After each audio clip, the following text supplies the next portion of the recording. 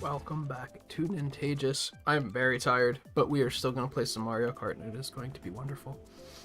The room is open. I expect Riley will be here any moment. For those of you that are like already here that were waiting for things to start before you joined, I usually open the room a couple minutes early, so if you want to jump in before the stream officially starts, that's completely fine. I'm never going to be like, oh, just inviting yourself into play, huh? Oh man, what the hell? Like, that's not gonna happen. Volpe, how you doing? Anyone else that may be quietly about? Good to have you.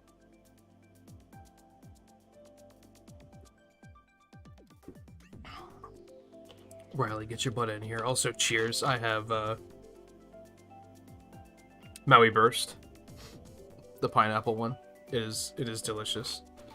I never expected that pineapple soda would be something that I'd be like, yo, this is really good. Yeah, here we are. I might try to pivot to bottles for multiple reasons. Around here, it seems like it's easier to find a variety of flavors in bottle form compared to cans, and I don't think it's as expensive.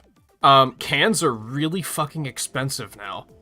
Like, I don't know what happened. I remember when I lived in Virginia, so like 4 or 5 years ago, I remember the local, like the store that was like less than 5 minutes away by foot that I would just walk to get groceries whenever I needed anything.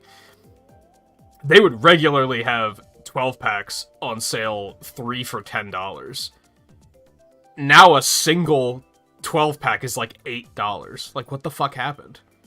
I know, I understand, I know what happened. But what the fuck happened? Bottles are like not, they're also more expensive, but not to that degree.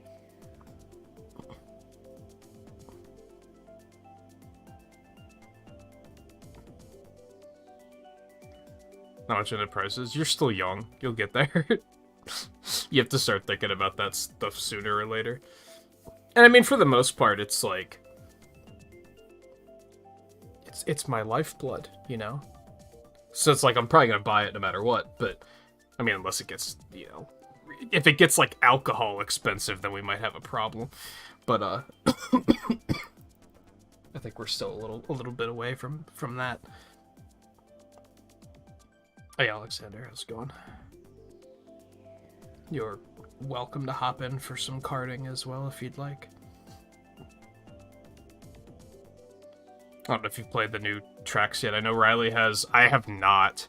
I don't even remember what all 8 of them are, so I think it'll be neat to potentially have some surprises tonight.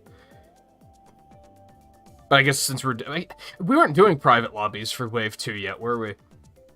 I guess they won't really come up naturally like they did with Wave 1 and Wave 2, because now we can just outright pick them.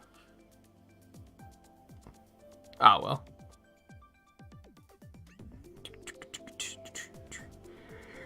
That's fine. I'm trying to wait for at least like one more to get in before we start, I think.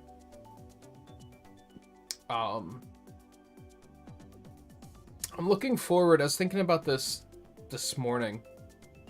I'm looking forward to getting back into a groove of, to be blunt, actually having fun with streams. Pokemon Scarlet and Violet took a lot out of me.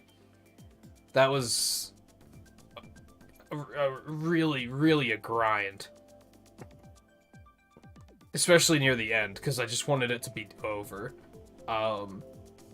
That's kind of why I took Tuesday night off, because, like, after we finished on Monday, like, with the rest of my night, Monday night, I just didn't want to do anything. I was just, like, I was so drained. And that kind of carried over into Tuesday night, and I was just like, I just don't want to do anything. And even this morning, I wound up in a position where I was like, I have a couple of hours to kill before it's time to go to sleep, and I don't feel like doing anything. I do want to play Mario Kart, though. Like, I have been looking forward to this. But yeah, that That was very draining. And it's a good thing that I skipped Tuesday night, too, because my internet went out for, like, 4 hours. We probably would have gotten in, like, half of a stream before that happened, but we would have been derailed by that, so it's probably for the better.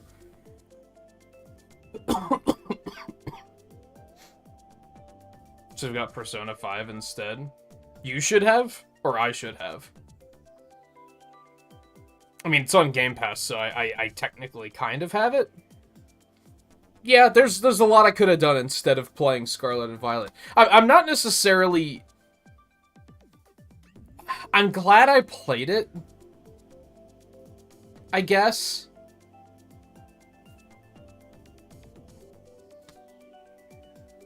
Like, I don't necessarily regret playing it. I regret spending $60 on it, but there's no way around that. I wouldn't have been able to find it. Like, those games never go on sale ever. So I wouldn't have been able to get it for cheaper. So that's just not a thing. Like, it was not worth the $60 at all.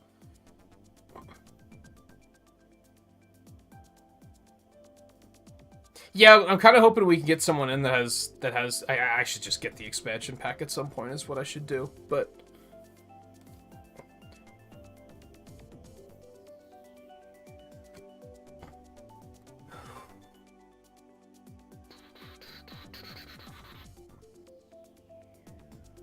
They dropped Tyranitar and Salamence Rays, I want to say.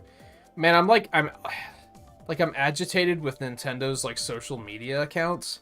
Because they're still, like, giving the game publicity. And I'm like, you should, like, hide that shit until you're actually, like, not embarrassed to have released it. Like, I feel like it's a bad look for them to still be like, here's what people are saying about Pokemon Scarlet and Violet. And it's like, okay, you're obviously curating this to leave out the part where people are like, this is garbage. Like, that's obviously biased. But at the end of the day, it's still making money hand over fist, so they probably don't really care. Which is the sad reality of it. I have to hope that they just learn their lesson and that this doesn't happen again. I did play a couple of hours of Legends Arceus last night, and I was like, this game is just so much better. Like, it's just overall better.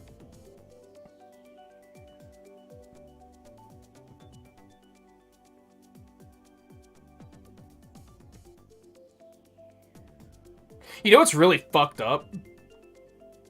Is that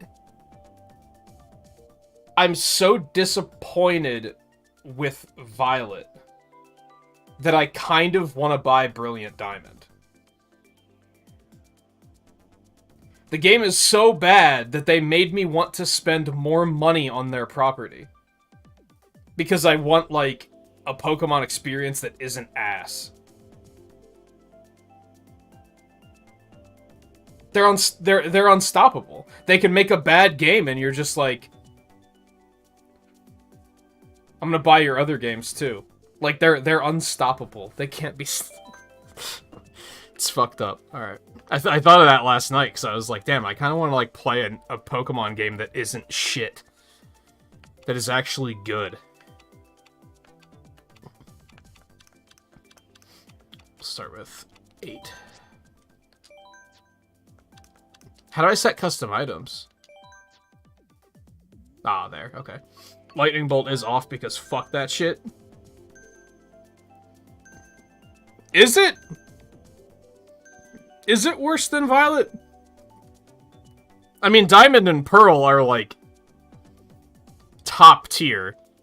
So I feel like even if it's not that good, it's still gotta be better. Because it's at least based off of something good. Whereas Scarlet and Violet is based off of a bad open world game from 10 years ago. So it's like, it's gotta be better.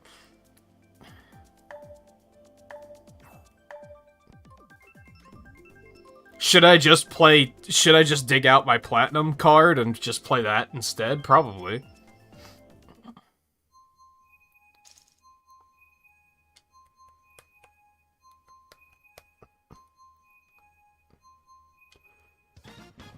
You know what I'll probably find myself not really liking about Brilliant Diamond and Shining... I'm probably not going to get it, but if I were to get it, you know what I would probably be like, I hate this? Didn't they fucking bring back HMs? Like, didn't they just, like, undo that and be like, oh yeah, we're just gonna, like, bring back that horrible game mechanic? If it's, like, that accurate of a remake, then yeah, I probably will not like it very much. I might as well just play the original.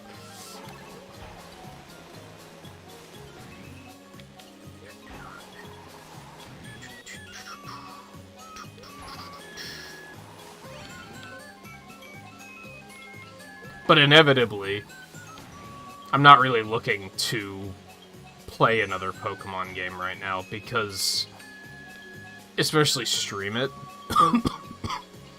I'm gonna try to stream Legends again on Sunday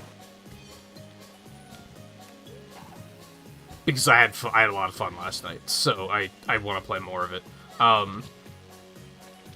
But inevitably, playing another Pokemon game is just going to be, hey, let's bitch about Pokemon Scarlet and Violet for however long this playthrough takes. Like, it's just an inevitable conversation that's gonna happen. Now, that's an inevitable conversation that's gonna happen over the next fucking year, to be honest. Like, I have to apologize to people in advance, because that's gonna keep coming up. And I'm gonna keep criticizing that game. Whenever I see any other game that does it better, which is going to be most of them, I'm going to be criticizing that game and saying, hey, remember, like, fucking shit-ass Scarlet and Violet not doing this good idea here?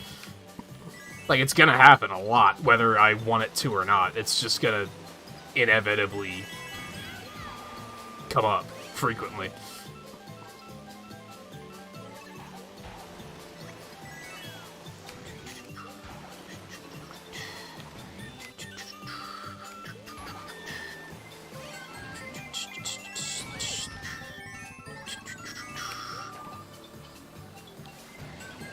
Ah, fuck. I didn't mean to, like, slow down that much.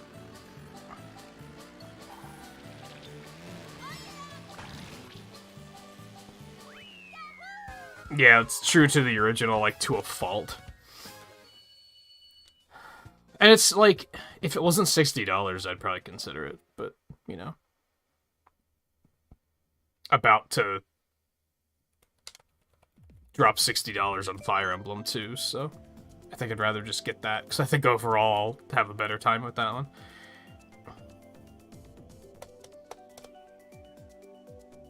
I think you're supposed to find Ghost before Ice. I'm unusual that I found Ice first, I think.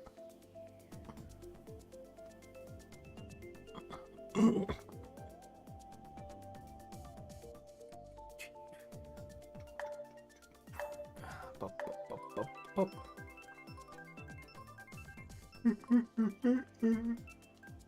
don't get me wrong, you said you're enjoying it, Volpe. I'm not gonna try to tell people that they're not allowed to enjoy it, because I've said before, and I'll say it again, and again, and again, and again.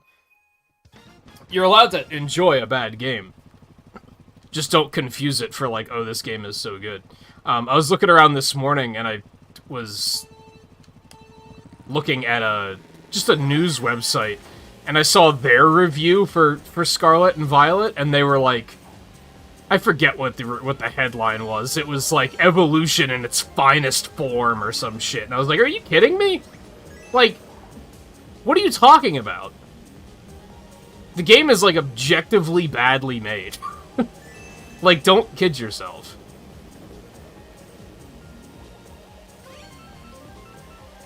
Like, absolutely have fun with it. I'm not gonna tell you, like, stop having fun.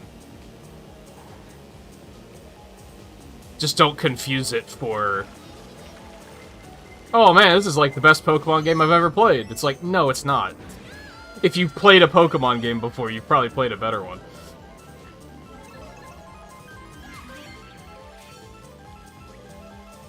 Unless you've only ever played first gen, maybe. But honestly, like, first gen was bad for, like, more understandable reasons. Does that make sense? It was bad because it was too ambitious for the platform it was on. This game is bad because it's just poorly put together. Ah, fuck.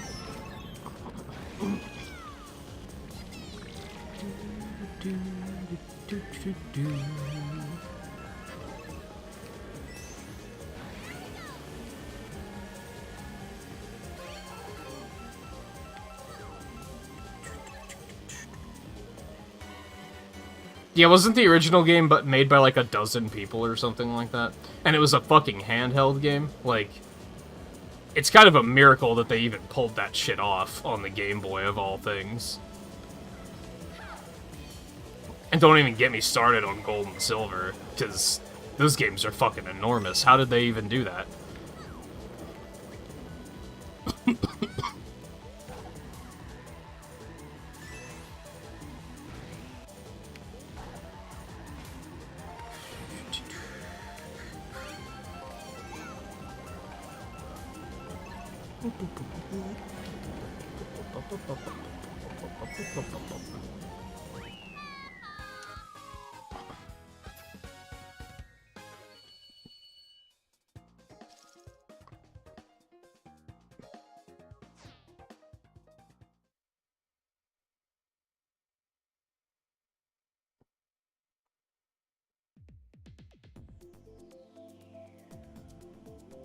Hey, Theo. I don't know where you're going with that.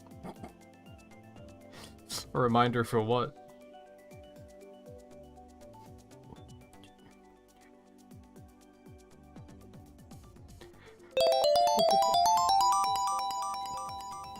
I see alerts seem to be working again. You love to see it. There, it was a little delayed, but I'll take that. Oh,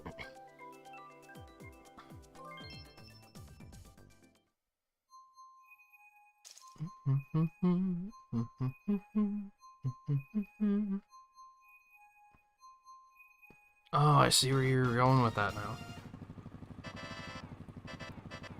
You should probably, like... Hear me out.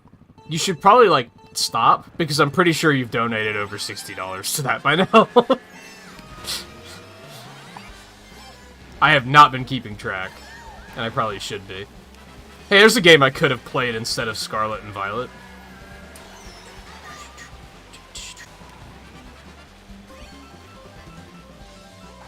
Probably a better made game, too. Not that that's much of a challenge. Okay, let's try and, like, pivot off of the Scarlet and Violet hate a little bit, maybe. Bum, bum, ba-dum, bum, bum, ba-dum, bum, bum, ba-dum.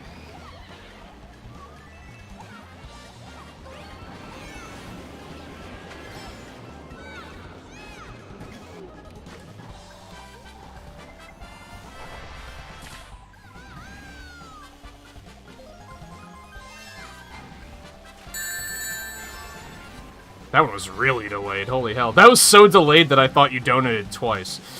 And I was like, what are you doing?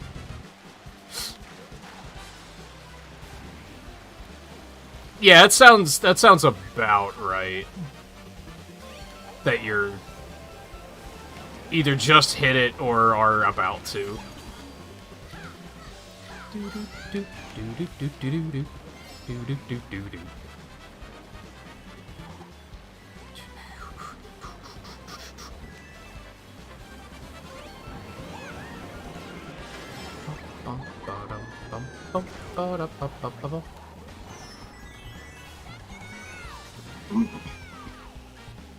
Riley, how do you get so many goddamn bombs?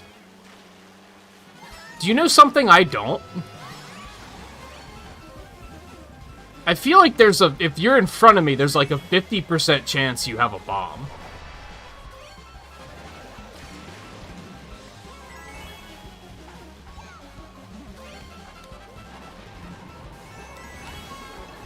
I see bombs super rarely.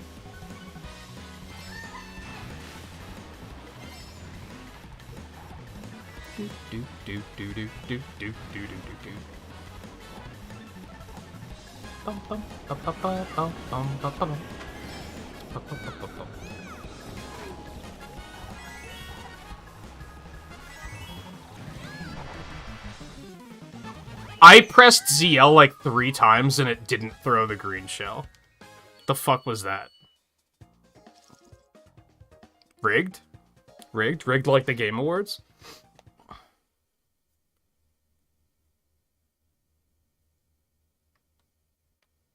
Got lost in Secret of Mana game was hard to understand, that you played more of it than you understand it. Understood it. Understand it. I'm gonna stick with understand it. Yeah, I've had that happen before. Especially with streaming. Sometimes I'll play something on stream and be like, I am missing something. And then I'll play it off stream and be like, oh... I get it now. I just recorded an episode of the first 30 the other night that is exactly that. And I'm gonna... I feel like an idiot. I tried out Maneater, which is the game... It's like the open world roguelike where you play as a shark. And, near the end of it, I kept complaining about the fact that, like, why is there no map? And, like, the game is framed like it's...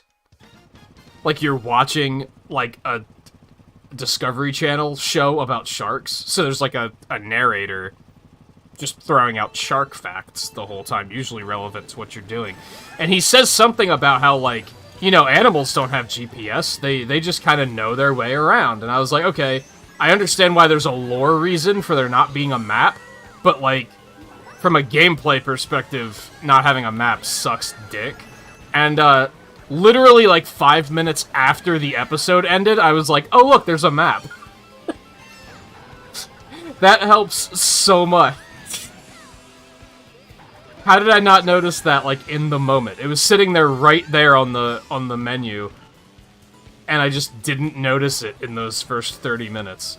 To the point where I was like, man, I can't believe there's no map. I'm lost. I'm super lost. I have no idea where I am.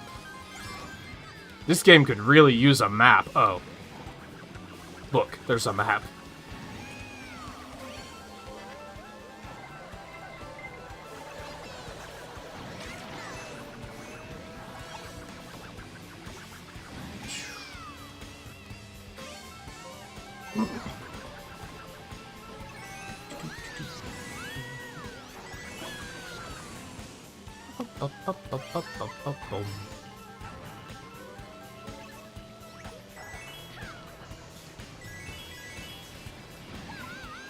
That's usually when it feels the worst, is when you're outright, like, criticizing the game about why you're lost, or what you're missing.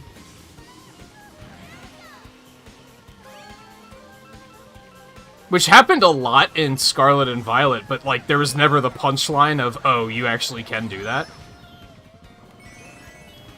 Like, there was always moments of, like, man, it really sucks that you can't, like, switch which Pokemon you're gonna throw out, or anything like that, like you can in Legends.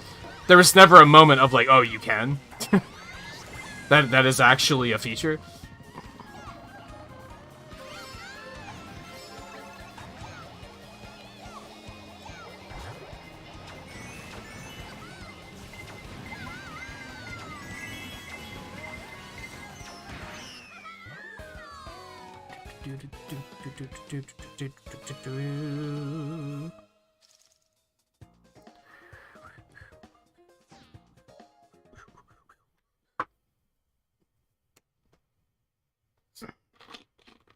Yeah, sometimes they just, like, selectively leave certain tutorials out, too. I think there was something in Scarlet and Violet that I was like, this could have used a tutorial, but I don't remember what it was.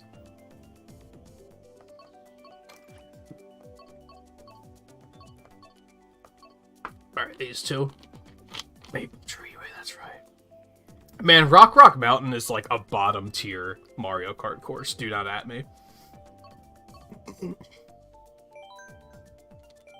I know. Alright, let's do it. Just gonna do them in order.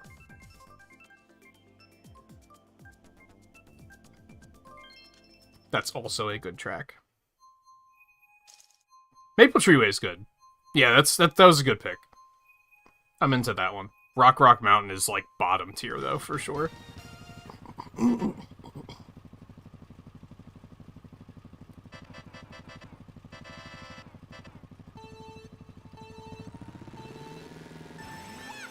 seriously lacking in, like,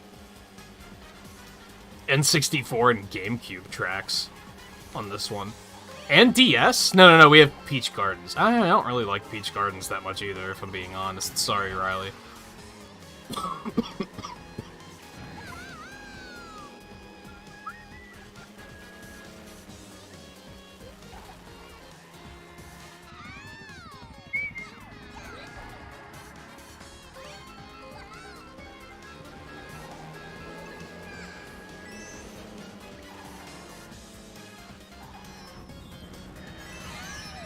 God damn it.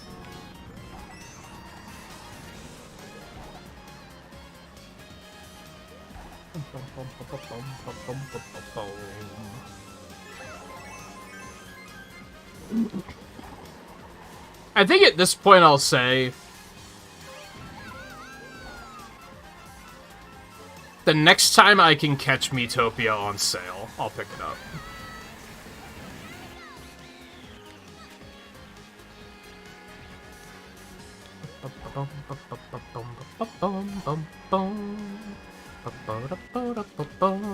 Whether that's eShop or physical.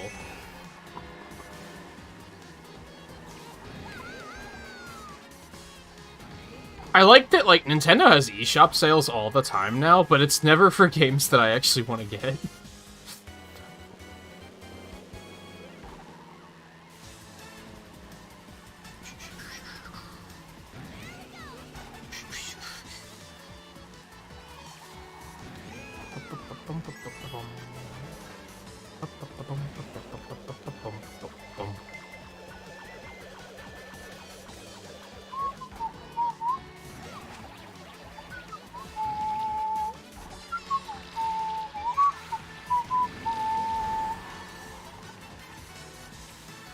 I hate this. Thank God there's no traffic.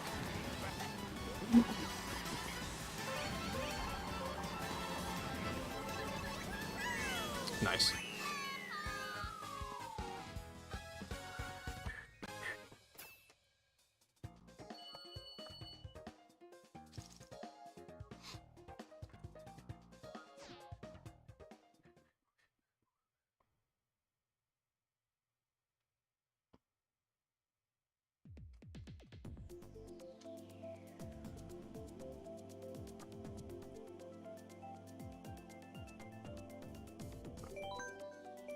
Okay, do you have to tell me that every time? I should really just get the expansion pass. Pack, whatever.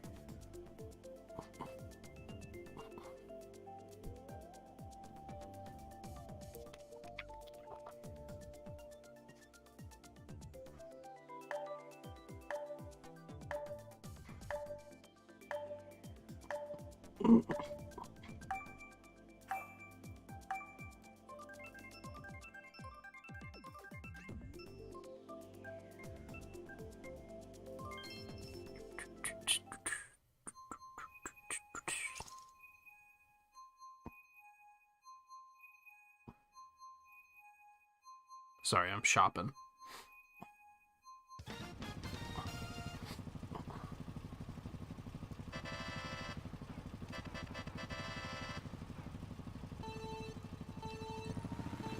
Oh my god, look at this spaghetti bowl of a course.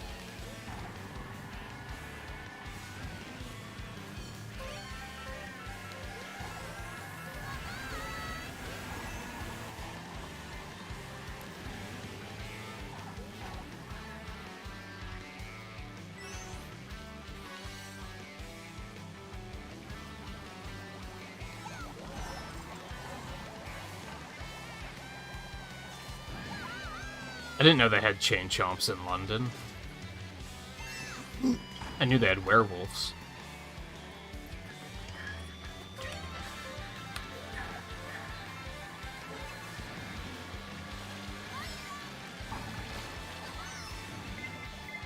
You motherfucker.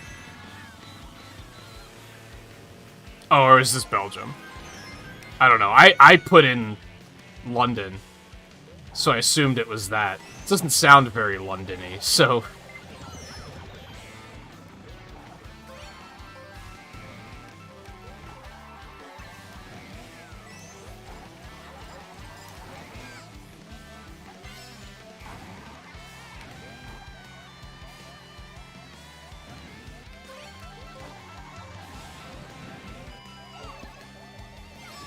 I don't really recognize any of these landmarks either, but I'm, like, bad with stuff like that, so...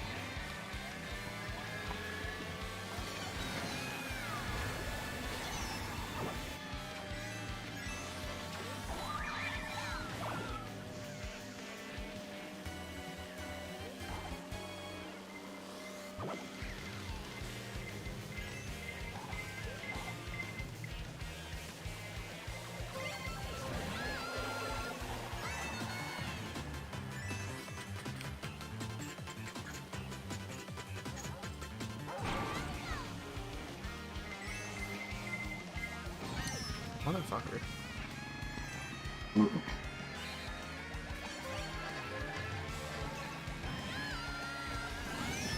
What? The hell did he hit me with?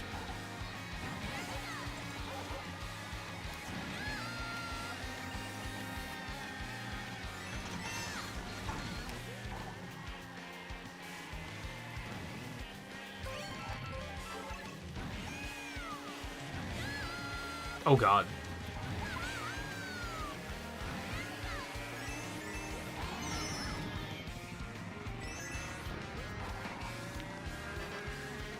Hey, that did not go well for me.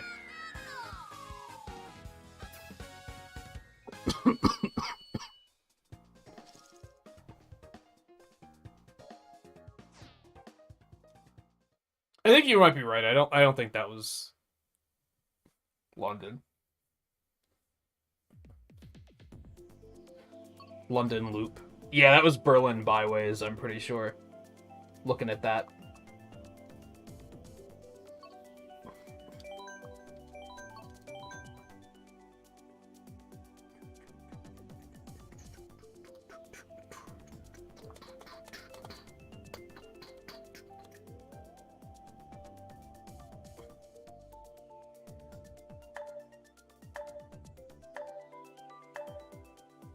That was London Loop?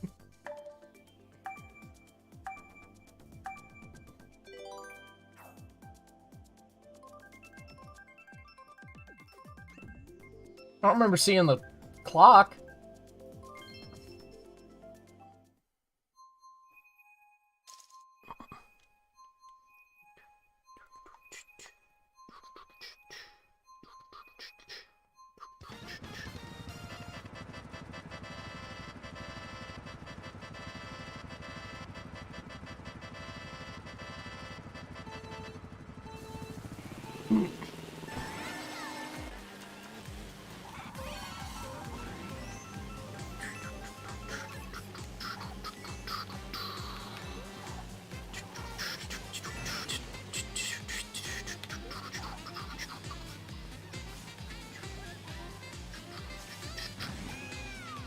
I did see the Ferris wheel.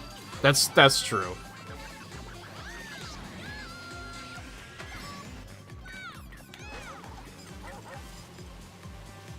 I think what actually threw me was the music. Because it was very, like... very rock music, which I wasn't expecting for London.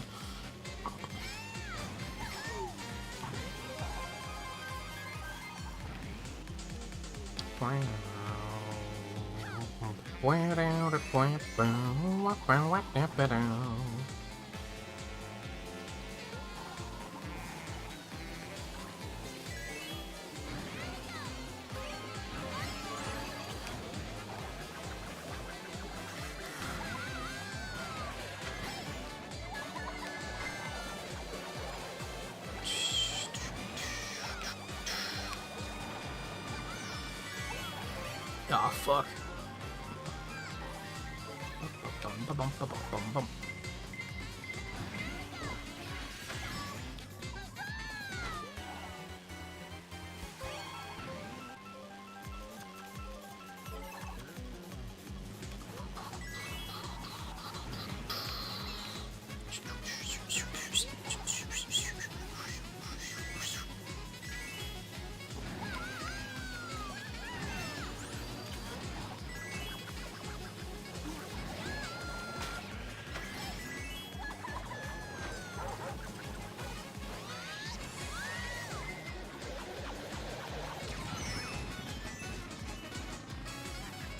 Oh yeah, you asked about music, like, last week, Volpe. I actually started listening to Led Zeppelin, because I am very unfamiliar with Led Zeppelin's music. And I was talking to my mom about that on, like, Saturday or something, because she likes Led Zeppelin. So I started listening to some of their albums. And there was actually, like, a fair amount of tracks that I was like, oh, I know this song, I just didn't know that it was them.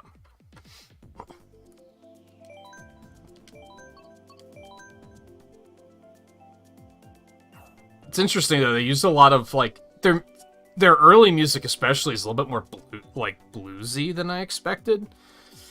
And, they used a lot of interesting instruments, like, I think they have, like, flutes in some of their music, and there's, like, a couple of harmonicas, and...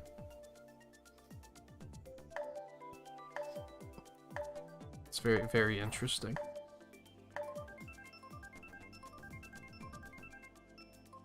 It's kind of strange. I feel like this is, like, sounds insulting. I feel like they're good background music. And what I mean by that is, like, their songs don't really get stuck in my head. But they're pleasant to have on, like, just in the background as a non-distracting kind of thing. Does that make sense?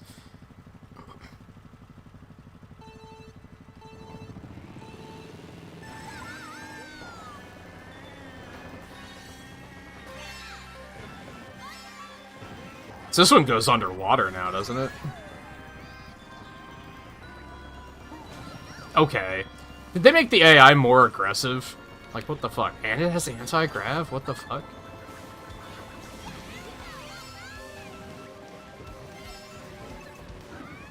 Okay. What the fuck did I do to this Morton?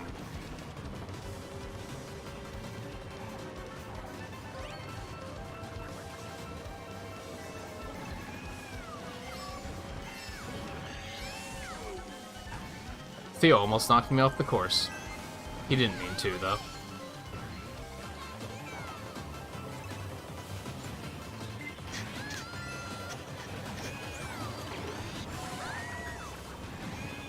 They really went in on this one. This is a good... Ooh, that was poor time for a star. This is a good example of what I think a lot of us were complaining about with the first DLC pack, where it felt like all the tracks were very basic. Like, they didn't have new areas added to them. They weren't like, oh, we added anti-gravity and we added underwater and stuff. They were all very, like, as basic as they could have been. And I think the courses are getting better in that regard. Like, now we're seeing stuff like Calamari Desert, where they put you on the train tracks in the third lap, for instance.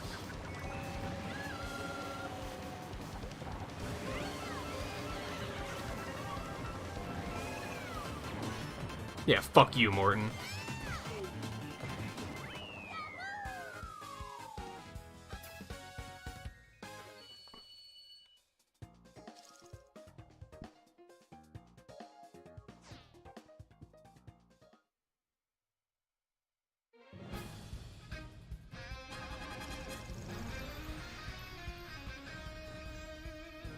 Oh, there are two King Boos. I mean, even if it was you didn't try it. We were in midair. We just kind of bumped off of each other. That's strange. Usually they take out the AI players if you pick their character. I don't think we've ever seen an overlap like that.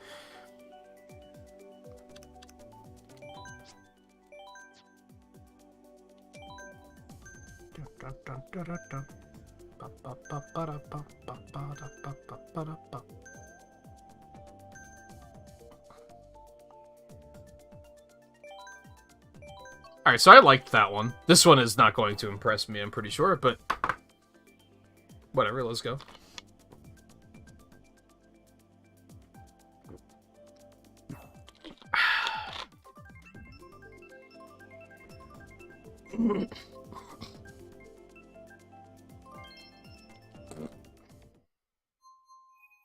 Out of the DS courses, this is probably one of the ones that I don't particularly care for.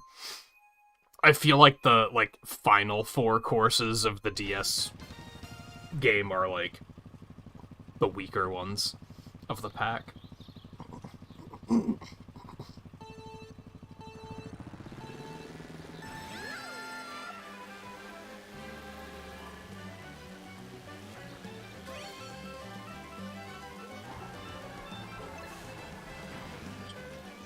mean, it looks good. We'll give it that.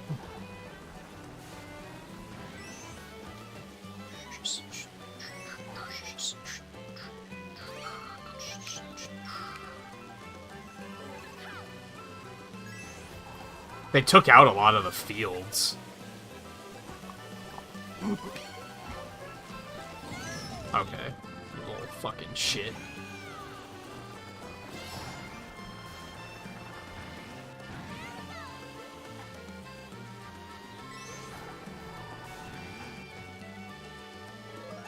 They really simplified this course, actually.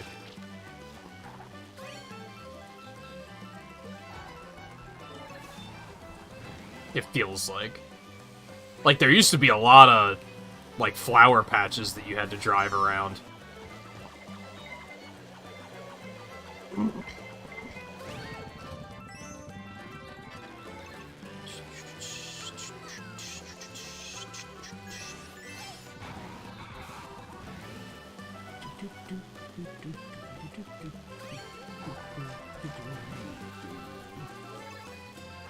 There used to be ramps on these turns in the grass.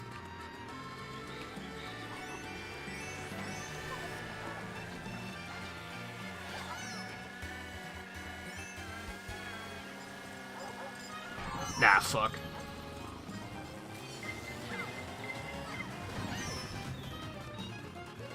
Oh, you know, I noticed this new track over here on the mini-map. I was wondering what that was about. So they're turning us around.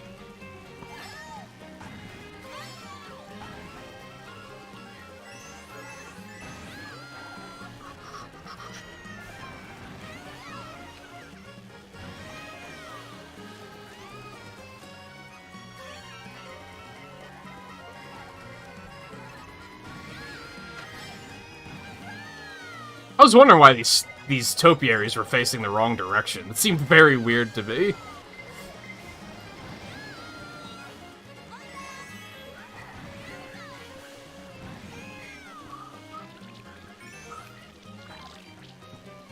That's a neat twist.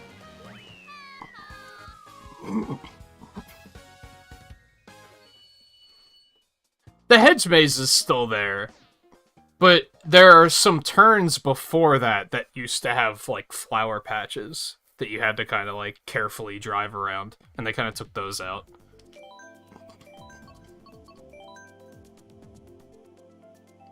It's still kind of a boring track to me. I don't know. It's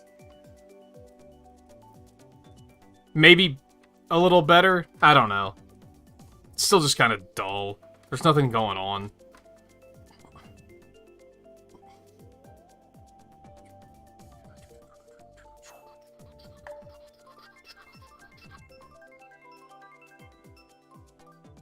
I feel like the final lap being backwards was a lot, like, their reaction to, oh, this track is boring and we have to do something about it.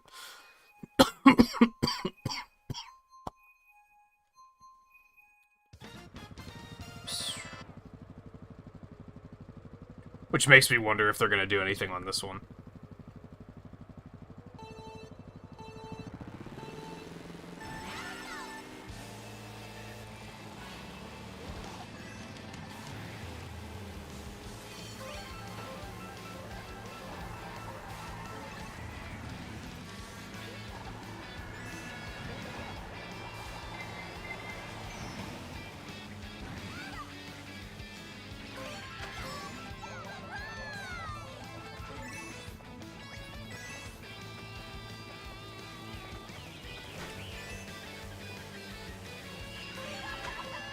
You're always down for the DS tracks.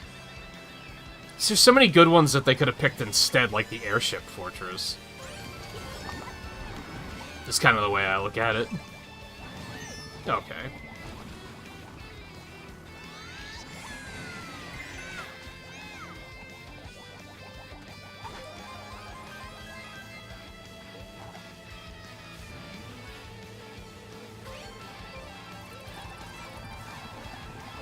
Yikes.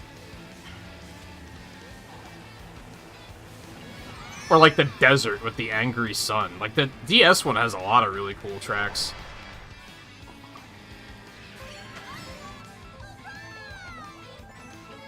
That snowy Donkey Kong one.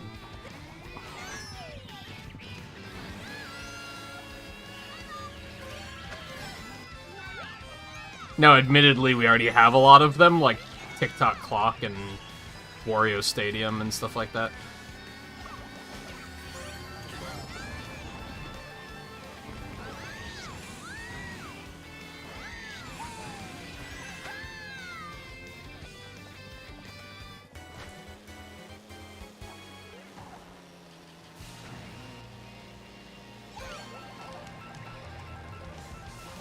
Yeah, fuck you, Ludwig.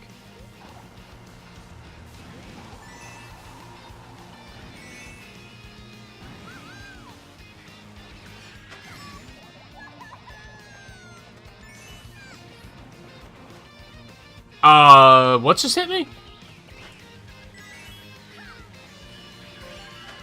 Is there a pipe ejecting air off to the side and I just didn't notice it?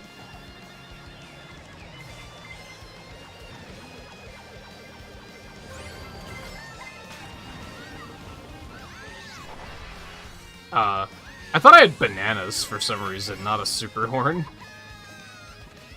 Well, that track is still boring, so...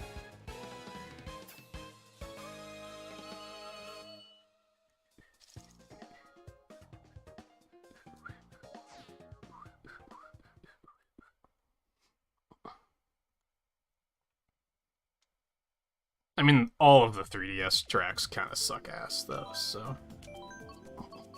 I guess there's only so much they could do.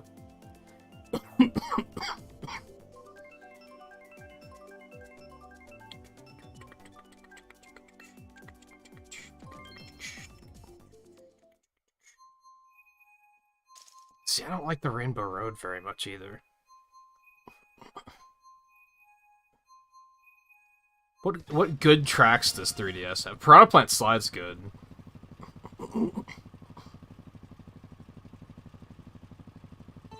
Neo Bowser City's good. Again, I think we already have all of the good 3DS tracks.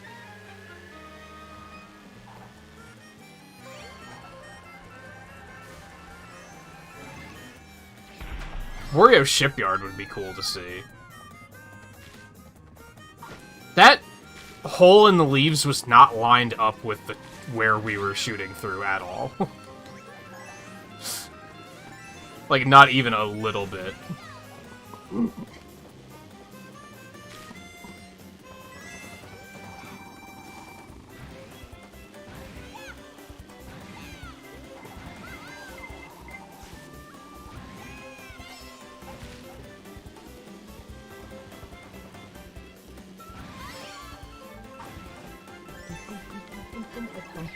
Ah, fuck.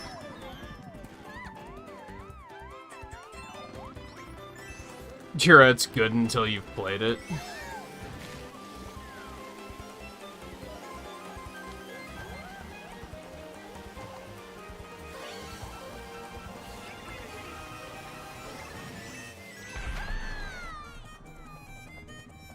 Like, that's not lined up at all. What were they doing? These are typically so well polished, but like that was like... Did they not check? Did they like assemble all the assets at the last moment and go, ah, shit, well, no time to fix it now.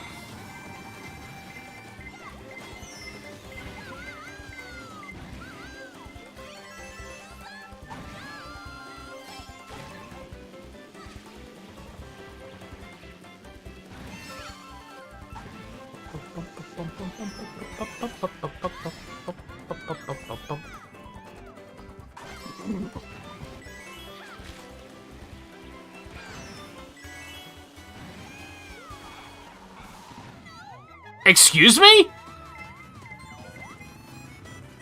What?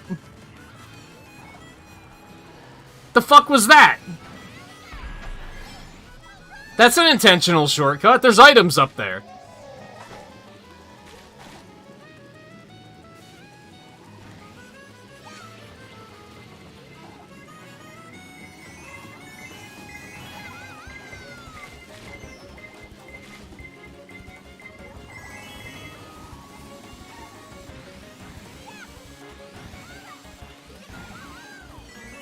Nah, fuck.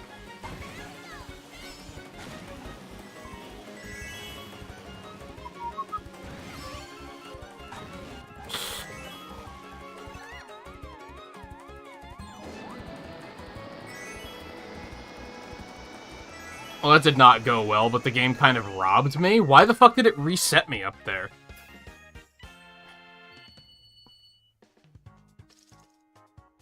I forgot about the bouncy bridge. They did take that out. Was that the original, or...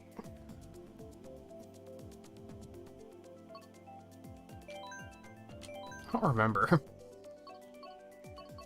So we haven't done Berlin yet, right? Oh, Scarlet's here. Hey, Scarlet.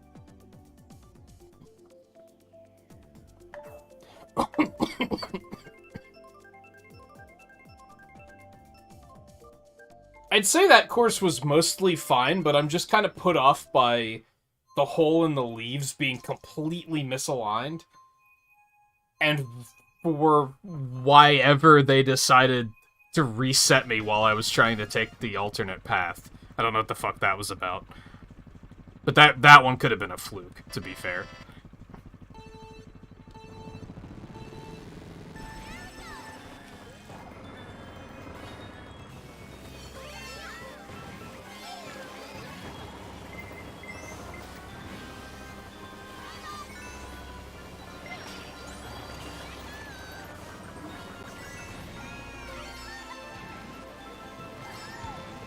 Oh, so you could shortcut that way.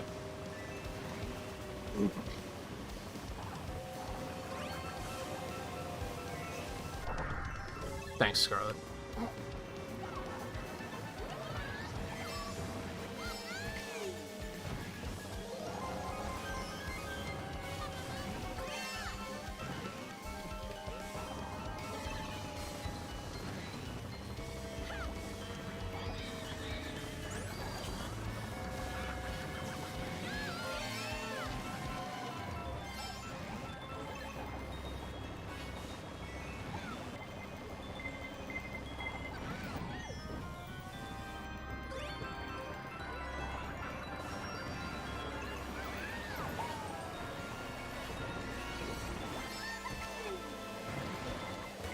You gotta be kidding me.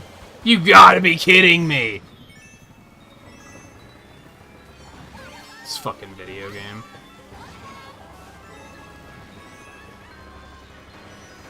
Toad, get the shit out of my way. Why am I drifting in the wrong direction? The fuck was that?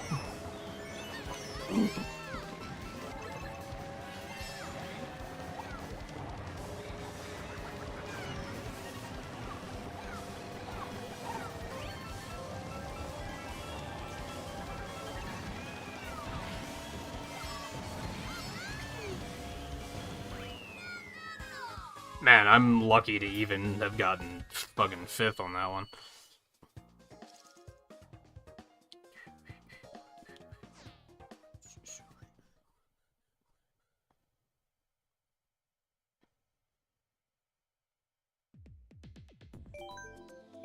I really wish it would stop telling me that every single time.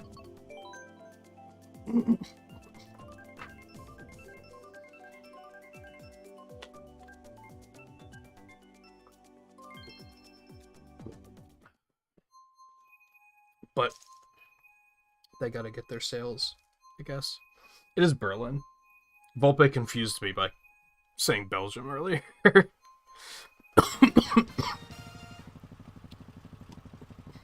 Not confused me, I just wasn't sure which one it actually was.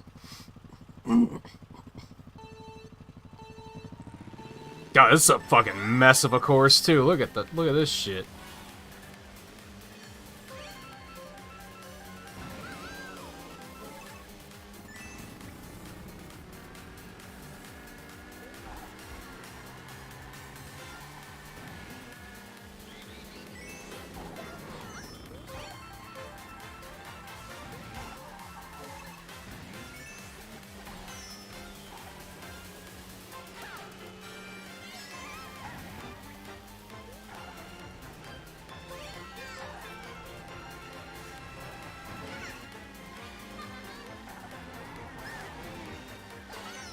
Okay. Okay.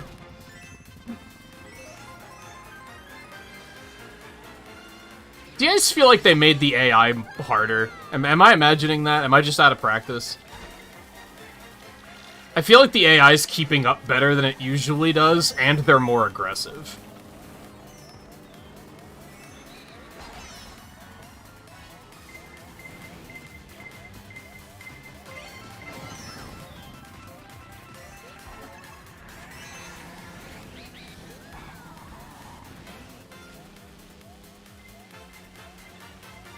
The fuck is going on up there? Oh god.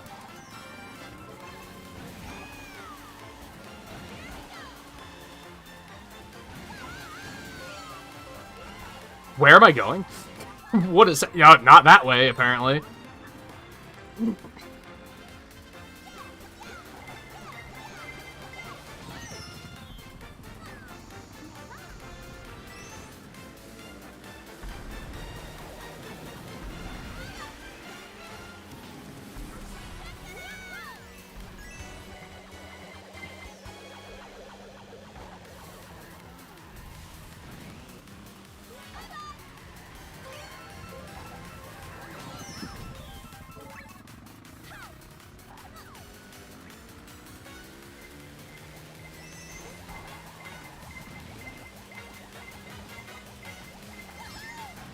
Oh my god.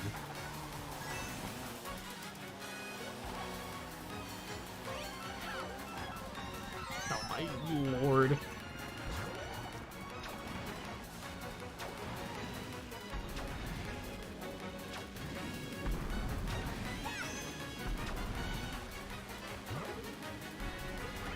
That was hellish. That was very all over the place.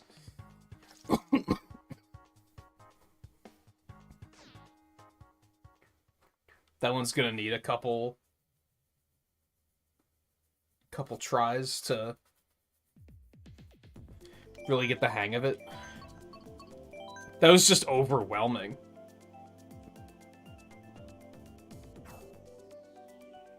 But I think part of it is I swear the AI is more aggressive now. Like, they were hitting me more than the track was. So I was trying to learn the track while they were pummeling me with all sorts of shit.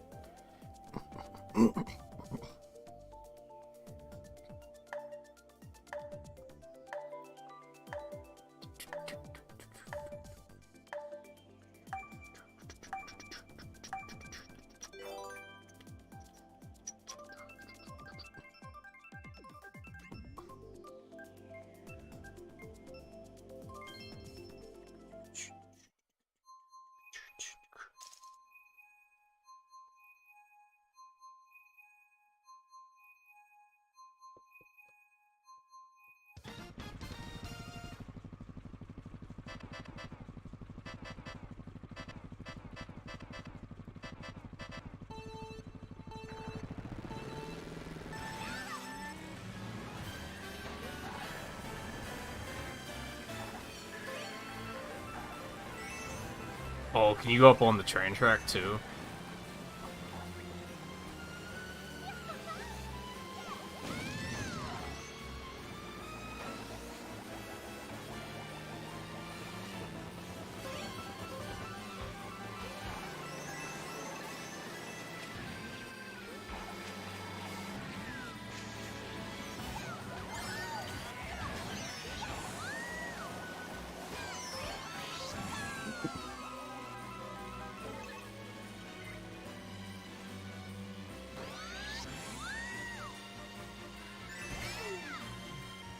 Oh, this one's really short. Fuck you, Ludwig.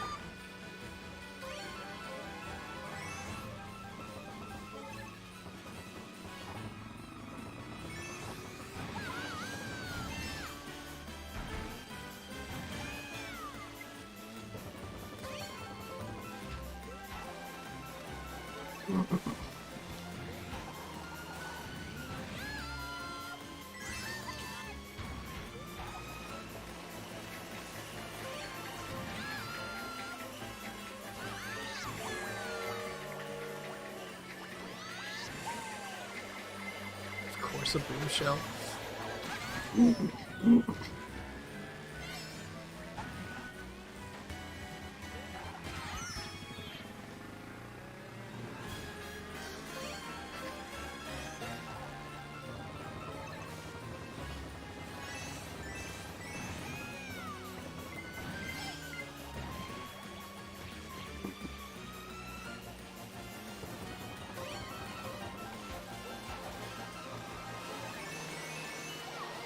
Yeah, you can turn off everything but blue shells. We will never do that, for the record, but you can do it.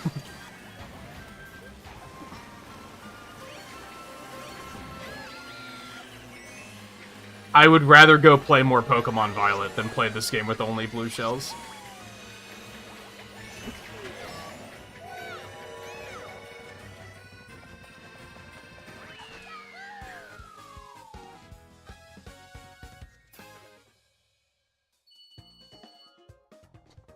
It sounds like something that would be entertaining for exactly one lap, and then by the end of the third lap, it'll be, I never want to do this again. Except you can only play games in sets. You can only do races in sets of 4, so you're gonna have to do it at least 4 times. And by the end of that, who the hell is gonna want to do more of it?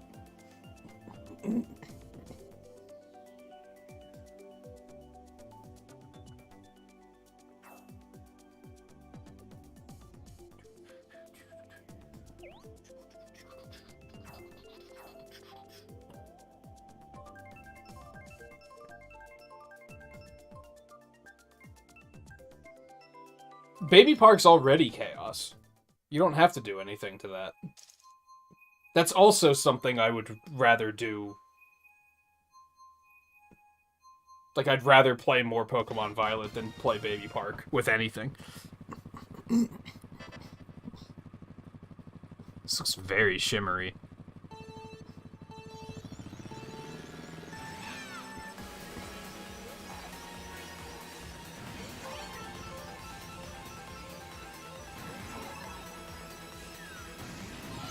How did you get a bomb in first? Why don't I ever get bombs? Everyone else get bombs, like, every 3 seconds. I never get bombs. Like, look at that shit.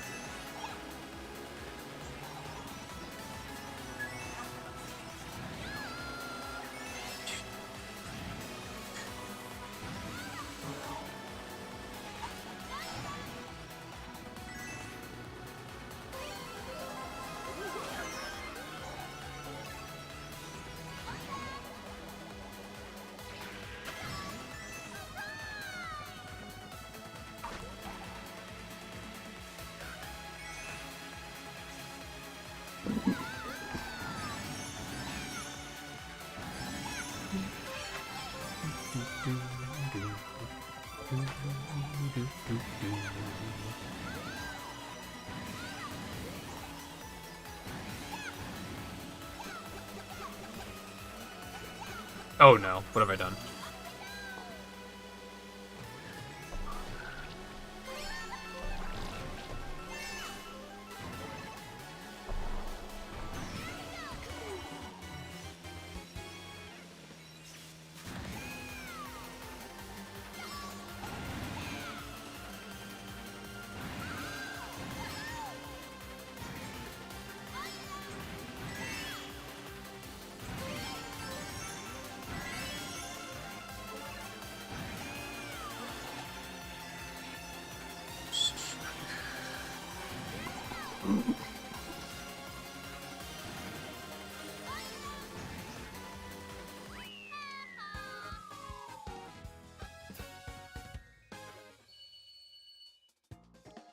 Hey, Mike.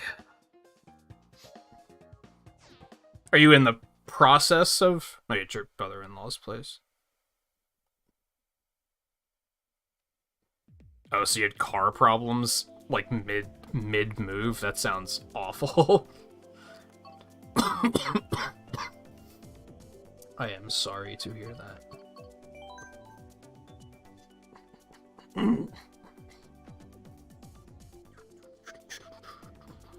Did you, like, hire movers?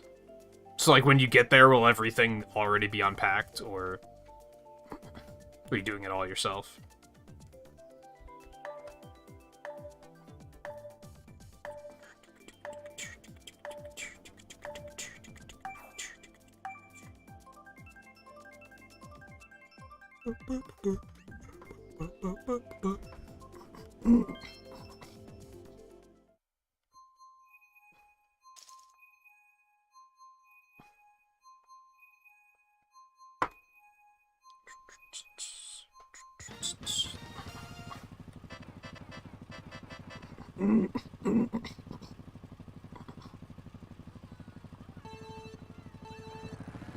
It's funny because you strike me as both the type of person that would be like, nah, I'm not paying somebody to do that when I'm fully capable of doing it myself, but also the type of person that would be like,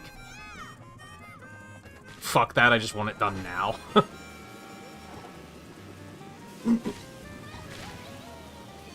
Especially if you've moved a lot over your lifetime.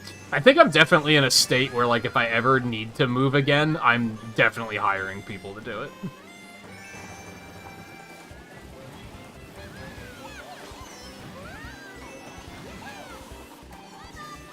And you don't have to unpack me.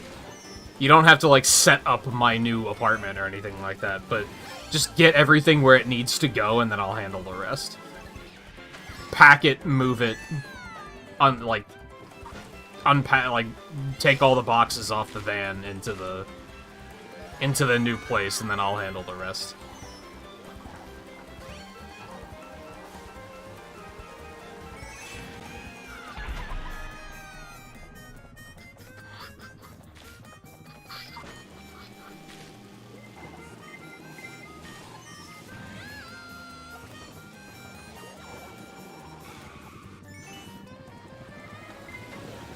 Are you fucking kidding me? Blue shells are really close to being turned off, too, I'm not gonna lie.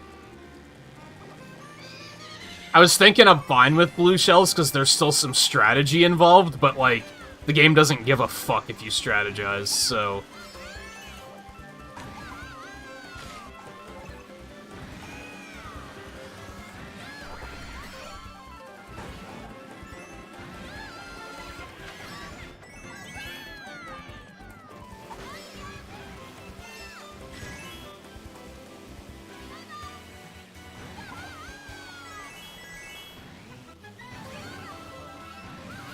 Whoa.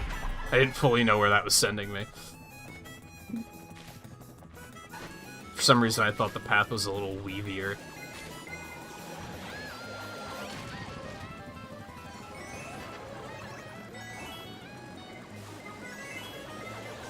Another one?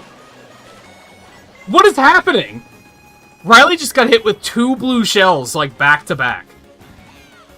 Excuse me? Is it getting worse because lightning bolts are turned off?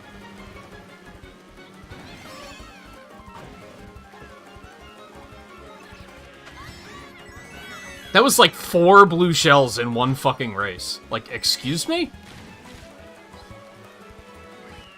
What?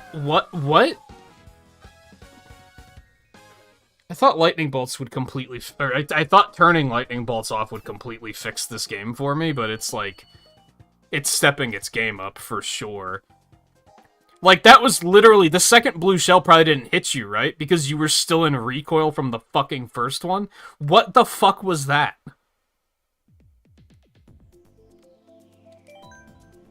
That's, like, offensive.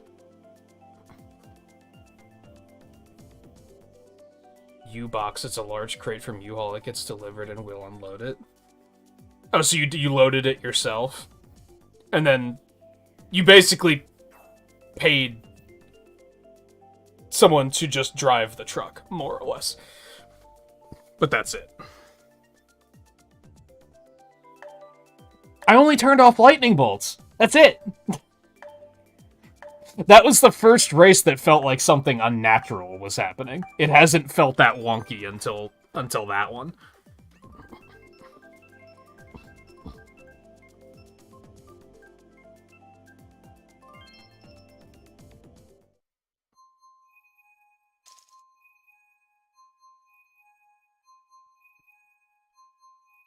honestly, I kind of hope they did change. I want to test that. I mean, on one hand, if they changed it that you can't, like, avoid blue shells like that, good. But on the other hand, I'm turning them off if that's the case.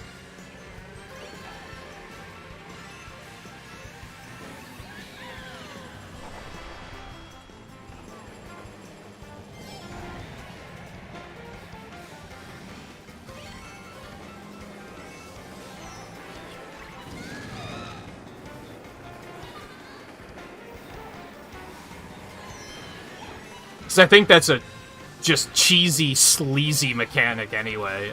Not mechanic, but strategy. Like, I think that's, like, one of the sweatiest things you can do in Mario Kart, is be, like, obsessively stalk the map to be like, oh, I see a blue shell, I'm gonna slam on the brakes.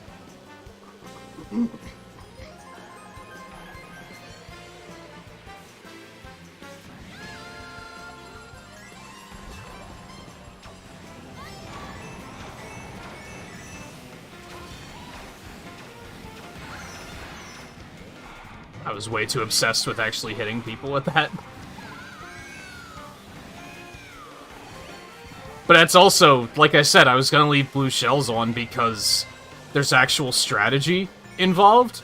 But if there's no strategy involved, now it's just, did you get lucky and hold on to a super horn long enough to deal with this? No? Well, go fuck yourself. And that's the thing, I want to remove the go fuck yourself from this game, because it makes it unfun.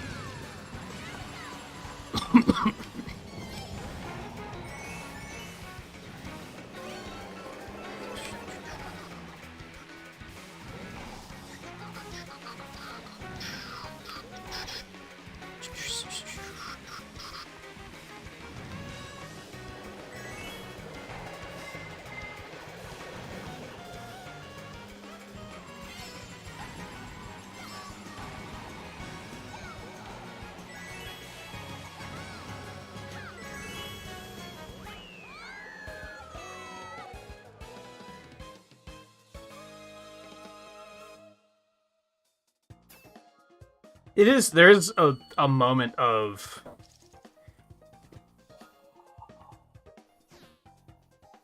What's the word I'm looking for? Vindication? No, not vindication. Validation? I don't know if that's right either. But seeing that they change mechanics like that, where they said, okay, braking when you have a blue shell coming for you isn't exactly what we have intended, or the fact that they're rebalancing items tells me I was right when I said the items in this game are fucking garbage. So it's like a bittersweet kind of moment where I'm like, oh, okay, I wasn't insane and salty. I was right that items are out of hand and they needed some fucking changes. A blue shell and you got a blue shell or you got hit by a blue shell?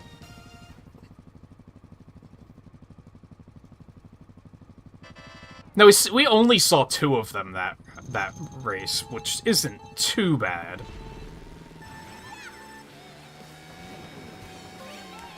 You got one. Yeah, it can happen. It's pretty rare.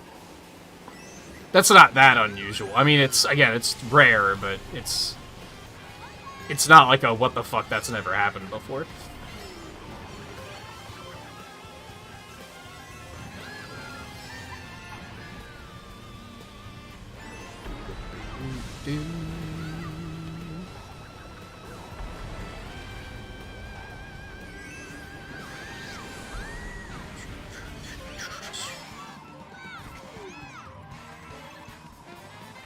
I swear AI is just more aggressive. AI never kept up with us like this.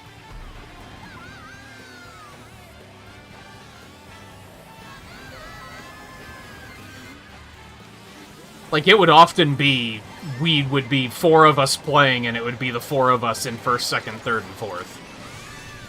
What was that?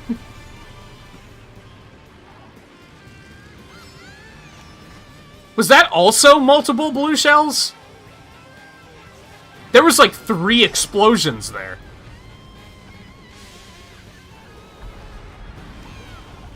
I'm guessing someone was holding a bomb, and that's kind of what caused that to happen, but that was alarming.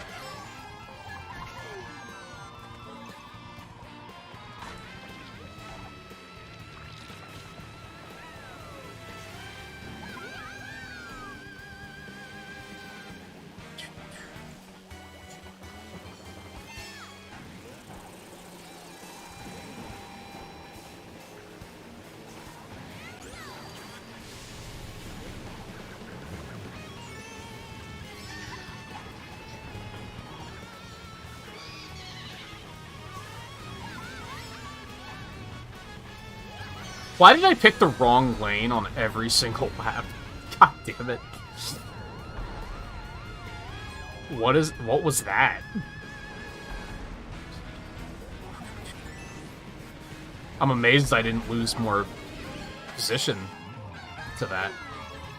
I got a blue shell in 2nd place. I think we have to turn blue shells off.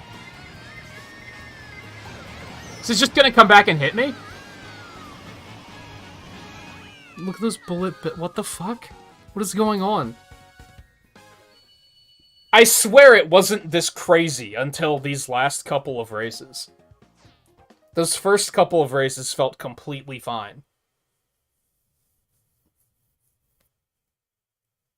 Now it's just pure madness.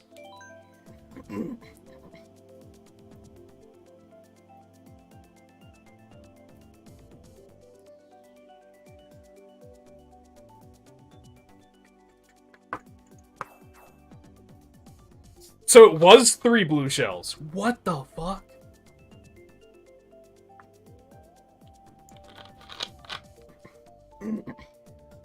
You know what I think it is?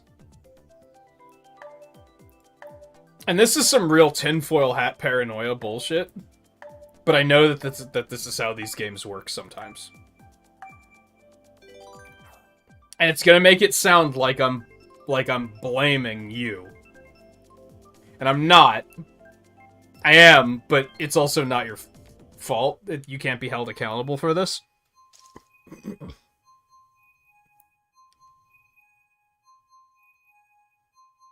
Scarlet's very good at this game.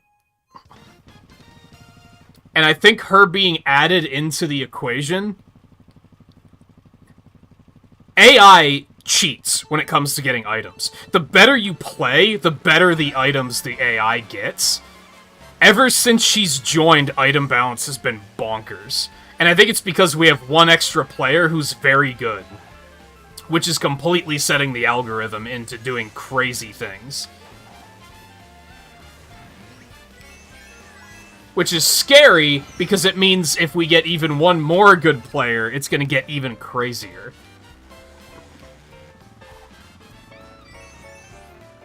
Like, it's been a proven fact ever since, I think, Mario Kart Wii, that that's how these games work. Like, the better you play, the better, like, the AI starts doing really wild things. And I'm wondering if that's all it is.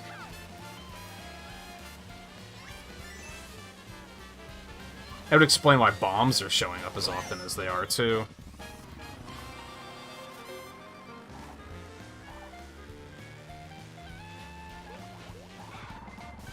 Because seriously, like, Scarlet acted as if it's obvious, oh, we turned one crazy item off, so, like, all the other items are going to show up more. It wasn't doing that before you got here. It felt completely normal before that. Now, that might just be chance. And I think you were here for, like, a half a dozen races before it started being crazy, too. So it's maybe all just chance, but I'm just speculating randomly, basically.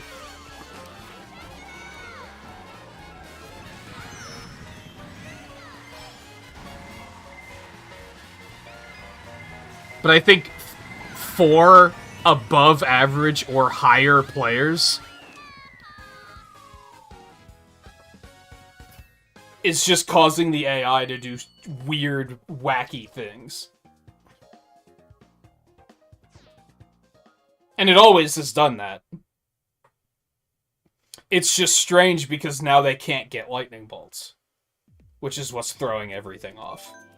I'm tempted to turn everything back on and see how it feels. Like, are we going to start seeing, like, a ton of lightning bolts, too? The AI is definitely harder. I went from, I think they're harder, to they absolutely are harder.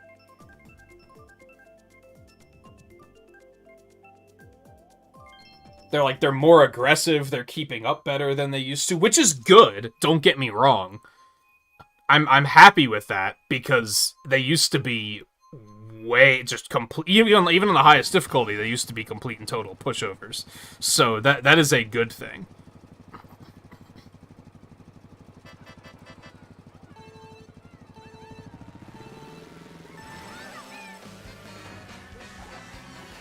That doesn't bother me. It's the 3 blue shells at once that I'm like, what the fuck is happening?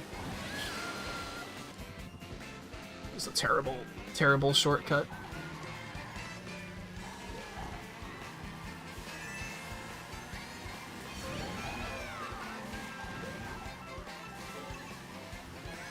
But yeah, I remember reading about how badly the AI cheated Mario Kart Wii, because I think that was when, like, data mining started to be a thing, so people started digging into the code to figure out, like, how the game works. And that's when they figured out, like, that green shells have smart trajectory, and they'll adjust the angle they bounce off of walls at to kind of home in on you. That's when they found out that, like, the more you, like, for every second you drift, their item chances get better. It's for, like, every second you drift and every trick you land or something like that, and every second that you spend in first or something like that. Which is why it always feels like the final lap is when they start throwing, like, just a ton of crazy shit at once. Everyone's had that moment, and it's not as bad in this game as it is in a lot of the other Mario Karts, but if you've played the other Mario Karts, you're gonna know what I'm talking about. You've had that moment where you're, like, especially single-player Grand Prix, where everything's going fine, you're kicking ass, and then all of a sudden you get hit with a lightning bolt and a blue shell at the exact same time. Like, literally exact same second. They both hit. And that's intentional. That's the game, like, actually cheating to try and catch up with you.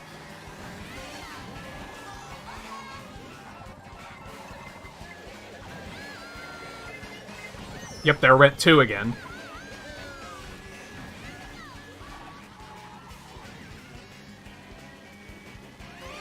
See, when I see 2 blue shells, what I think is that's exact... What was just happening is what I was just saying. Really? What a way to fuck me over. Thanks, I appreciate that. The game was... Under normal circumstances, they were just giving the AI a blue shell and a lightning bolt at the same time. Because we were doing well enough that they were like, we have to cheat to make up for the fact that they're doing so well. But since lightning bolts are turned off, it defaulted to giving them a second blue shell instead of a lightning bolt. It's the same thing that always happens. It's just different because of that one item being turned off.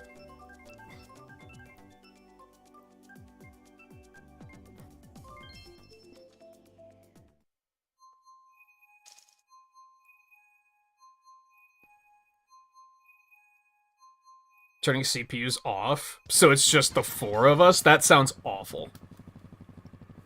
Like... I'm not gonna say it's objectively bad. If anyone is, like, enjoys those smaller scale races, that's fine. I fucking hate that shit. I think that's tremendously boring. I'd rather, like, do something else than play a 4-person race.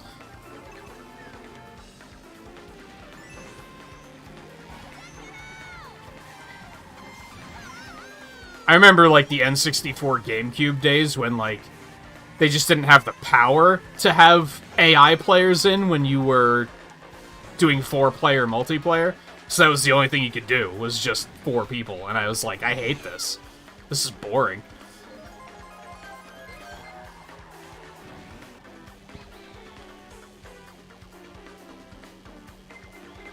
How about 5? I think we would need, like, 8 people for me to say no AI is fine.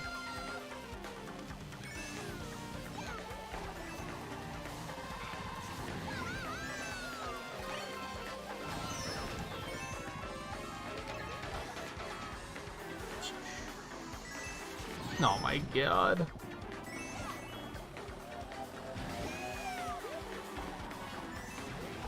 If anything, we might have to turn them down to, like, normal. They're, like, really aggressive now, and I don't know how I feel about it.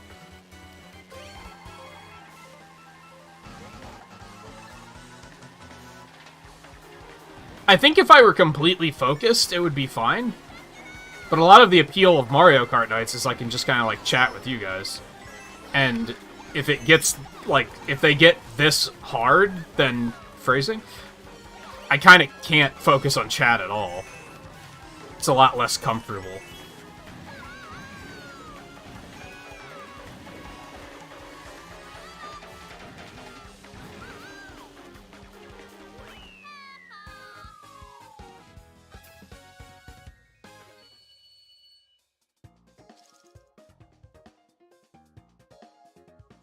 Cut out the music for N64 Mario Kart for multiplayer.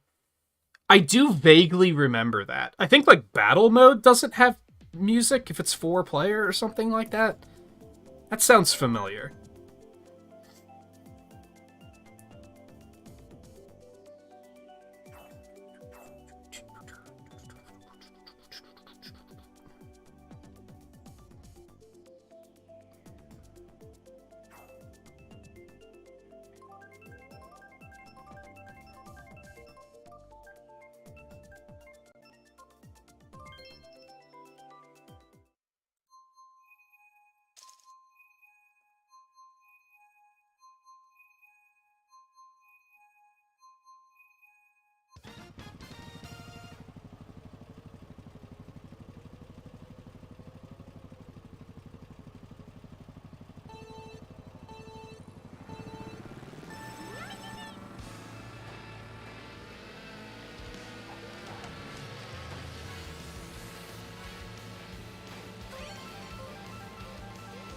If anything, the annoying thing is the AI is still, like, as far as total points go, we're still beating the hell out of them, aren't we? So it kind of has that level 9 Smash Brothers kind of feel, where it's like, this isn't even fun. I'm still beating them, but they're so fucking annoying that it's, like, kind of less enjoyable.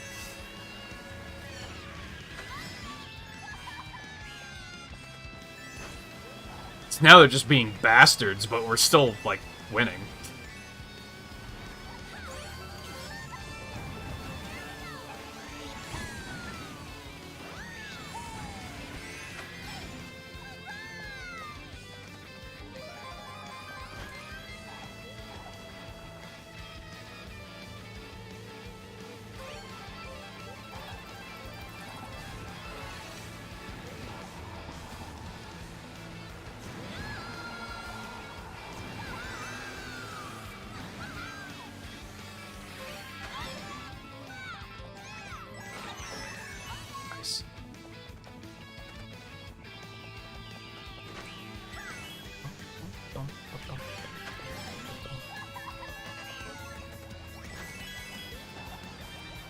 I think I like this course's music more now, at least.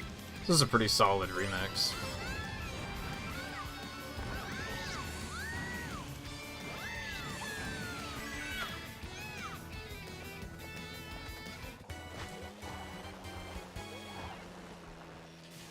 I always thought it was a very shallow theme that they kind of trick you into thinking is like a banger because they just stick guitar in it. Then people were like, yo, listen to this. It's like, yeah, but it's just there. Like, there's no melody. But they play with it a little bit more here. There is a pipe spitting air there, I think.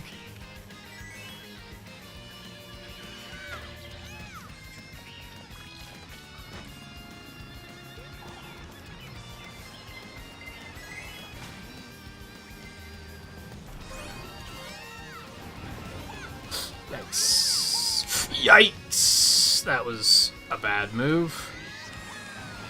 Toad, get the fuck out of here. Are you kidding me? What a bastard.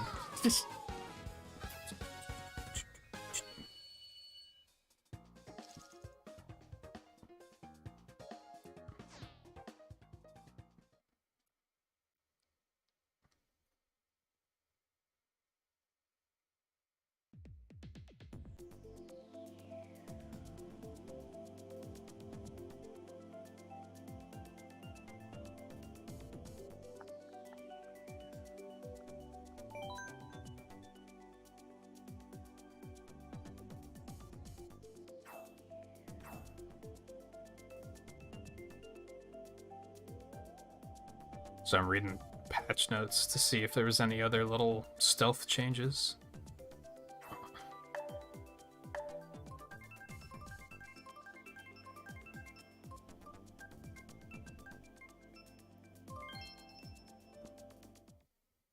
Apparently, I don't know if this is actually shown on stats.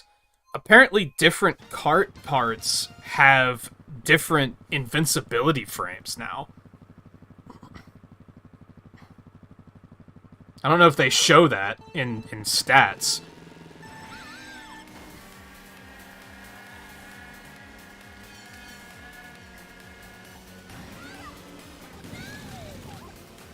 Yeah, there weren't any blue shells in that last one, were there?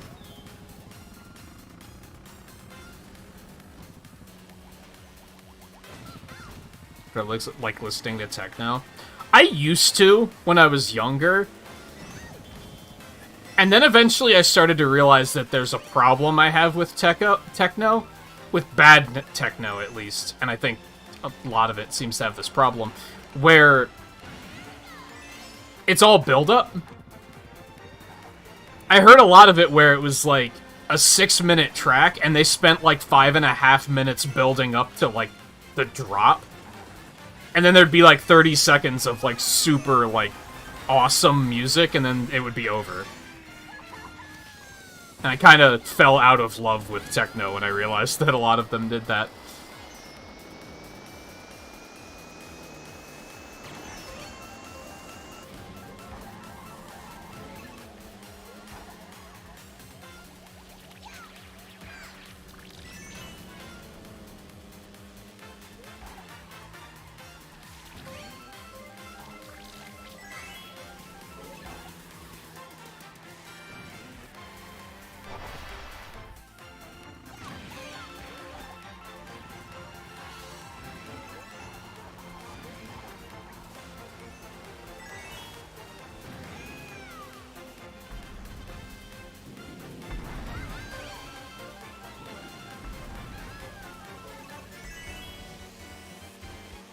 I don't really know many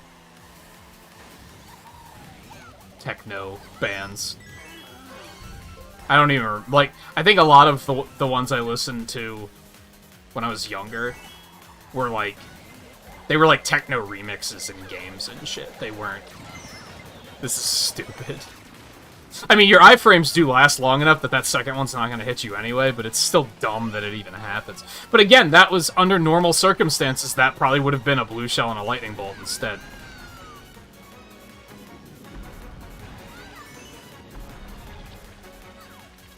Which makes me wonder if I turn off blue shells, what's going to happen? What's it going to fill them in with then? What's the next default in the priority list? Imagine turning off blue shells and leaving lightning on. That sounds unplayable.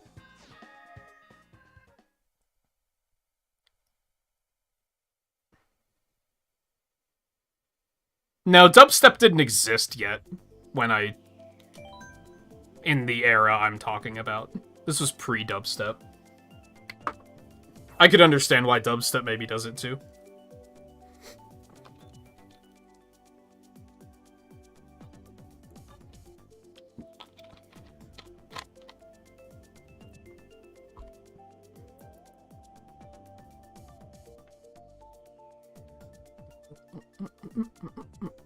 Or at least it's before. I've never listened to dubstep. Let me put it that way. It might have been what was evolving into dubstep.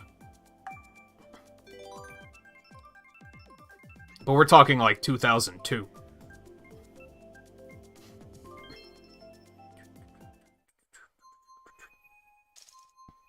Again, I don't think I finished this thought, because 2 blue shells came and slammed up my ass at the same time. A lot of it was just like techno remixes on OC Remix and stuff like that, so they weren't even like professional musicians, which might have been part of the problem as well.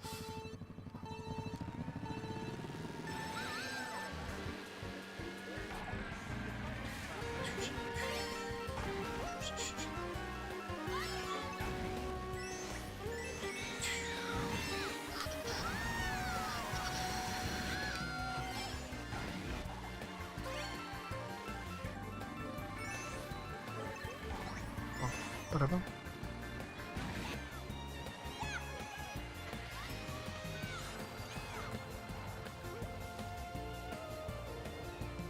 I don't really... The only dubstep I'm familiar with is there's like a couple of Sonic tracks that have some dubstep elements. I don't think I could really explain to you like what it is.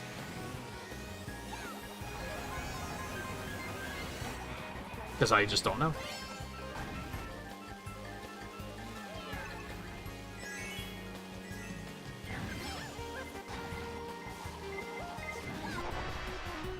Sometimes mistake rock for metal. They're kinda similar, to be honest. Metal is typically, like, more guitar solos, more screaming vocals.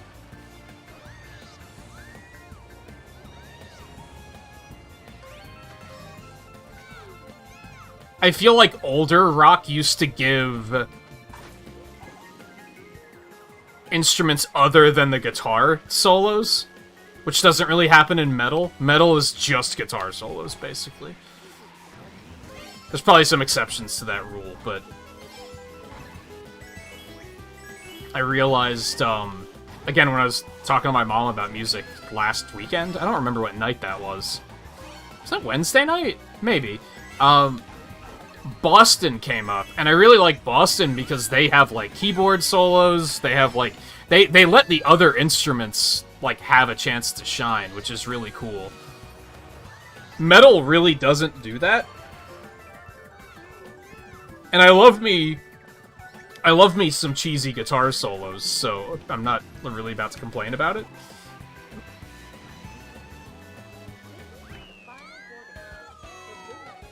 See, I think the problem with the blue shells now is that even if you have a super horn, if 2 blue shells come at you, you can only hit one of them. So the strategy is just really invalid.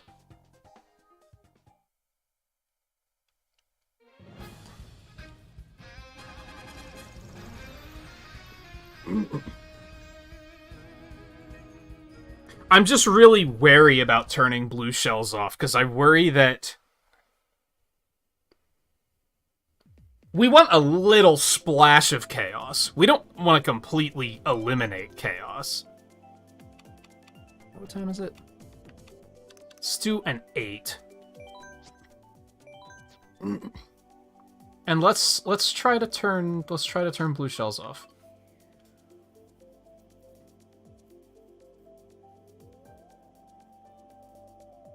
I kind of want to turn bombs off too. That might be a thing we might have to consider. But that's just me being salty because I never get bombs and everyone else gets bombs every 5 seconds. And it makes me sad.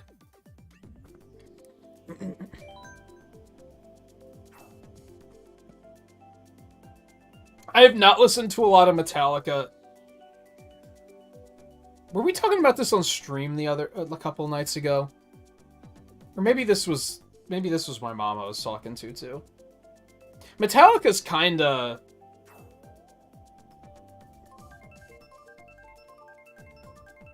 They're at a disadvantage for me. Because I didn't really know about... Thank you, Theo. That's exactly what we needed tonight. I'm kidding. 1 is fine. I didn't really know of Metallica until after Napster. So when I think of Metallica, all I think is the fucking fuss they rose about Napster.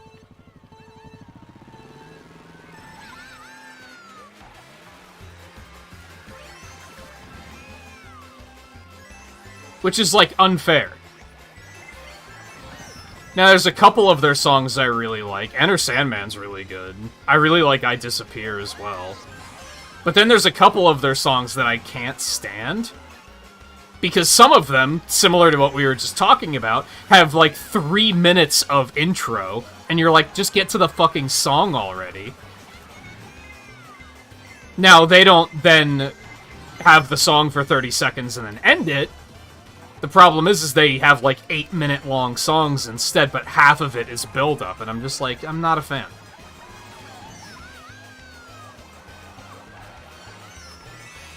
And I think sometimes their lyrics are ridiculous. I was listening to, like, a general, like, rock... I don't want to say a rock station, because it was on Spotify. And it wasn't, like, a station, it was, like, one of the, like...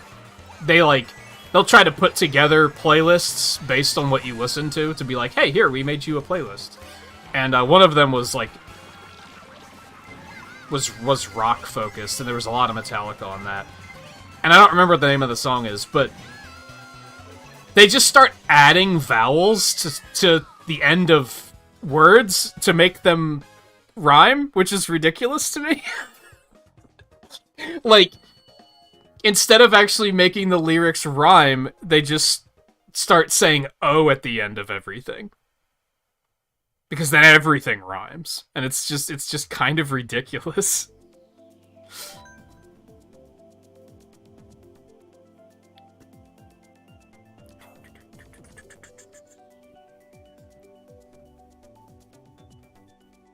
Napster was, like, the first big file sharing application that allowed you to, like, let other people download your music, and you could download music from other people. And it was kind of the one that changed everything. There were others after that. And it was for more than just music as well. You could get, like, movies and shit with that, too. And it was kind of all replaced with torrents. But torrents aren't nearly as mainstream as Napster was. The thing with Napster is it was very fucking easy to use. So everybody did it. And nobody really thought of the fact that it was, like, kind of illegal. Because it was kind of just the natural evolution of having friends and being like, hey, here, have you ever listened to this album? Here, borrow it and listen to it. It was kind of the same thing. So we never really thought about it. But, Metallica was one of the big ones that made a major stink about you can't just steal our music.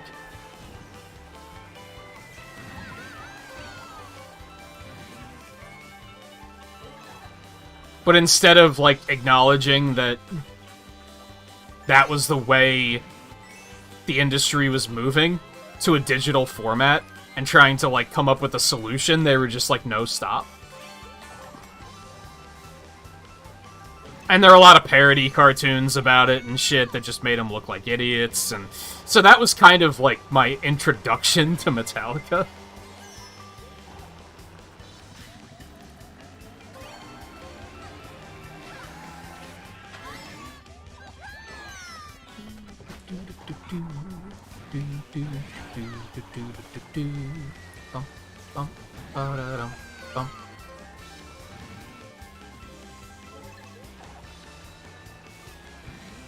It's amusing to me now because, like, are albums still released on, like, CD? Is that, like, a thing? Or are they all digital releases now? Like, didn't, like, Taylor Swift just come out with a new album? Did she release that on CD? Like, do people buy CDs anymore? Or is it just all digital now? I actually just ordered. We're doing some kitchen renovations as, like, a Christmas thing. And we actually got one of them today. We got a big, like, shelving unit to put up just to have more storage space, really. Has, like, a spice rack on it and everything. And I ordered a, I think it's probably about, like, this big, maybe? It's a CD player radio and also has, like, the Bluetooth, so I could, like, sync my phone up to it and use Spotify. Because then I can use that. Usually when I'm cooking, I just take my phone and turn Spotify on and then sit it on the windowsill with the volume cranked up, which doesn't sound great. But when I was shopping for that, I was like, we still have CDs sitting around. So I should get one that also has a CD player in it, because we have that sort of... And we don't have a CD player. When I did that Spotify playlist of, like, music I listened to in high school... When I dug out all those old burned CDs, I had to find, like, an old computer from, like, 15 years ago that was still sitting around, because that's the only computer in the apartment that has a CD player in it. I have 4 different laptops sitting here, and none of them have a CD player. I think one of them... I think the oldest one does, but that's the one that, like, does not work at all anymore. So it kind of doesn't matter. The ones that work don't have CD players, let me put it that way.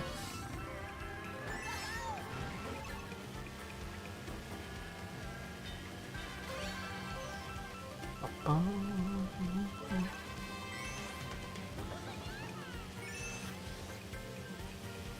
lot of people making music hated those things. Yeah, they did. Like, for good reason, I think. But... Metallica was just the one that, like... I don't want to say we're being unreasonable, but they were the ones that looked foolish about it. Speaking of looking foolish, how about Sony and Call of Duty, am I right? that shit just keeps getting funnier.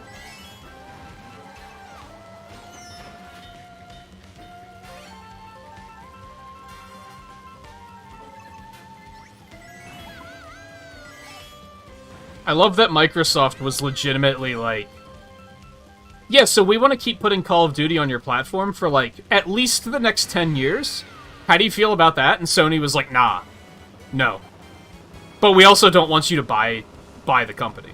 Because that's just like, but we're also not going to accept any deals. And then Microsoft was like, hey, Nintendo, do you want Call of Duty? Yeah, sure. Okay, so yeah, Call of Duty's going to be on the Switch for the next 10 years. At least. And then Sony was just kind of like...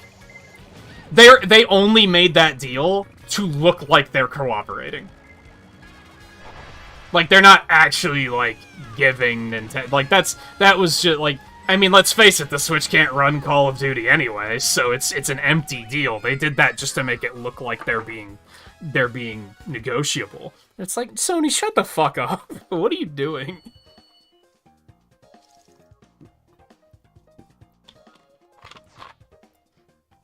I think someone at Activision, like... There's, like, a quote from someone at Activision that was like, we're really excited to be bringing Call of Duty to the Nintendo Switch. And, like, as soon as Sony's ready to sit down and talk, we're ready to bring it there, too. And it's like, yeah, it really is on Sony. Like, they're just being, like, fucking stubborn about it.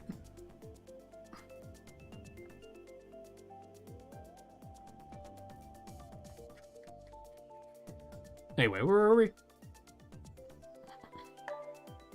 You're about to be pogging over Switch Call of Duty? To be fair, it's probably not going to be until the next Switch. Like, it's probably not going to be until the next generation. If I had to guess. I don't know, maybe not.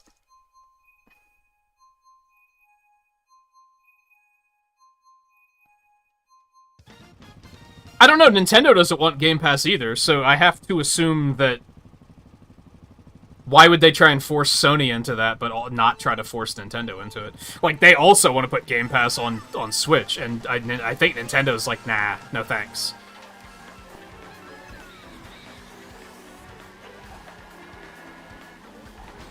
And sure, the deal might not have been perfect, but the fact remains that Sony, instead of negotiating, is just trying to be like, They're just trying to get Microsoft in trouble instead. Instead of trying to be civil, which it seems like Microsoft is willing to negotiate, Sony's just being like, nah, we're gonna report you for a monopoly. And it's like, what the f- just talk it out.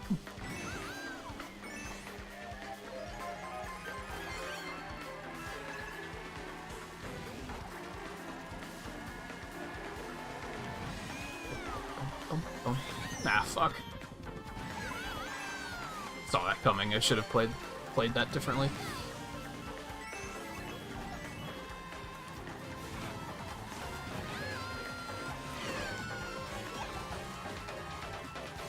There's also this shit where Sony's like...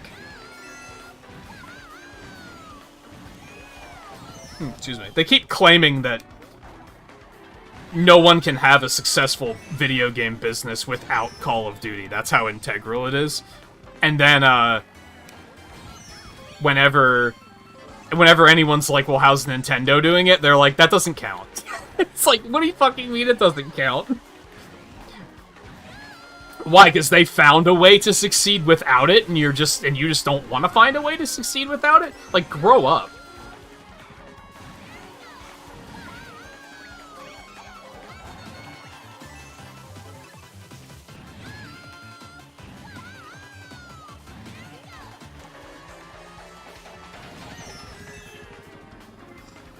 Really?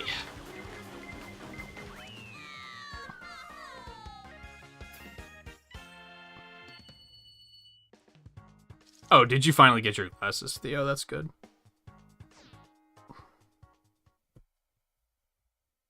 That's another thing. They might put Call of Duty on Switch and they might be terrible. Because I think all of the ones they put on Wii and Wii U were, like, just awful. You said you got kicked out of that race? Looks like you were able to rejoin just fine, though? That's weird.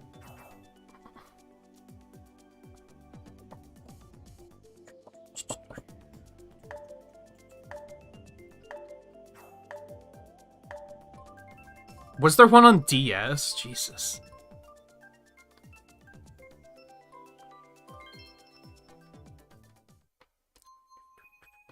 I mean, I wish them luck. Because you look at, like, fucking Fortnite, and Fortnite eventually threw in the towel with the... Mostly when it comes to crossplay. Fortnite eventually said, fuck it. We're gonna take Switch out of crossplay because this isn't working. So, like, I wish them luck.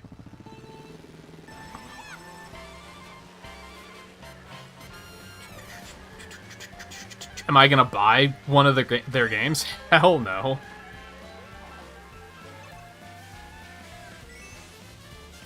Because as critical as I am of Scarlet and Violet, this was the first instance of Pokemon putting out a game of just inferior product. Call of Duty's been doing that for fucking years, and they haven't seemed to learn their fucking lessons. So there ain't a chance. I'm also just not that interested in the genre when it comes down to it, but...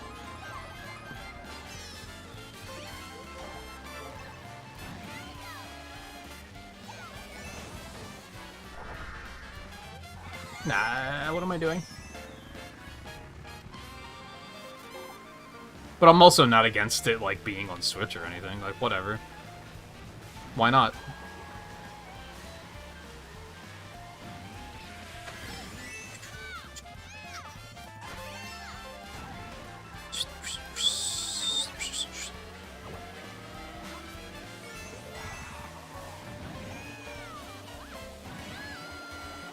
Anyway, funny story, Volpe. I've been very Weird Al pilled lately, and I apologize for that, unless you're, like, into that, and then, you know, Pog. But, during that whole, like, controversy with all, like, the downloading music and everything, he released a song called Don't Download This Song, and he released it for free for download on his website. Because of course he did.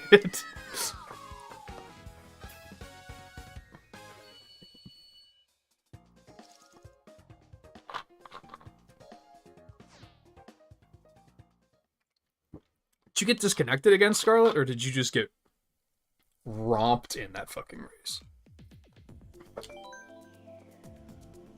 It's a good fucking song, too. He is a national treasure. I'm glad I found that channel, like, reacting to his discography, because it kind of allowed me to, like, rediscover his music and appreciated it for something more than I used to. When I was younger, I kind of only paid attention to the parodies, and now I'm realizing that a lot of his original work is also really good.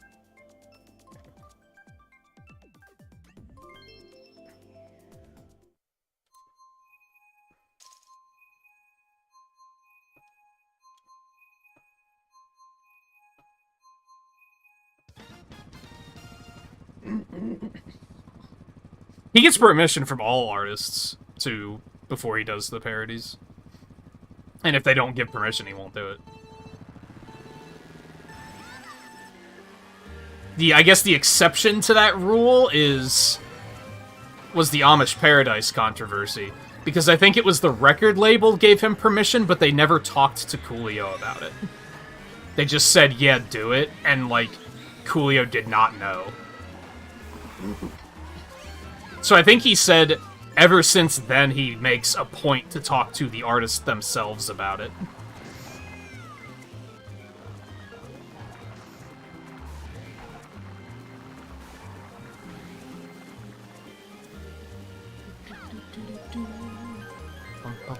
Did I mention that I watched the Weird Al biopic, like, last weekend? And it was really good.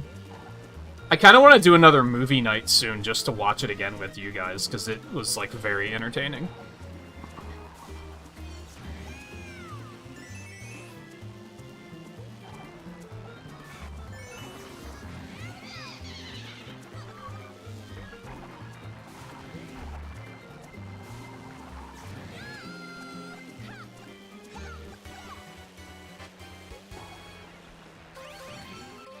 Yeah, I've been reading a bunch of little, like, factoids about stuff like that. There was, he did an Imagine Dragons parody, and they were so into it that they outright gave him the instrumental of the original song so that he could get it as close as possible.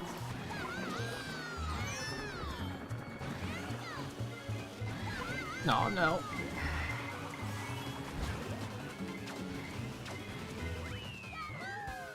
And there was, not familiar with their music. There Might Be Giants? Is that what they're called?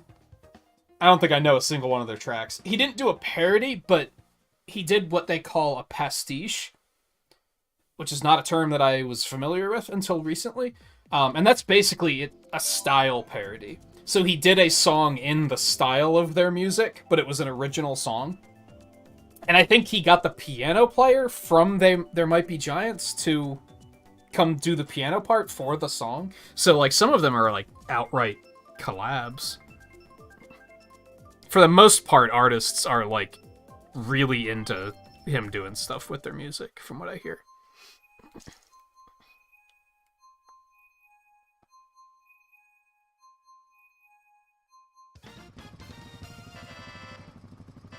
I know there's been a couple that are, like, that have been quoted as saying that they feel like they haven't made it until Weird Al's parodied their music, and then they're like, oh, I guess I'm famous now.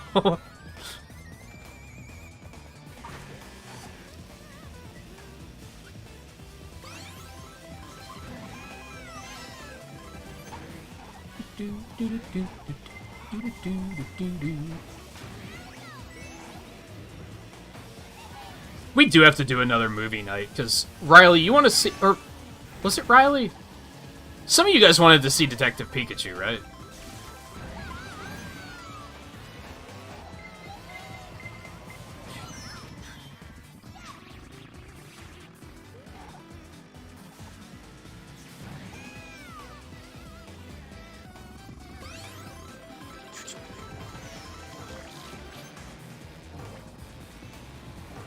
Oh, no.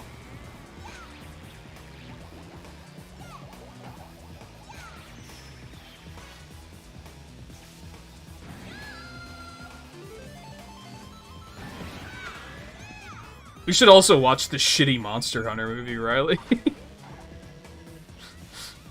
It's not very good. I've tried multiple times to watch it and, like, keep an open mind, and every time I'm like, no, this isn't very good.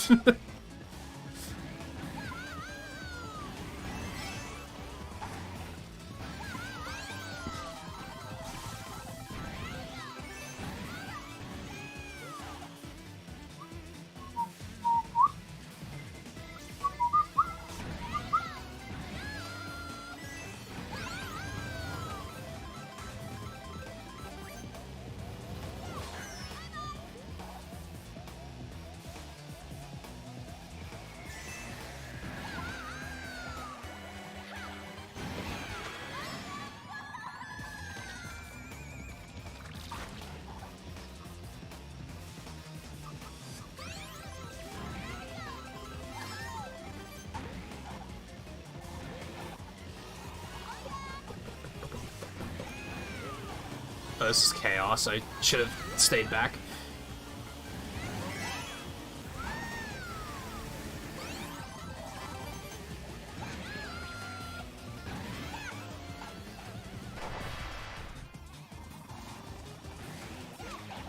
I forgot that we turned blue shells off. Which I'd say is good. I haven't noticed any side effects. Like, oh, now every lap 3 has 5 bullet bills. Like, I haven't seen anything crazy happen. And I've been able to go back onto autopilot, which is pretty comfortable.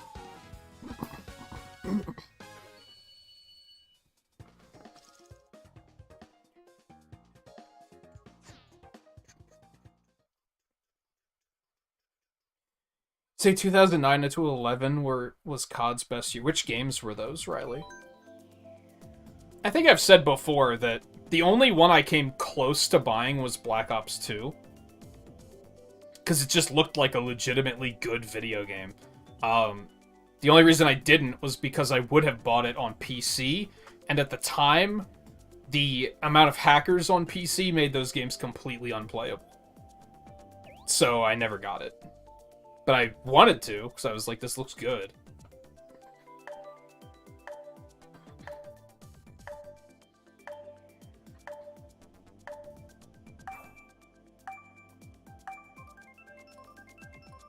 Yes, we should watch that shit. Detective Pikachu or Monster Hunter? Or both. Modern Warfare 2, 3, Black Ops. I do think most people consider that to be, like, peak Call of Duty, right?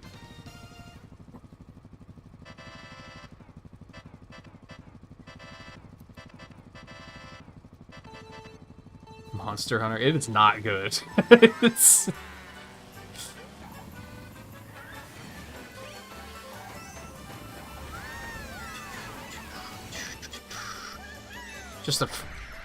Just a cheeky little first place bomb, I guess. I don't think I was in first place when I picked up the item block, though. Shit, fuck.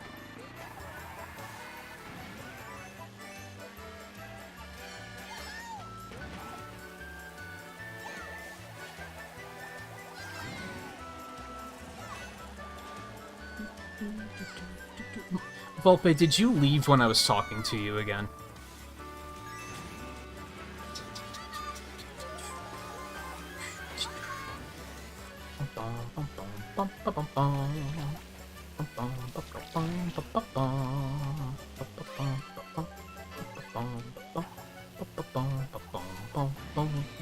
I almost used this music for the break screen music this month.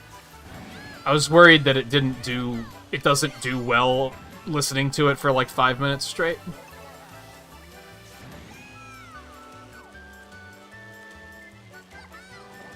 I thought I had a mushroom. I'm the dumbest.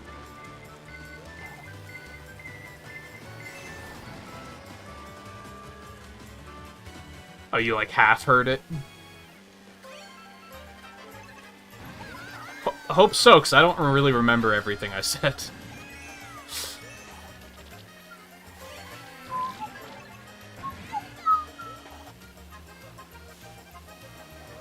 I think we pivoted to we should have another movie night. Because the Weird Al biopic was really good.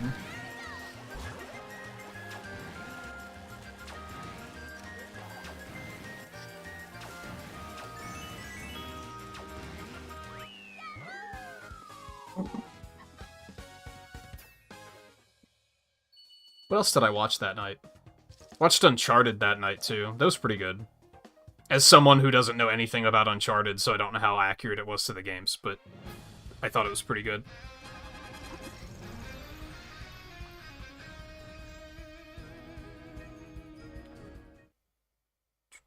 Oh, that did not take as long as I expected it to. I'm gonna go ahead and take my break now, because I have to freaking pee. I was gonna... Ugh. Oh yeah, what won Best Adaptation? Not Sonic, I'm guessing, which is a fucking crime.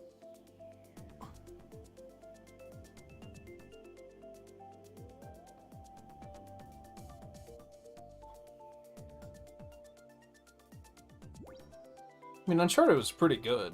I mean, it wasn't that good, though. You have no idea because you don't care about the Game Awards. That's the correct stance. From what I heard of a lot of the game... Okay, so to be fair, I'm a hypocrite. Because 50% of the Game Awards stuff, I'm like, rigged. Rigged! But then the other 50%, I'm like, yo, Bayonetta won Best Action Game? You go, girl. So...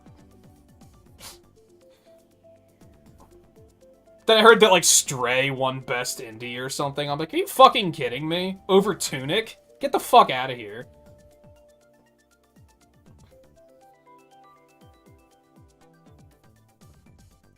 And then, yeah, Elden Ring won Game of the Year. What a fucking shock.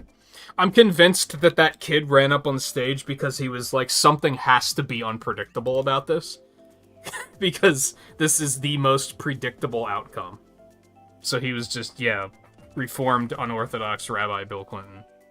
It's like, okay, well, now we have something to talk about because there's nothing interesting about Elden Ring winning it to talk about at all. It's like, oh yeah, what a shock.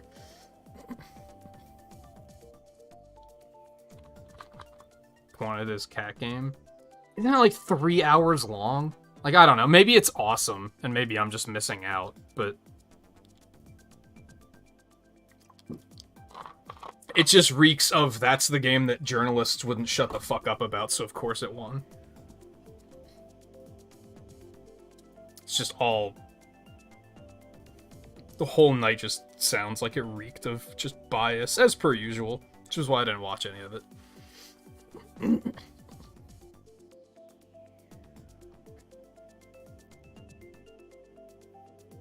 I don't think anyone thought it was going to be God of War.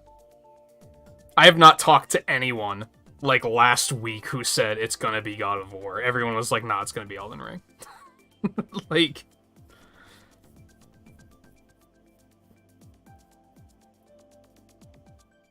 I thought it was... I was 100% it's gonna be Elden Ring.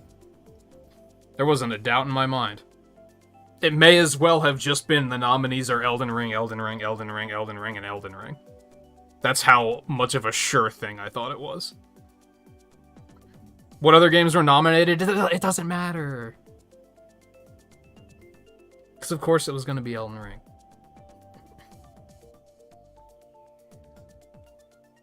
At least there was no Among Us shenanigans this year.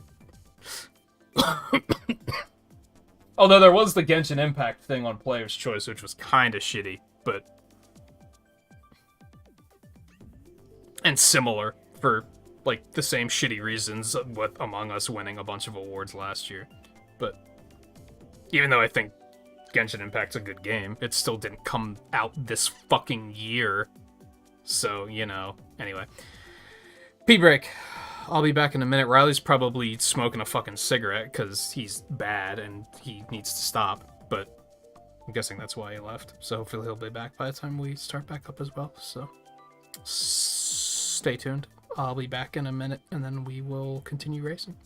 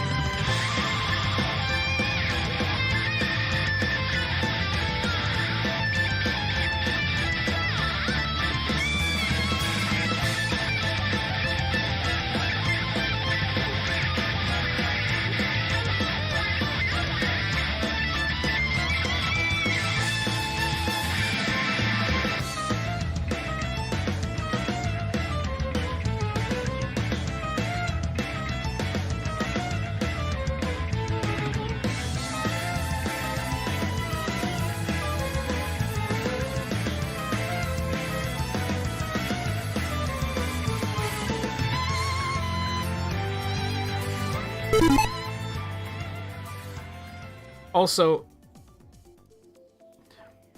hasn't Zelda been the most anticipated game like 3 years in a row or something? Like, what the fuck?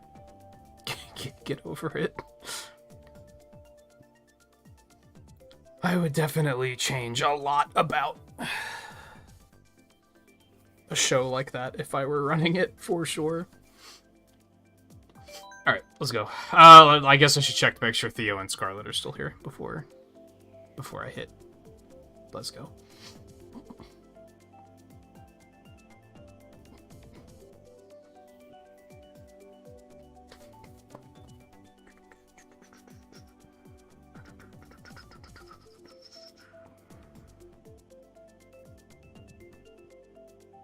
Oh, the shows?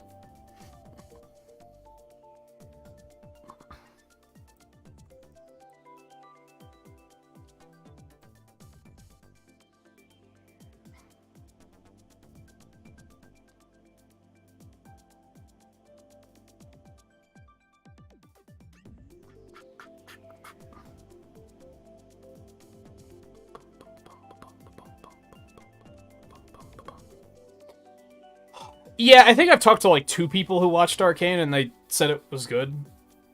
I wouldn't say it particularly interests me. I saw a trailer for Cyberpunk on Netflix and like it looks nice, like visually. But I can't say it's very high on my list in regards to things. I haven't finished Castlevania yet. Which I found out that they announced that they're making more Castlevania, which is cool. Anime, that is. It's funny, I was talking to a friend about it the other night who, like, doesn't play the Castlevanias, but watched the show, really liked it. And I showed them the Dead Cells DLC with Castlevania. Not thinking, I completely brain farted and didn't realize that it was Richter in the trailer, not Trevor, and that they didn't know who Richter was. So then I just started talking about how, like, if they do another anime, obviously they're gonna focus on Richter, because that just makes the most sense. That spans 2 games, it brings Alucard back in and continues his story. That's just, like, the obvious angle for it. And then they were like, oh yeah, didn't they announce that they're doing more? And I googled it, and they were like, oh yeah, they're making a new one that is gonna focus on Richter and Maria, and I was like, nailed it! So obviously the first season will be Rondo, and then they'll set up for a second season, which will be Symphony.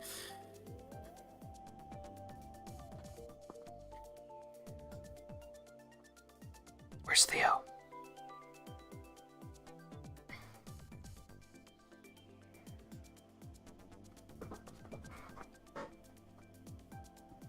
Simon before Richter, or Simon first period?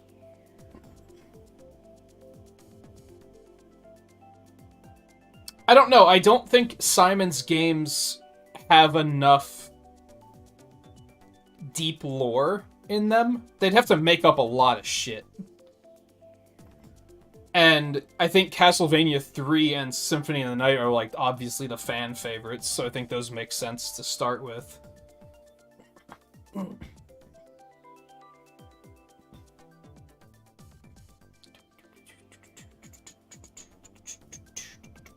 I don't know where Simon is in the timeline either.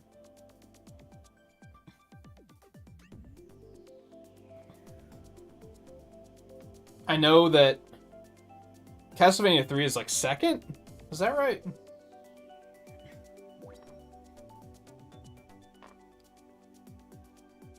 Oh, alright, Theo. Were you already not feeling well, or did that come out of nowhere?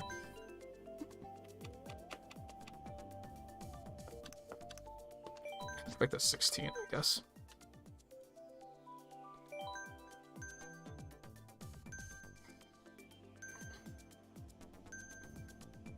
Where Riley at?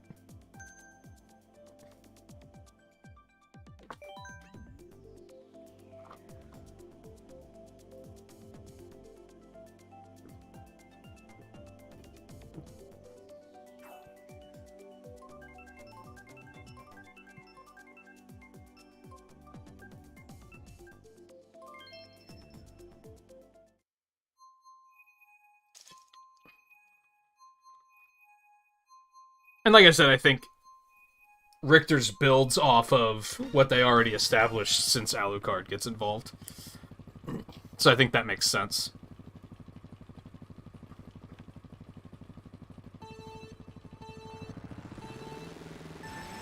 Oh, you were already feeling a little... yeah, but it wasn't, like, bad.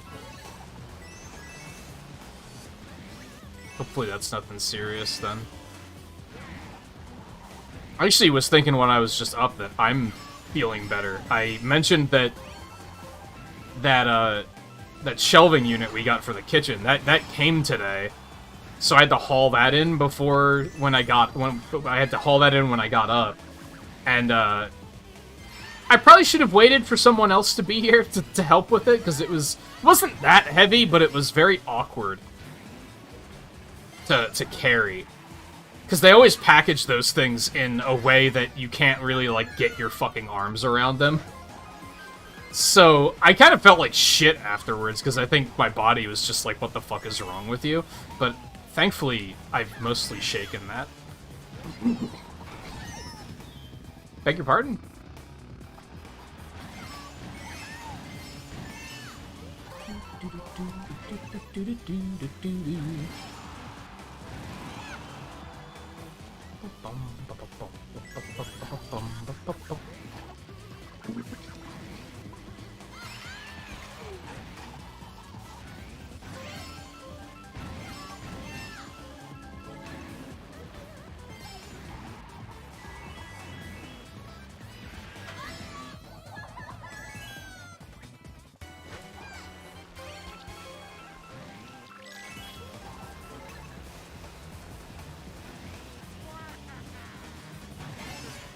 Oh, yeah. Okay, that works too, I guess. Pretty sure Wario is in front of me, but... what do I know, I guess?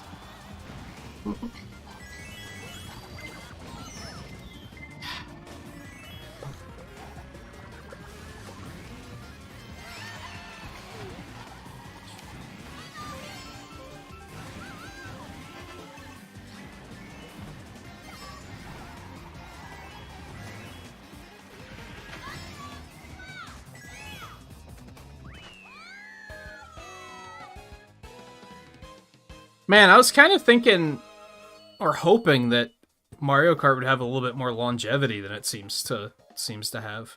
I figured there'd be a spike with every DLC release, where like everyone would be wanting to play it, but it was like when we first picked it up, there was like twice as many people wanting to play. Now even with the new DLCs, it's like kind of just us four. Most of the time. Which is, like, fine, but I was expecting it to be a little bit more evergreen than that.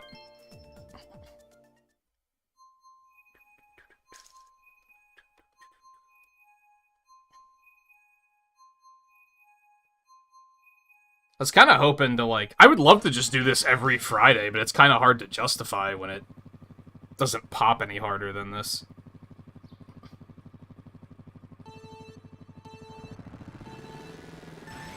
I don't think you realize how many people stream Mario Kart to massive numbers, even when there was no DLC. It just doesn't seem to be working for me for whatever reason. Oh my god, come on, just...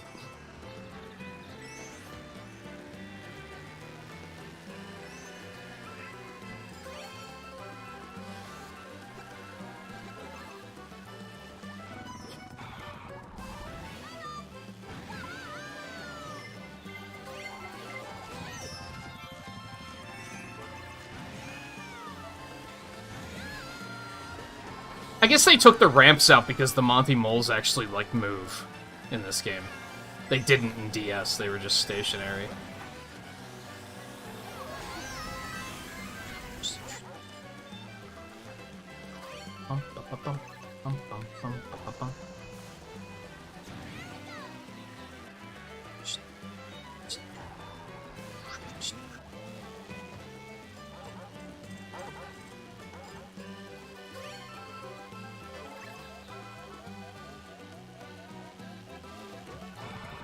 To be fair, I'm probably also gonna have some recovery time, because I don't think I made any fans playing Scarlet and Violet.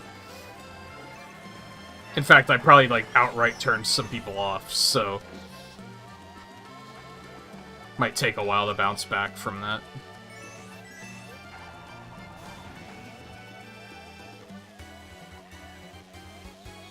I actually had a thought this morning about giving morning streams another chance.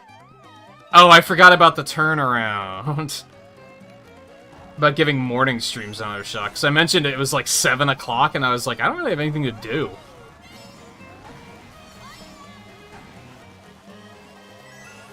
I don't think that has any long-term appeal, though. I think I'd get sick of that pretty quickly.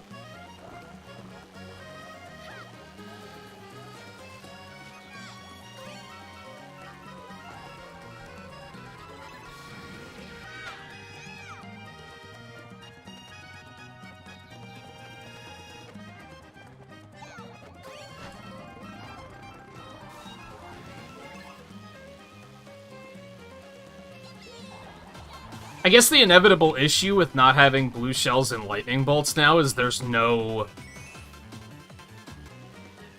turnaround happening.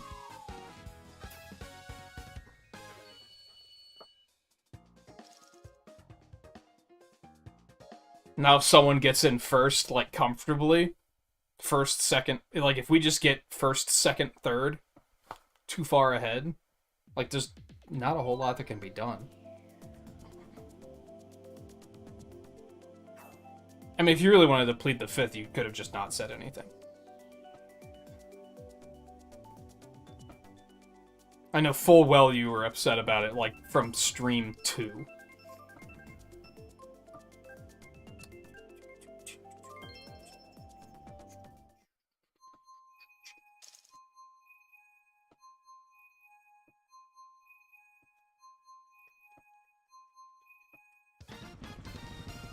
That's why I was very firmly like, I am not playing post-game. That is not happening. Post-game DLC, I'm out. Not doing it.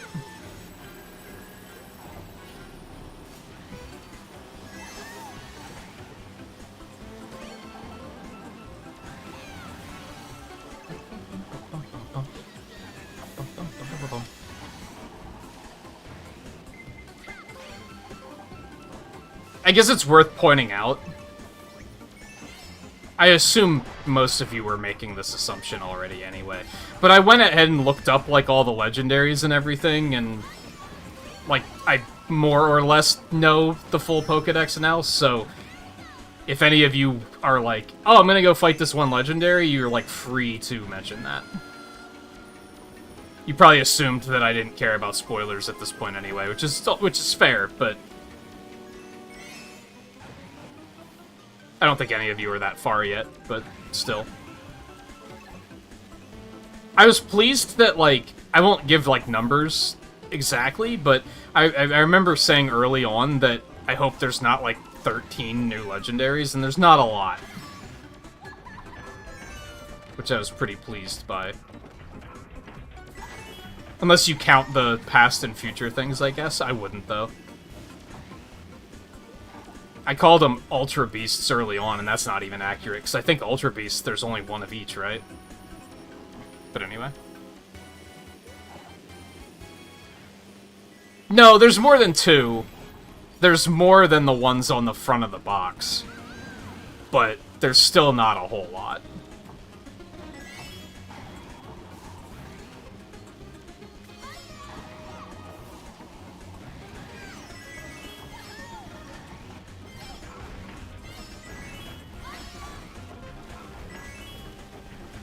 And some of them look pretty cool.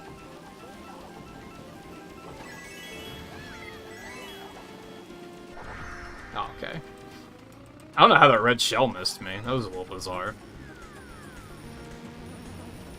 Riley coming in hot.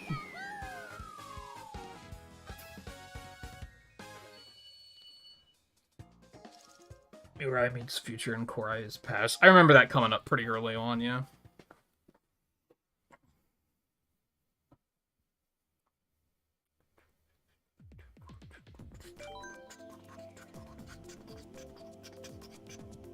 Man, the downside with soda bottles is I drink it way too fast.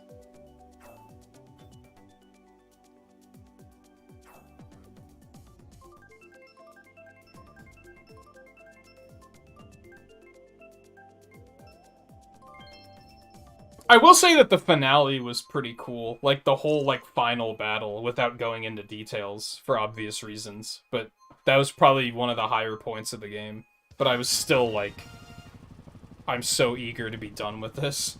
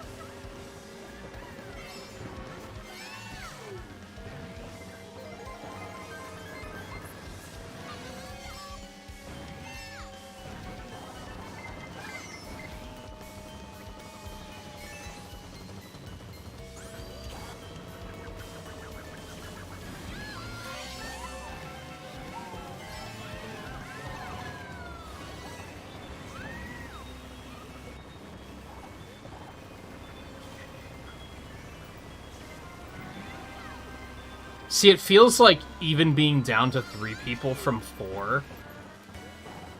Maybe it was the numbers more than it was who joined. Because it feels like suddenly the game is very not chaotic again.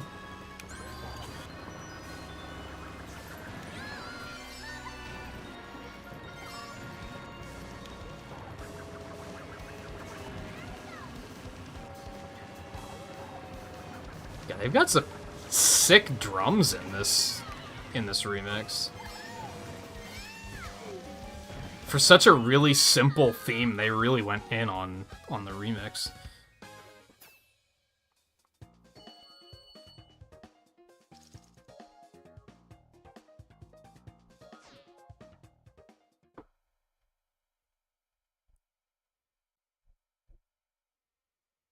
I don't know, we weren't that far ahead. And I didn't even have, like, red shells coming at me.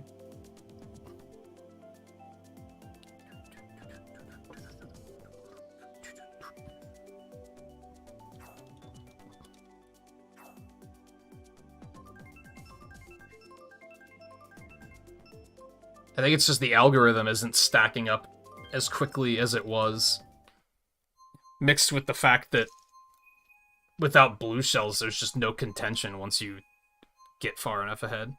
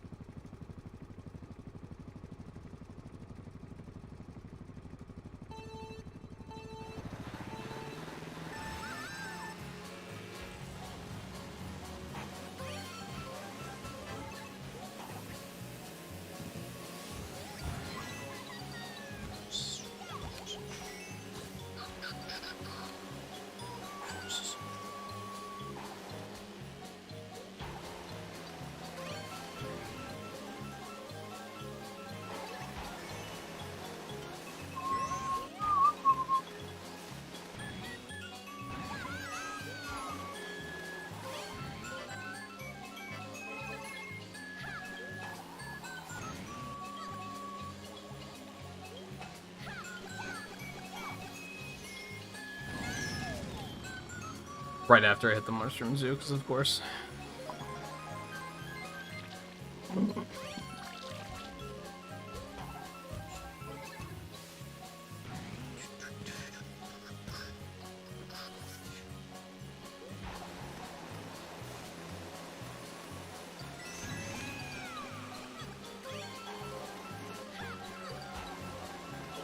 Like, yeah, what happened to the AI, like, keeping up with us? Now all of a sudden they're, like, just passively sitting back there again.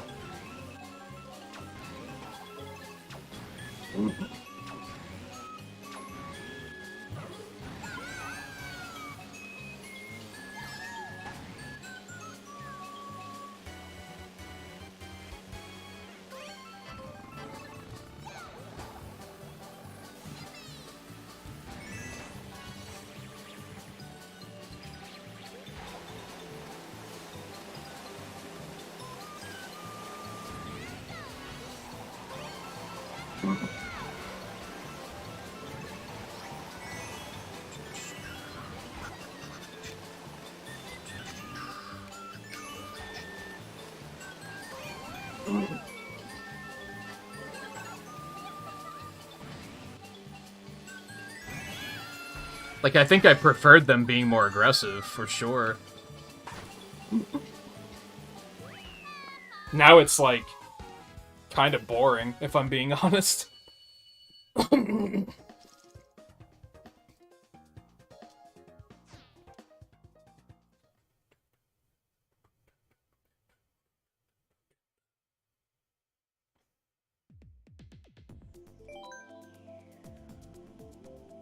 I don't know if that's necessarily the items. I think it's just... Maybe just having more people makes them more aggressive? That seems weird, though.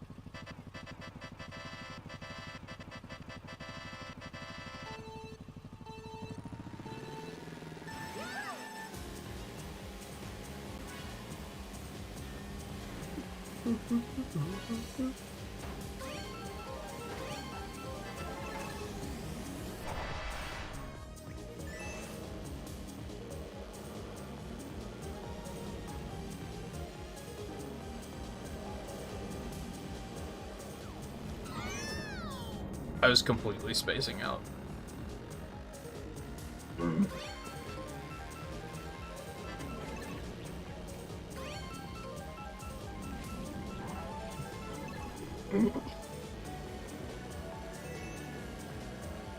Talk to me, Volpe. What are you gaming tonight?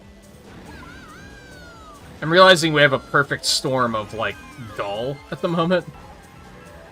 Because I feel like we don't have enough people playing, but there's also, like, not enough people watching, so there's no conversation, because everybody's playing. You know what I mean? So I'm on, like, definitive autopilot right now, which is problematic.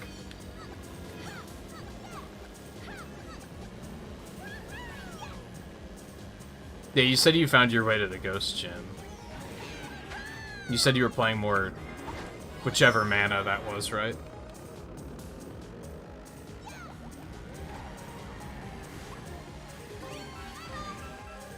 I think part of it, and I kind of talked about this at the beginning of the stream. Riley's gonna remember. I think Volpe was here when I was talking about it too. And it sounds ridiculous. I'm gonna go ahead and acknowledge that, and I feel like... Sometimes I feel like it's okay to say stupid things if you acknowledge that they're stupid. It isn't fully, but to a point, it makes it feel less stupid. Anyway. Pokemon Violet kind of made me not want to play video games. Is maybe a bit of the issue I'm realizing.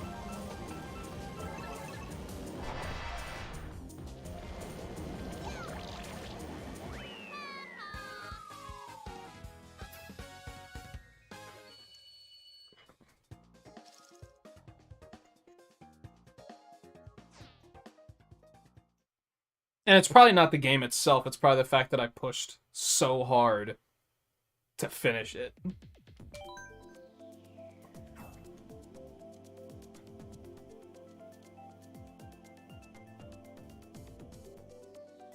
Yeah, I charged my controller overnight because I knew it was getting low.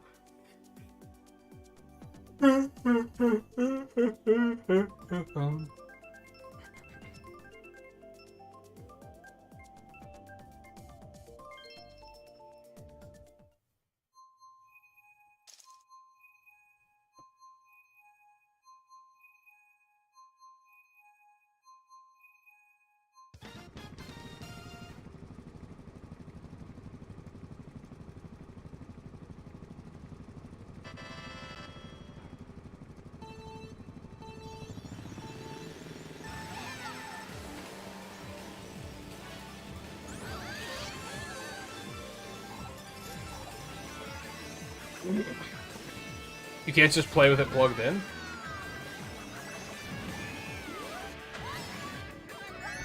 I actually don't think Joy-Con are that bad. Mine just drift, so I don't use them.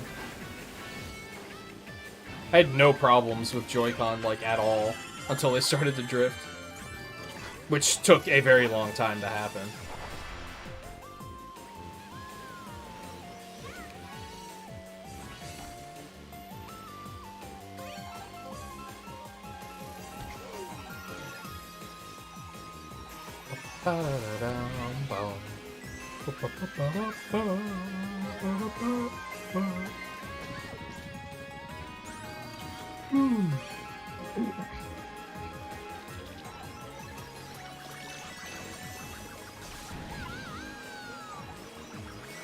Nah, fuck.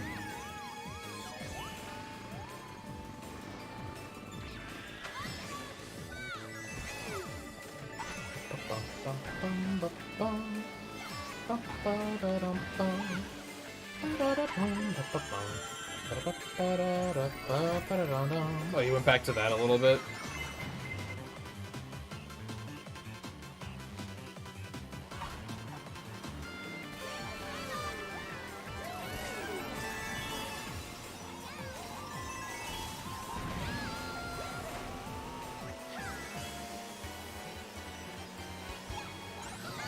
I started playing Going Under more. We did that on the first 30, and I didn't really play a whole lot of it, mostly because I was playing it on PC. I'm still playing it on PC, but it didn't capture super well, so I didn't really feel like doing a series of it. But I started playing more of it, and it's pretty solid video game. Would recommend. Oh, you tried a different one, I gotcha. That series is so unintuitively named that I couldn't even begin to identify, which one you're playing by name.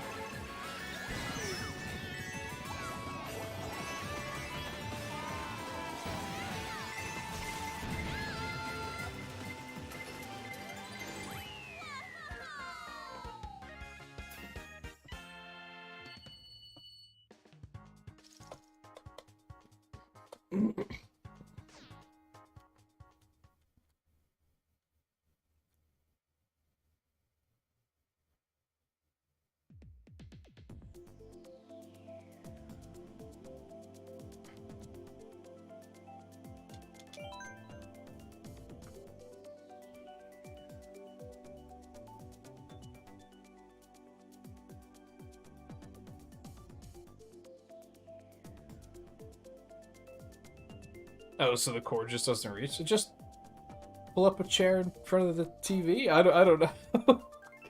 I feel like there are options there, is all I'm saying.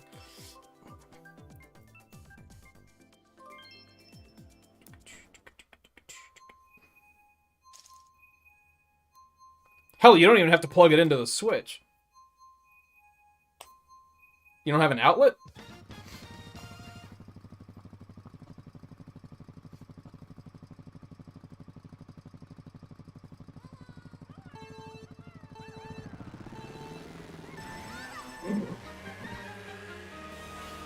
I now have 3 USB-C chargers around me.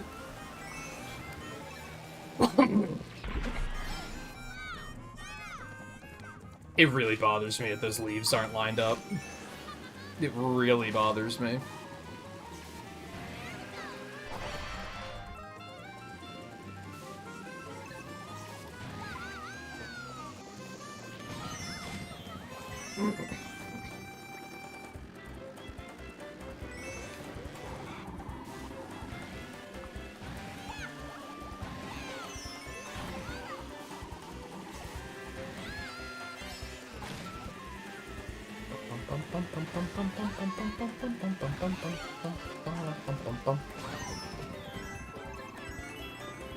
Yeah, this course was on 3DS, wasn't it? And that's when they added the gliding section and took out the bouncy part that you pointed out, Volpe. That was only there in the original, I'm pretty sure.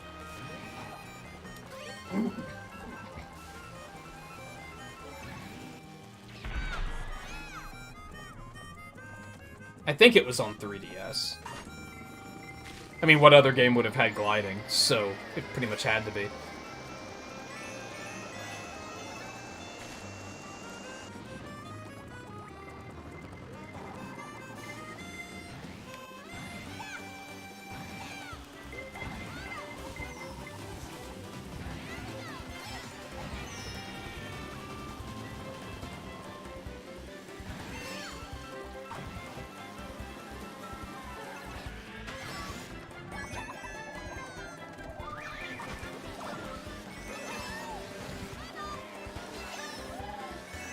They should put, they should bring Koopa Cape in and Toad Factory. These were some rare good courses in Mario Kart Wii.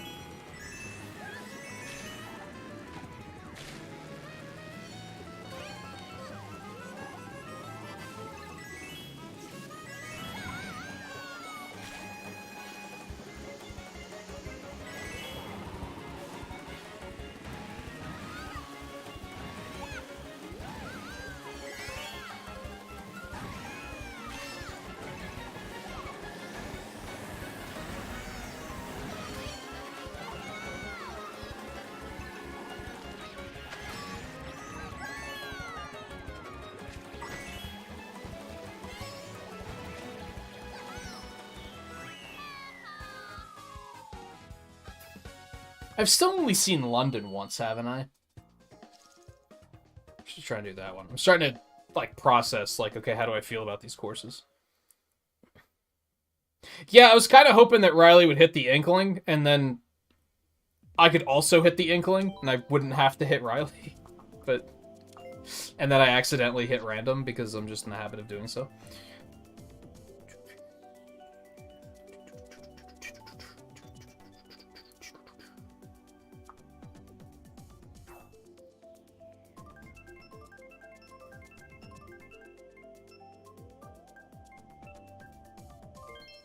For some reason, the word depression now only reminds me of Twain's chat the other night when we were talking about how there should be an Eevee evolution that's based on bottomed-out happiness, named Frustration, that knows frustration, which I was very proud of. It's really stupid, but I'm really proud of it. I think Frustration is just a really funny name.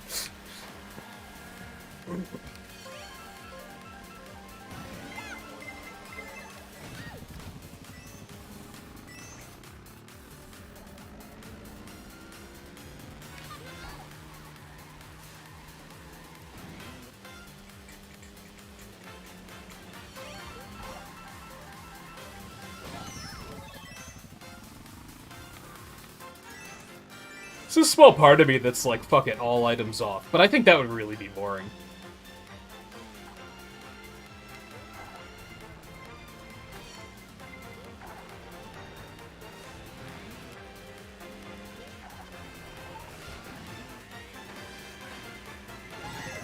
Fuck all these coins come from?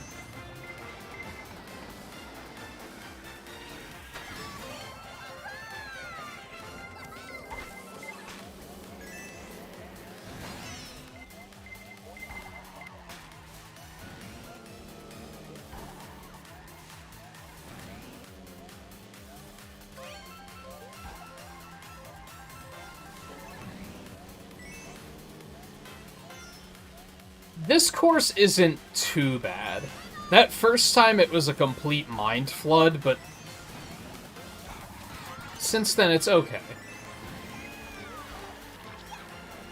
That was also when the AI started being hyper-aggressive for no reason at all.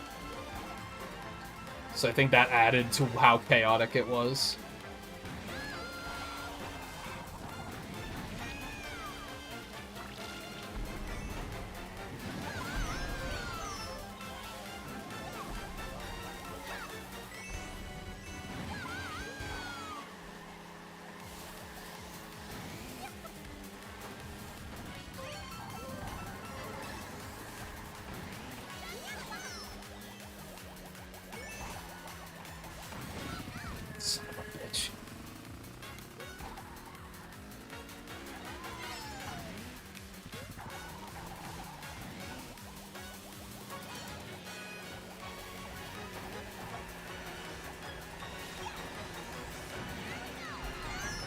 That's the last item block, wasn't it? So I'm just like, this is just what position I'm in now.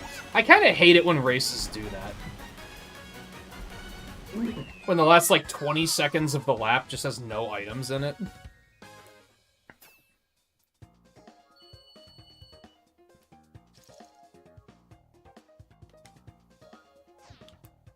Because then you just have these moments of like, well, I'm in 4th, I can only go down now.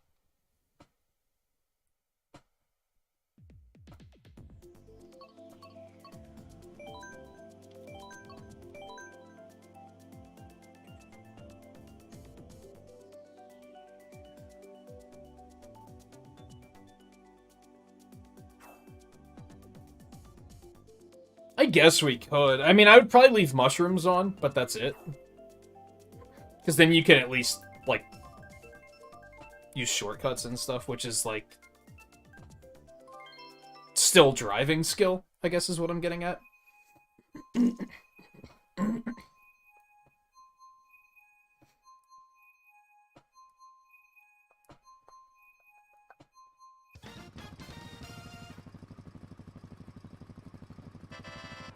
I expect it to be boring as hell, though. It's just the thing.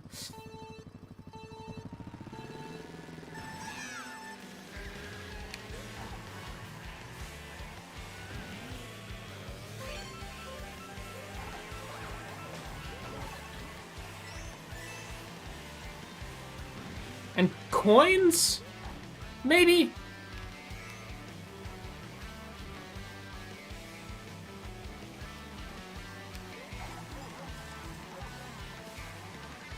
If I turn coins off, does it take them off of the course, too?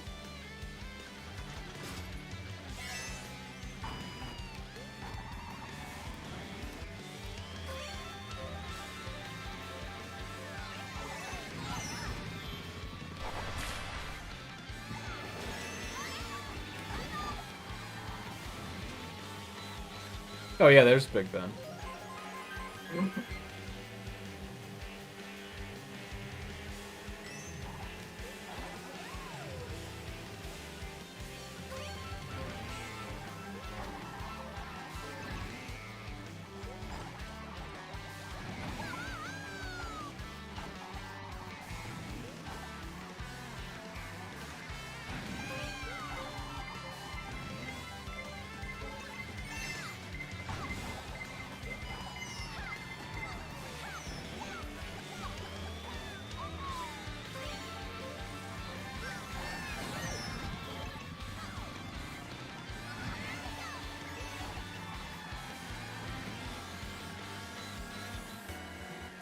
Really?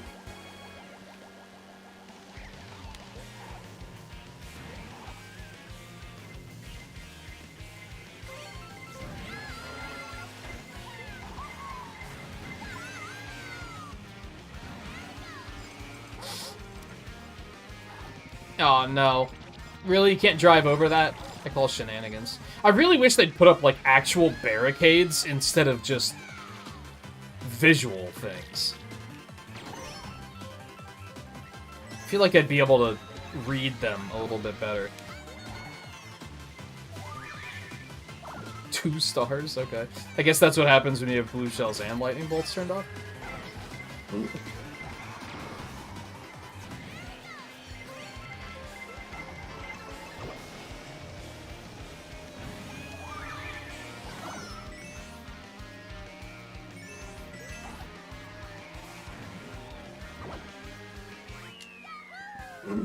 It's a very long course. I also like how it's called London Loop, and it is not a loop at all. It's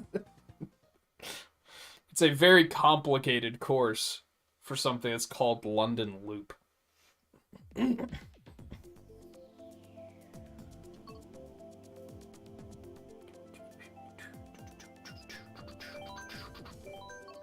We've only seen these two, like, once each, too, I think.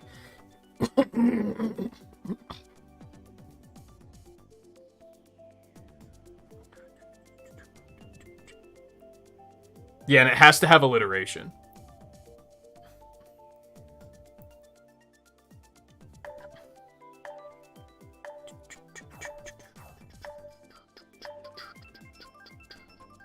Only other thing I can think of off, like, right away is Lane, but I don't think London Lane hits the right spot.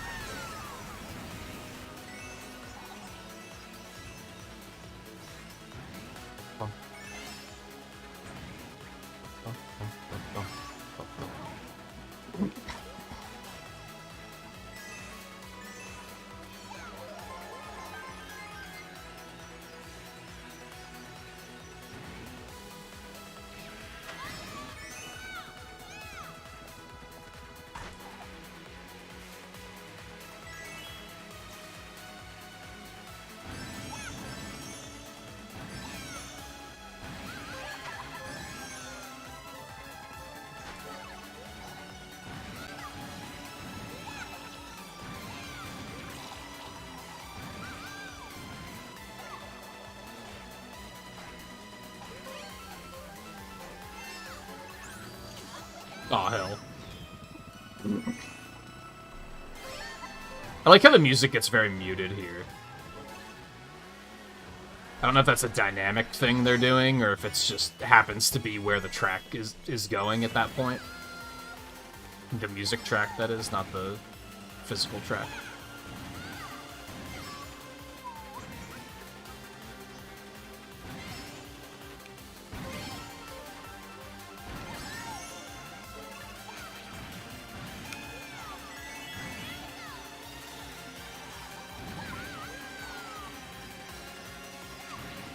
That didn't hit her? What the fuck?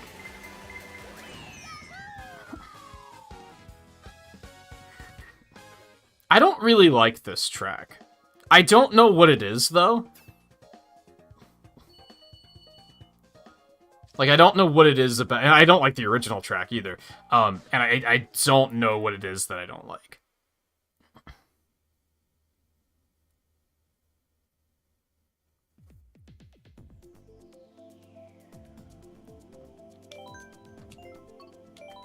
That's not what I meant to pick. Fuck. Yeah, how's the saying go? If you scream in space and no one's around to hear it, do you scream? I don't know. That was a fail. That was a fail.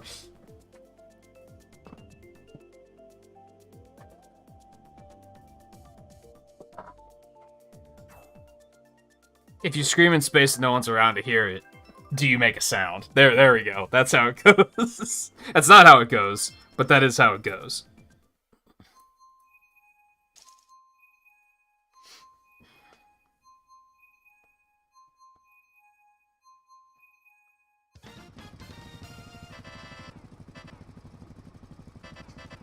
That was the joke, yes.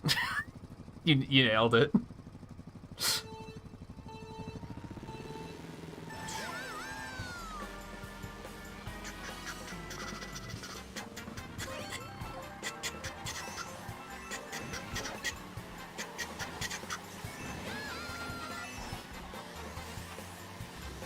I think I don't like how disconnected that Rainbow Road is.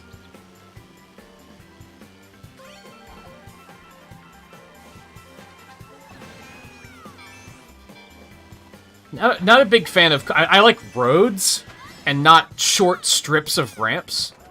You know what I mean?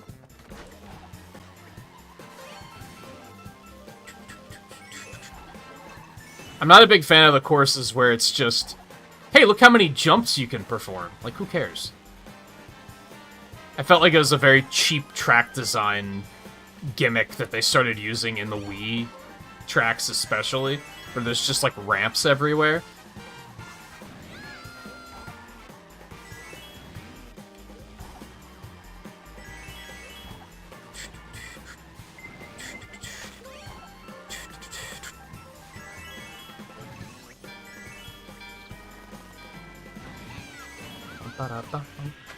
No, you're right, Volpe, yeah. That's usually a criticism with, like, any sci-fi movie. That you shouldn't be hearing explosions or anything.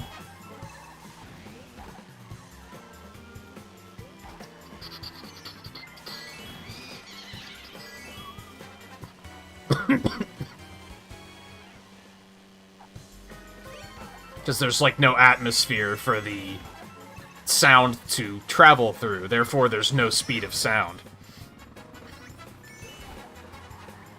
That's obviously the most scientific way that can be explained.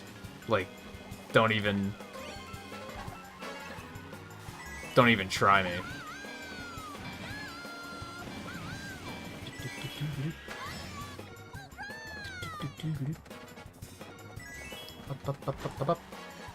But it would be really boring. Like, I think what's stupid is, like...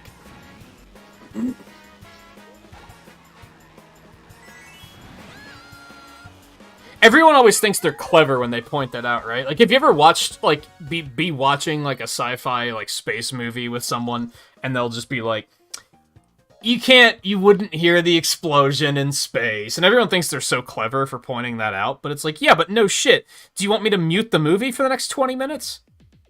How entertaining do you think that's gonna be?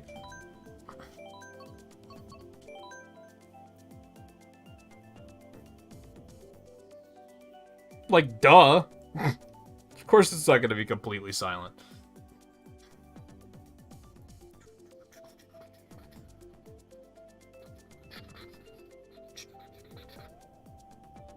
Like the people who are like, Mario can't throw fireballs underwater, that doesn't make sense. It's like, yeah, but from a gameplay perspective, that would suck ass. Think about it for 2 seconds.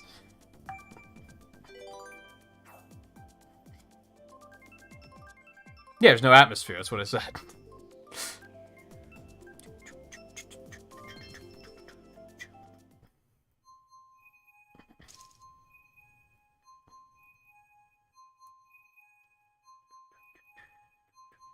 To someone who doesn't know shit about science, it's the same thing.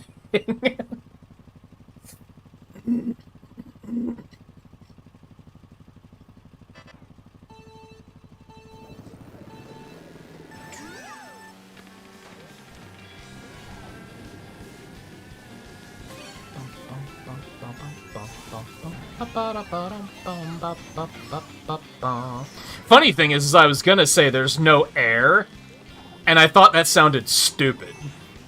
So I said atmosphere instead, because I thought it sounded smarter. And now Scarlet's low-key like, technically it's that there's no air. Stupid. It's like, oh, okay.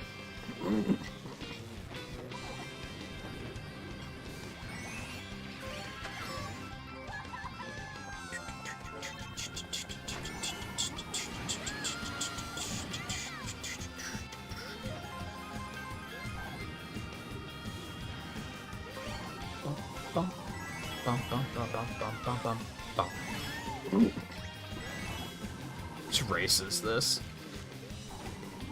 I've been, like, really avoiding opening my next drink because, like, I already have to pee again because I drank that first one way too fast.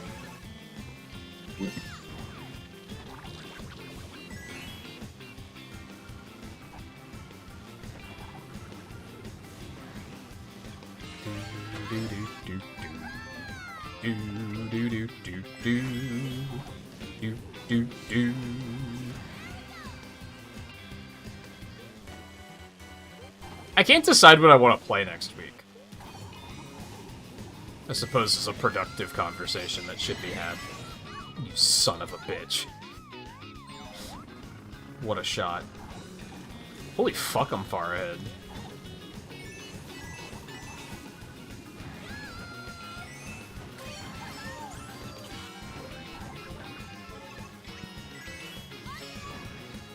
Bum, bum, bum.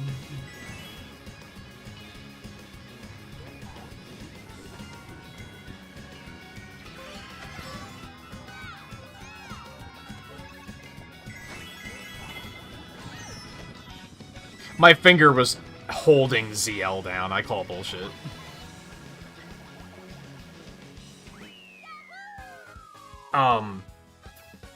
I do want to play hard mode Sonic Frontiers.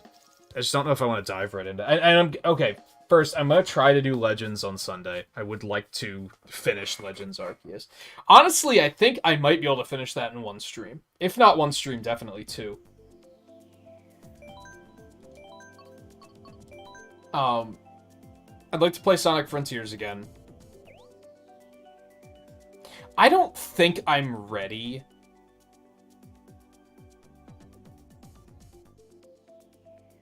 to get into Castlevania Advance.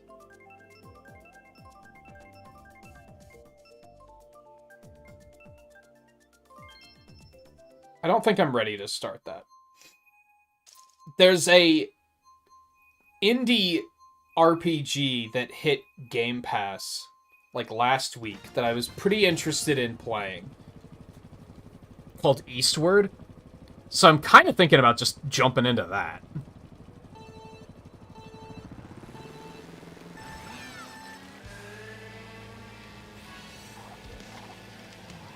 If time is money, is an ATM a time machine? No. Because time is money, but money isn't time. That's where they get you, right? That's why time is more precious than money.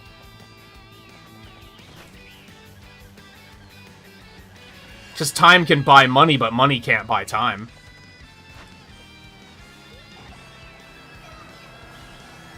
Nothing can buy time.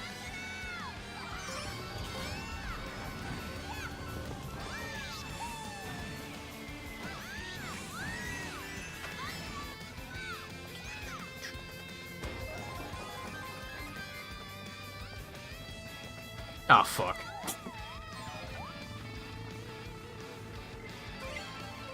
No, you can't buy stocks in time.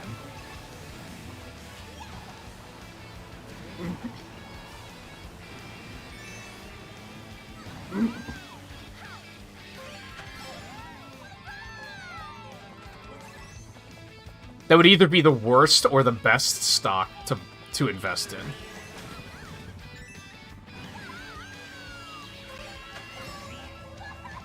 Probably worst. I guess it would be both, because the value would never change.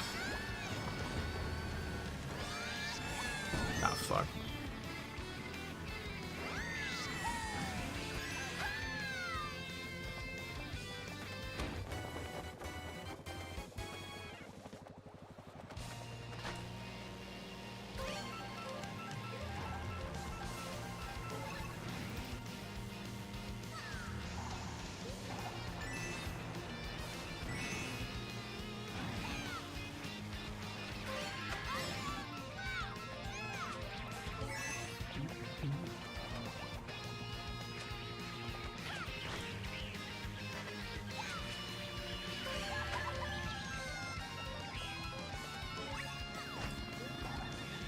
Excuse me? I was pushing right. I don't know what you're talking about. Cool, that boomerang was useful. Of course that green shell hit me. Like, obviously. Well, that was miserable. I don't think there's a timeline on the Frontiers DLC. It's gonna be all throughout next year. Which is why I'm not, like, I don't think I'm gonna wait for that. And even then, the one with, like, more playable characters is, like, the last one. So that'll probably be next year. Like, both literally, like, a year away. Let me phrase it that way.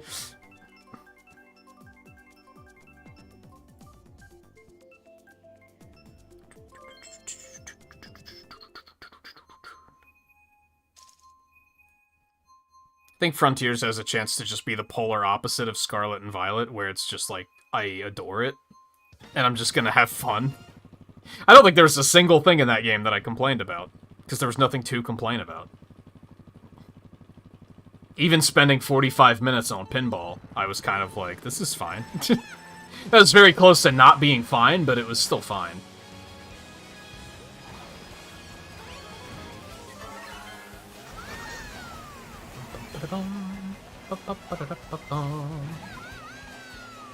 Look at that corrective trajectory. That is such bullshit, dude.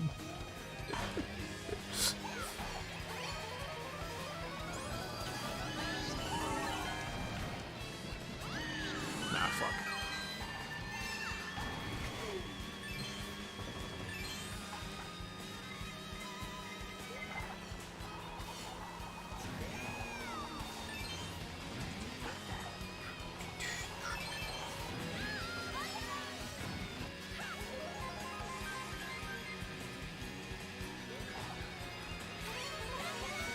Anyway, the point with what should I play is I'm curious in hearing what people are interested in seeing, I guess.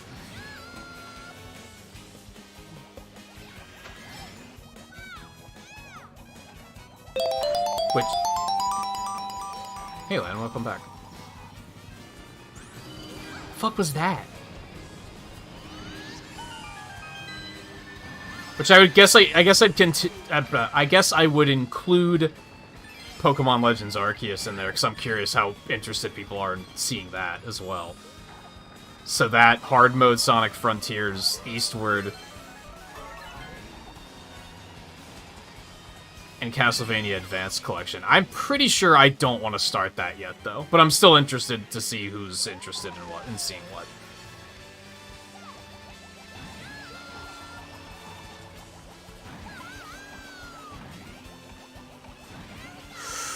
That tried. That tried. Fucking fuck.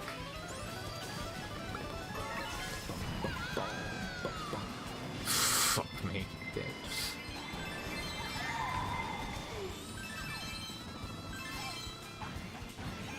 I don't know a whole lot about it. It's one of those games that they showed during one of their Nintendo Indie World things, and I was like, that looks sick.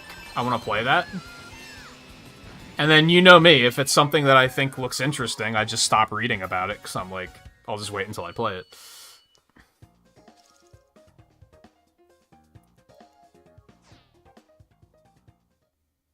So I guess that's a intimidating option? Because honestly, there's a chance I might not like it at all.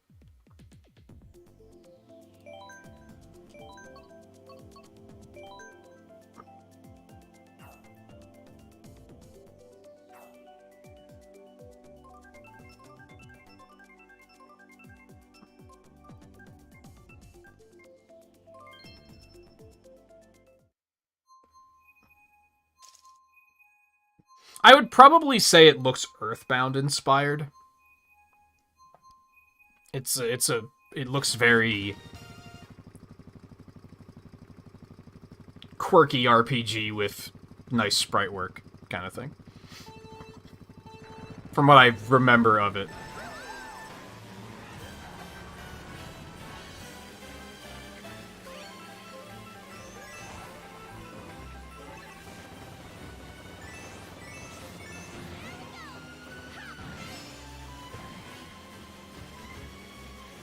Maybe I should, like, look into reviews and see what people are saying about it.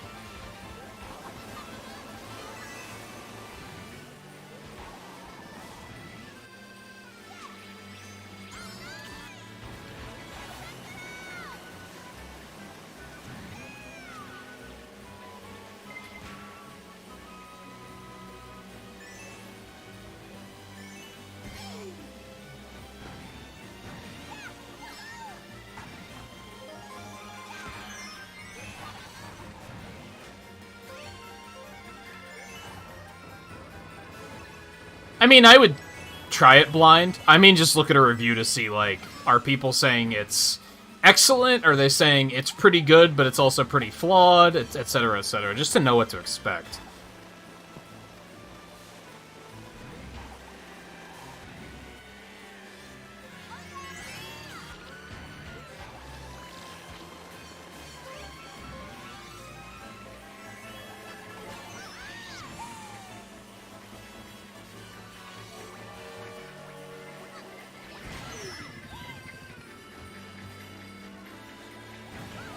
Hell, maybe just watch the trailer again, just to refamiliarize myself.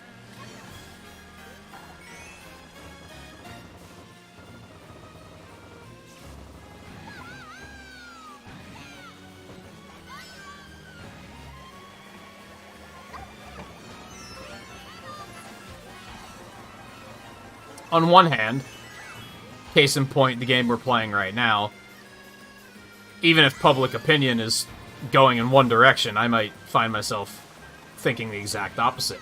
I heard that this was the best DLC wave so far. I'm not terribly impressed by a lot of these tracks. Like, they look fine and they play fine, but they're nothing where I'm like, oh, this track is so cool. This track is boring. There's nothing going on. It's better than the ice cream track. That track is awful. But it's still not much better. Like, it's still just nothing.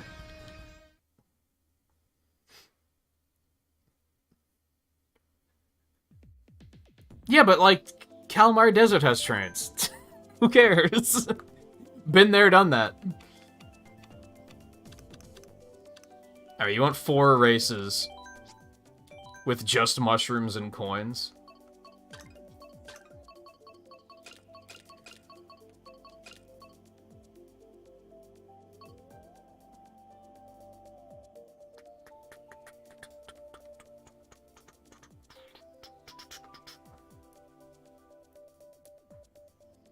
What do you mean you're gonna take a nap? It's midnight. That's called sleeping. That's...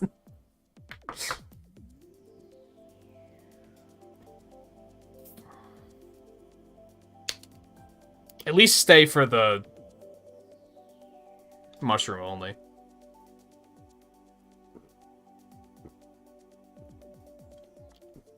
I couldn't wait any longer. I was very thirsty.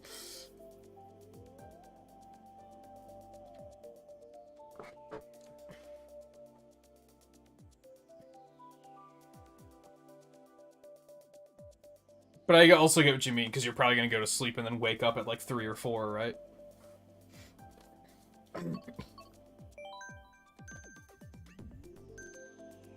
Honestly, we're probably going to stop early tonight, if I had to guess. The game's not really doing an excellent job of holding my attention.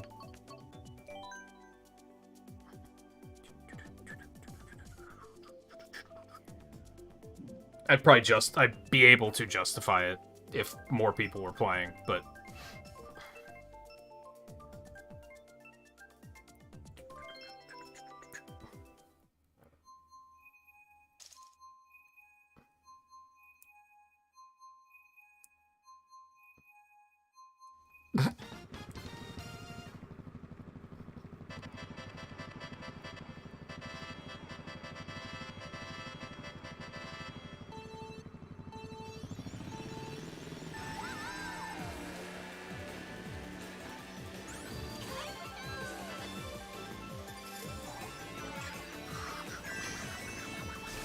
I have a feeling including coins was a mistake. We'll see what happens. You already left, how dare you?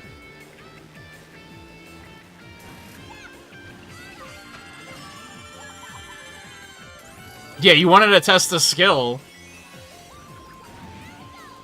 What better than Rainbow Road? Rainbow Road!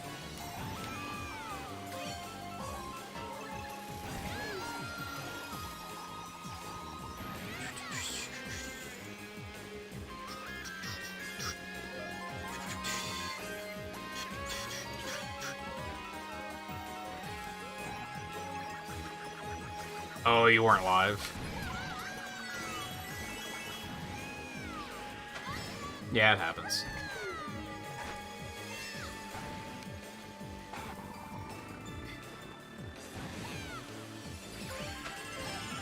I should maybe look for a better bike setup. I don't think this one has very good acceleration or top speed. Because I see, like, Toad just goes whizzing past me with no effort at all, and it's like, I think my cart setup might not be very good.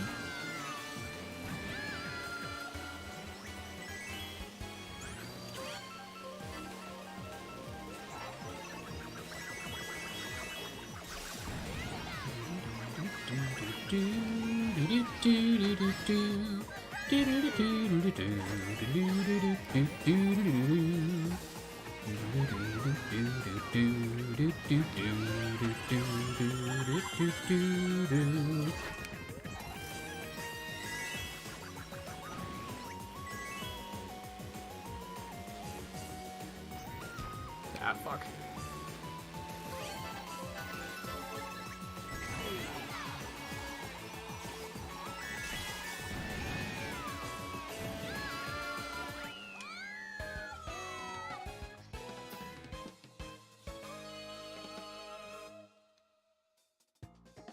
Oh, you're just taking a little race break.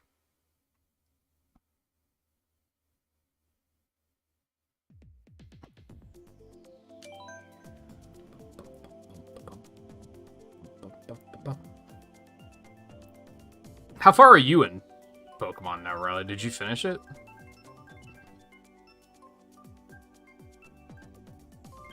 don't really care for this course either.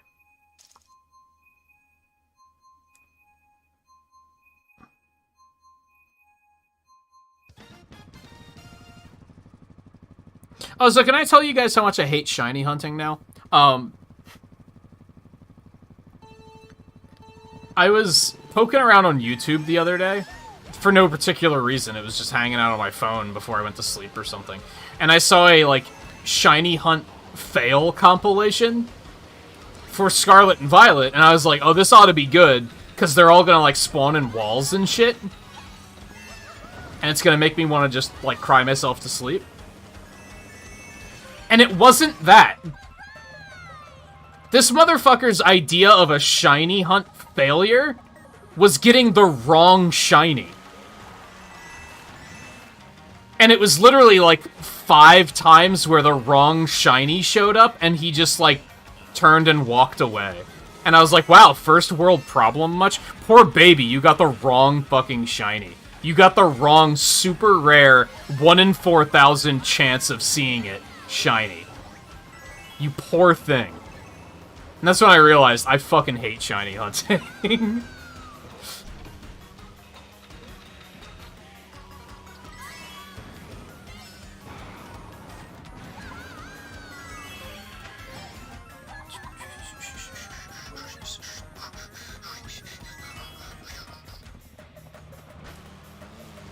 It was seriously just 5 different Pokemon where he was hunting one thing, something else showed up, and he would just stand there for like 5 minutes just like looking at it. He wouldn't even like battle it and kill it. He just turned and walked away until it despawned. And I was like, what?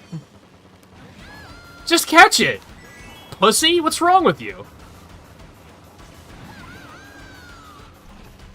The only thing I would, like, forgive, and I don't know how shiny hunting, like, works in most of the games, but I know in some of them they're, like in Let's Go, it was, like, combo-based or something, where you had to, like, if you knocked out, like, a certain number of that species in a row, it would, like, increase the chance of the shiny showing up.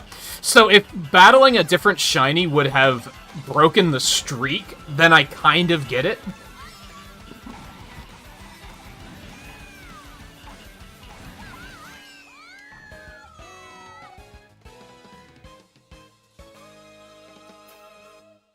But it's also like, geez.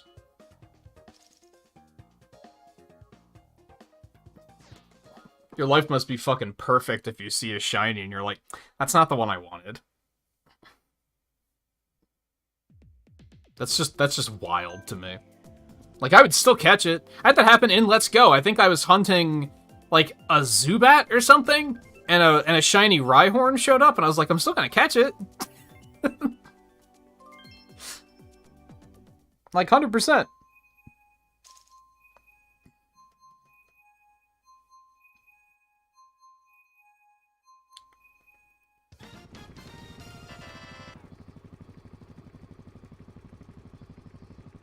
Let's Go is the only one that I ever tried it in, because it felt like actual gameplay.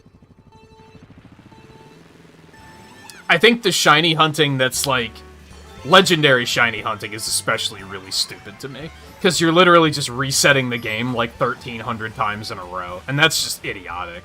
Like, what are you doing?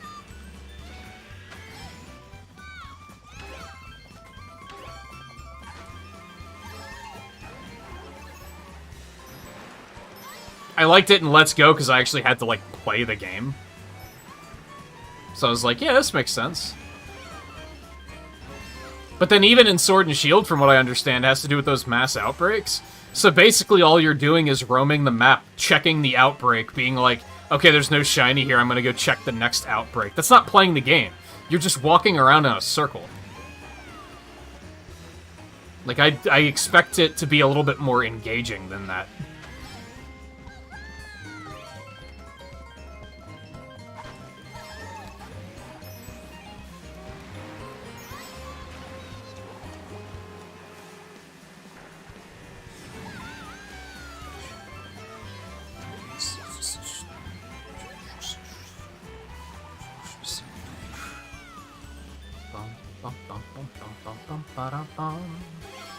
But there's also just... I value the... What do they call them? Full odds shinies? Where, like, you weren't even expecting to see one, and then it's just like, oh, look, there's a shiny. I think that feeling beats the... And I only hunted, like, 2 shinies in Let's Go, but they just weren't as satisfying as just happening upon one at random.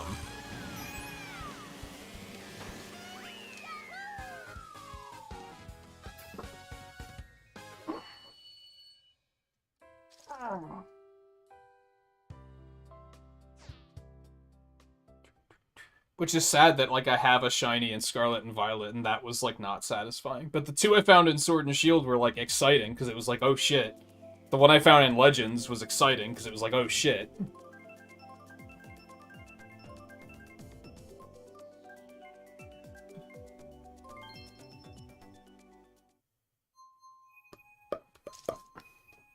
Is that actually a thing? That one of the legendaries just crashes if they're shiny?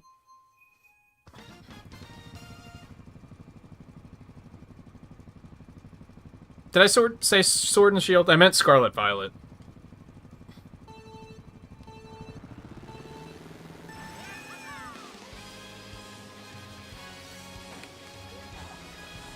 I can't help but replace the bad Pokemon game title with the good Pokemon game title. Like, it's just... Why would I want to talk about Scarlet and Violet? I feel like I should replay Sword and Shield just because now I'm like, game's fucking better. I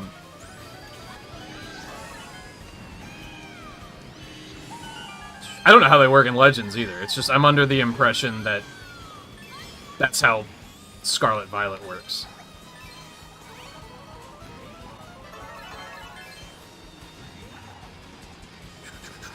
Which would maybe be fine if the act of, like, getting around in the world was still fun, but it's not.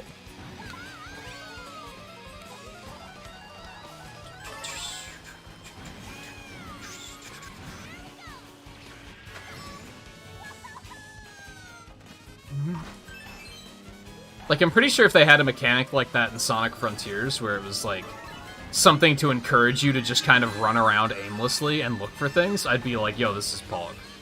I love this. Because it's just so much fun to just run around in that game.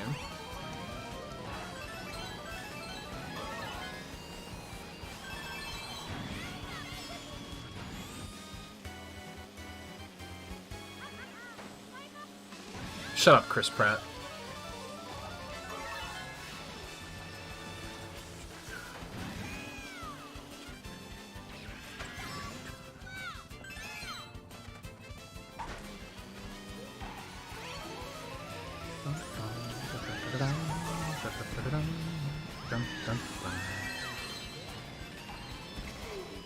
Mario movie hot take. Chris Pratt sounds more like Mario than Anna Taylor-Joy sounds like Peach.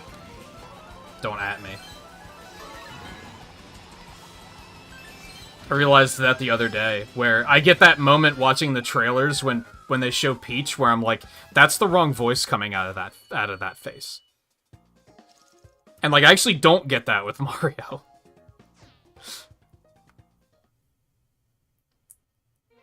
I don't necessarily mind the voice, it's just it feels wrong. You know what I mean? That actually wasn't as bad as I was expecting, because it was really full autopilot. I was not thinking about those races at all. I was letting my muscle memory take over, which is good. But I think it would work better if we had, like, more people watching. Or not people watching, people playing, also people watching, because more conversation in chat would make it even more entertaining.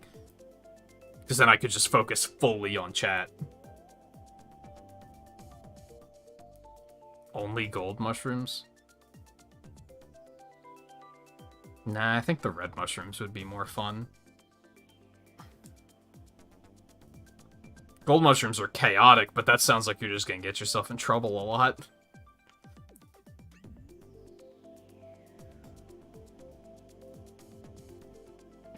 Yeah, it's true. 200cc is also a thing. Alright, I'm gonna take a quick break. Oh, maybe we'll try another one of those. If Riley's gonna jump back in, then I feel more comfortable continuing. But if Riley was done for the night, it was kind of like, I might as well just stop, because... Or we should just do something else.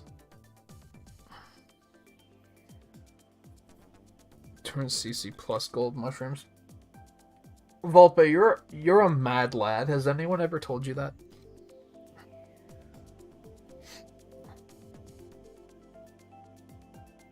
We're definitely not going to go for 6 hours. And I don't mean it to sound like I'm underappreciating those of you that are here either watching or playing, but this game is definitely easier to go 6 hours when there's, like, a crowd.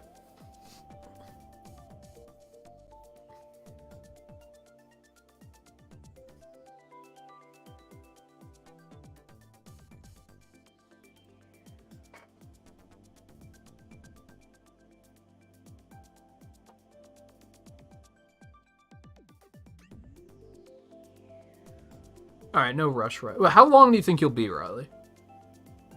Just because I'll choose however many courses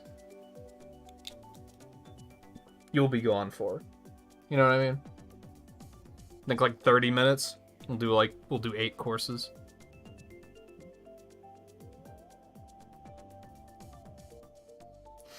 Let me know. I'll take my break and we'll figure it out when we sit back down.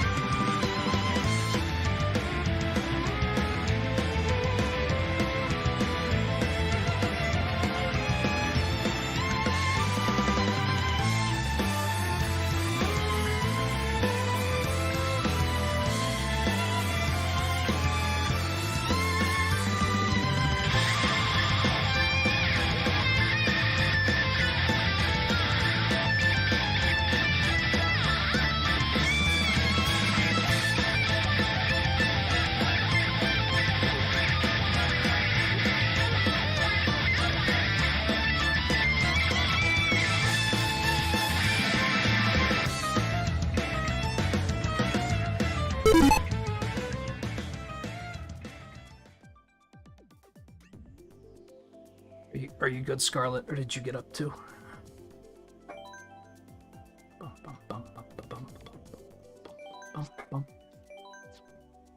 There's a part of... Do you know how to do 200, Scarlet? There's a part of me that's like, yeah, fuck it, let's do a 200 really quick. But I don't know if you've, like, even tried to play it. It's like the 1cc where you do kind of have to have a different mindset in mind when you're playing it.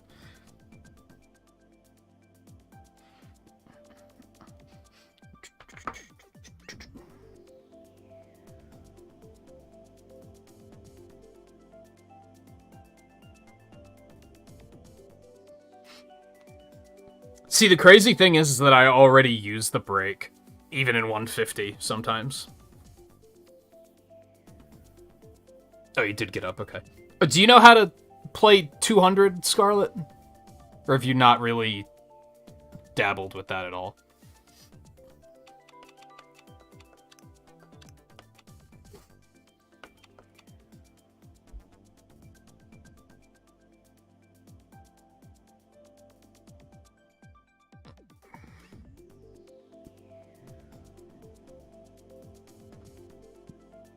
I mean, you didn't. How'd the old meme go? Weird flex, but okay. I'm sorry.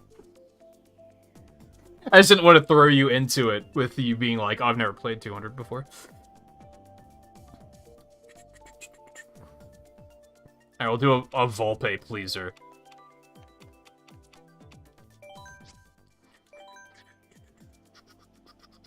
I think we will turn coins off. I'm curious to see if coins are still on the track. I don't know how that works. Mushrooms only 200.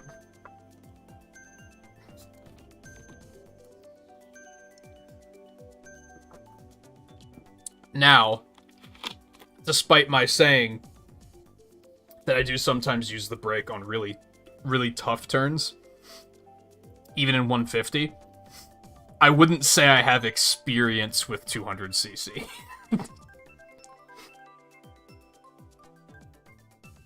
At least not for the last, like, couple years. So if you're expecting this to be impressive, Volpe, I wouldn't keep your hopes up.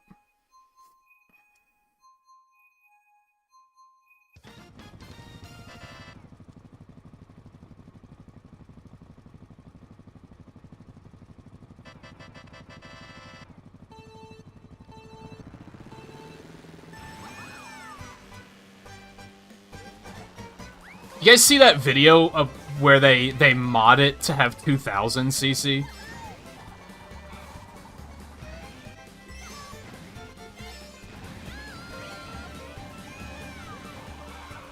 Oh god.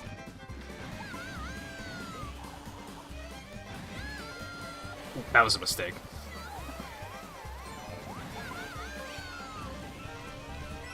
Oh, there are still coins. Oh my god.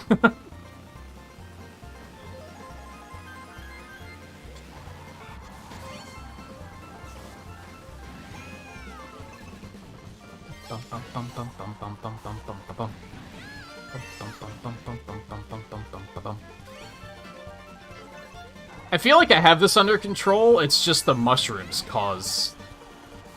they complicate things.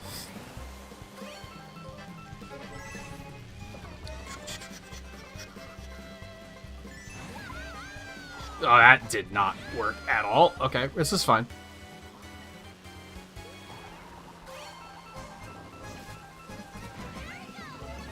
Shit.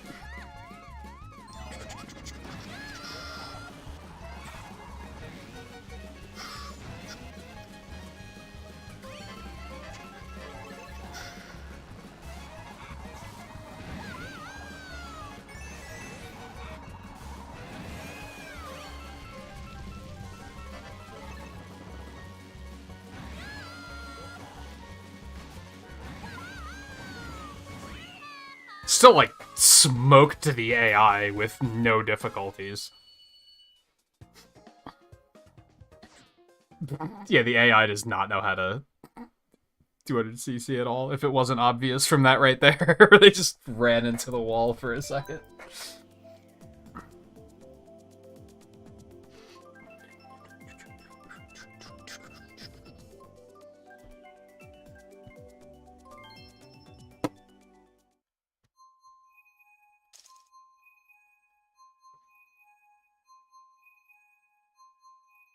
See, I'm trying to think. I think most of these new courses I wasn't terribly impressed by. I liked the Boo Lake one. I feel like that's the excellent one in the pack.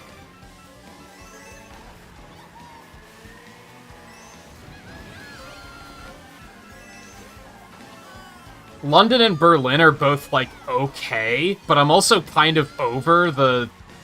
Is that what every city's gonna be? It's just gonna be a big spaghetti bowl where every single lap is slightly different than the last one? Like, is that... They all have the same gimmick?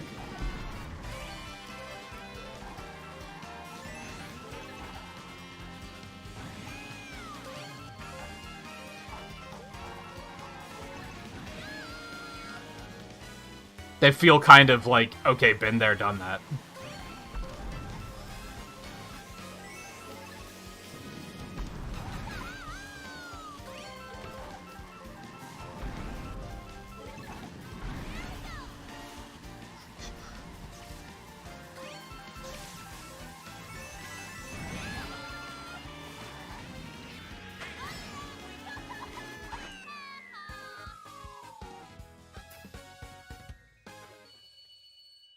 Maple Treeway is fine. They didn't really change anything, but, like, I don't really expect them to, I guess. That course is, like, fine on its own, so I don't necessarily expect anything there.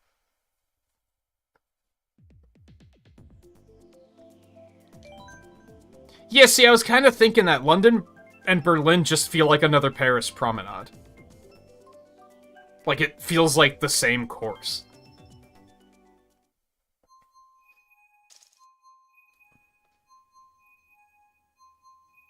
New York does the same thing, where it's just each lap is slightly different. Like, they all feel like the same gimmick.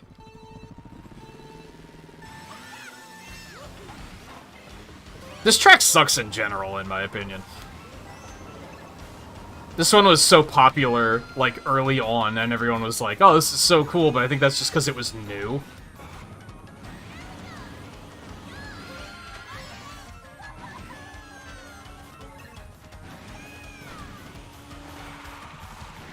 That's a tough turn.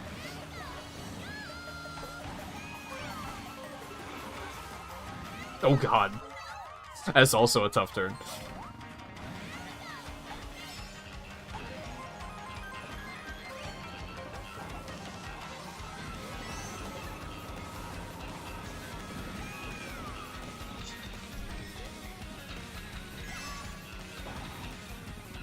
God, what are you supposed to do about that?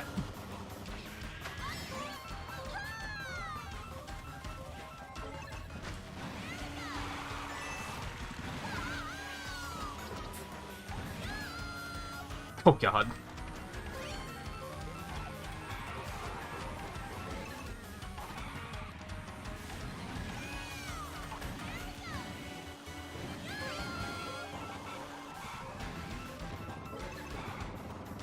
Yeah, right angle turns are not great on 200.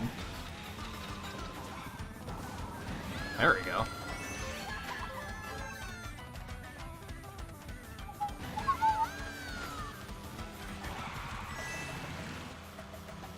We're getting there. Ah, fuck. I braked too much on that one.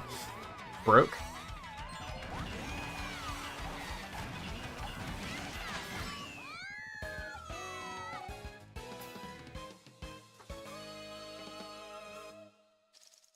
Man, maybe I should go do all the 200cc in single-player Grand Prix.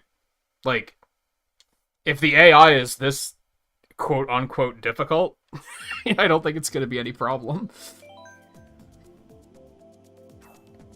They don't seem to know what they're doing at all, to the point where, like, me only half knowing what I'm doing is still enough to beat them.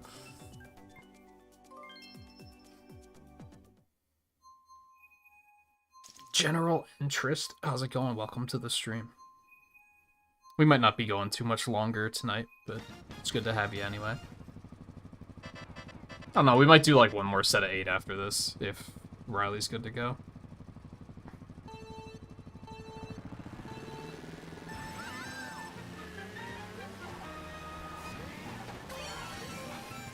Okay, that sucked ass.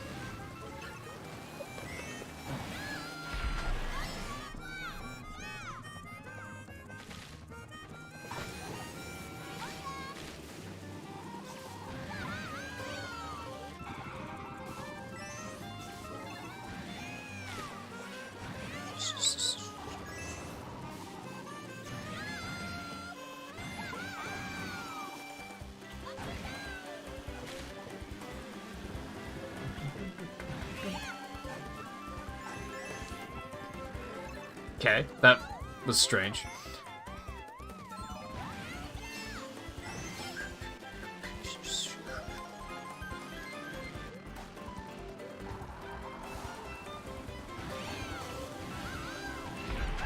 Yeah, that route is gonna be just easier to take on 200, I think.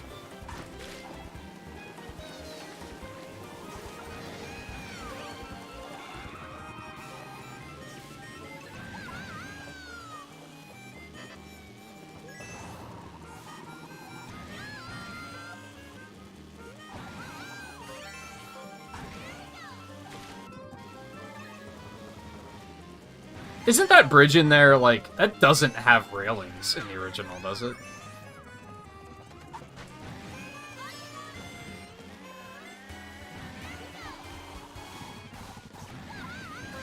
Yikes. Still not much better, but you can... There's less to get stuck on, I don't know.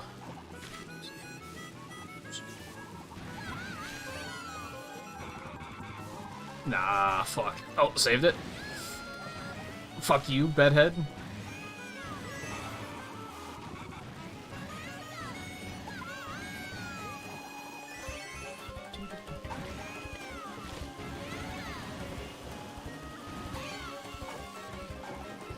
Oh my god. Can't believe that turn of all things is that difficult. That was harder than Ninja Hideaway, honestly.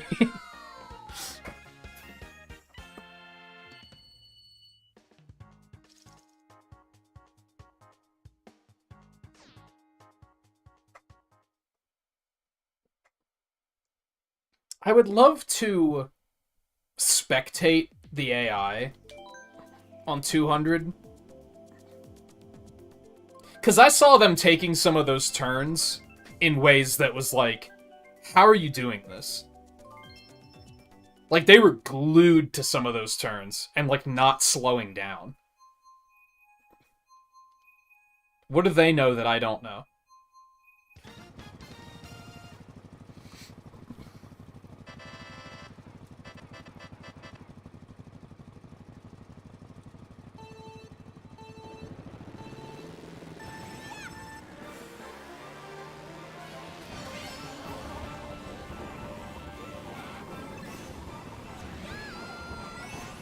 I should have gone for the...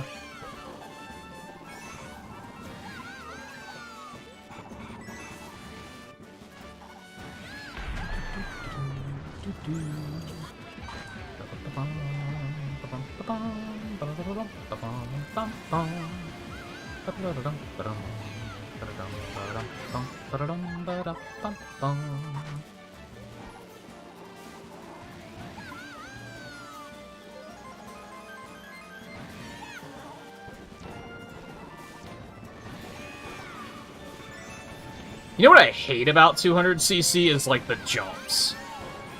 That's where you really, like, just lose fucking control. I can handle the drifts, but you hit a jump and you're just like, I don't even know where I'm gonna wind up.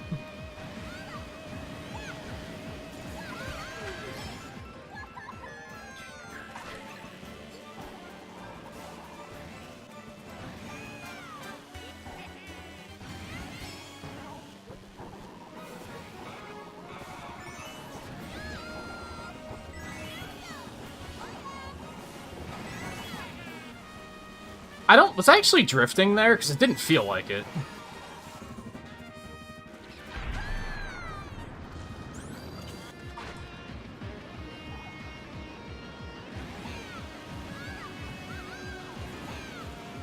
Nah, fuck.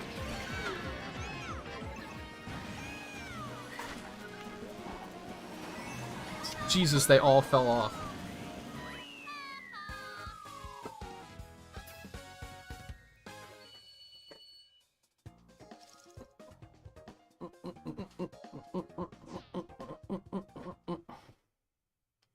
I think what stops the AI from actually being a threat, even though it does feel like they're more difficult now, what stops them from being, like, more of a problem is they don't seem to be consistently aggressive. In most Mario Kart games, and probably even in this one, if you go play Grand Prix, the game tends to, like, I don't know if it's random or if it depends on which character you are, but it usually picks, like, a rival, and then that guy's, like, gonna be, like, in first place all the fucking time. Like, that's the character you're gonna have to deal with trying to beat. The rest of them are just kind of fodder. But there's, like, 2 or 3 characters where, like, they're gonna perform consistently well. And that doesn't seem to be the case here, which means that their point values are all over the place, which makes them a hell of a lot easier to beat.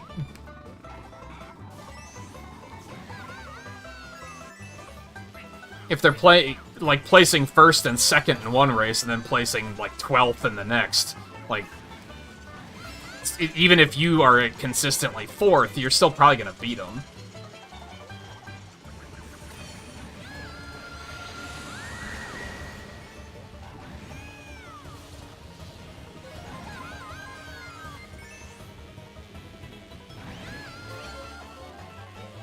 Oh my god, what is wrong with me?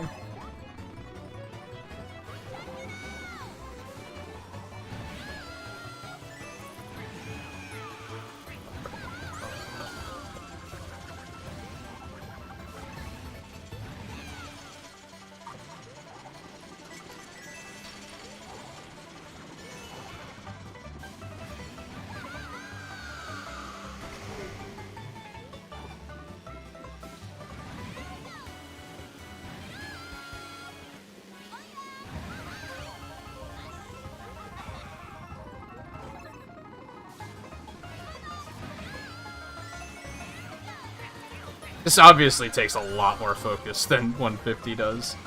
Like, this would not be sustainable as far as a stream goes.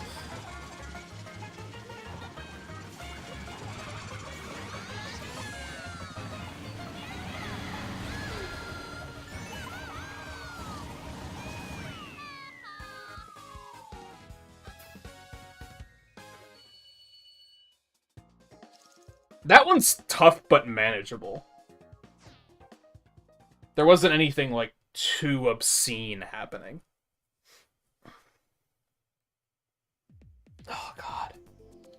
As much as I'm enjoying the winter, because it's not, like, you know, the summer heat wave, my allergies have been awful for the past, like, 2 months.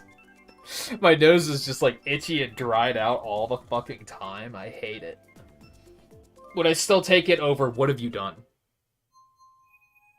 What the fuck have you done? Would I still take it over Summer Heatwave? Absolutely. But it's still annoying.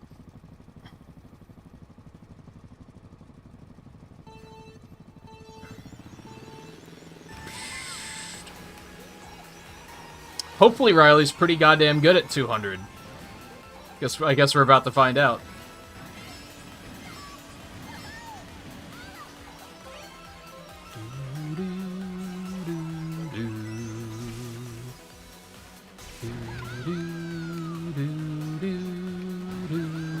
Ah, fuck. That's why I hate jumps. There was no chance to, like, correct my trajectory there. It was just like, nope, this is the angle you were at when you hit the first ramp.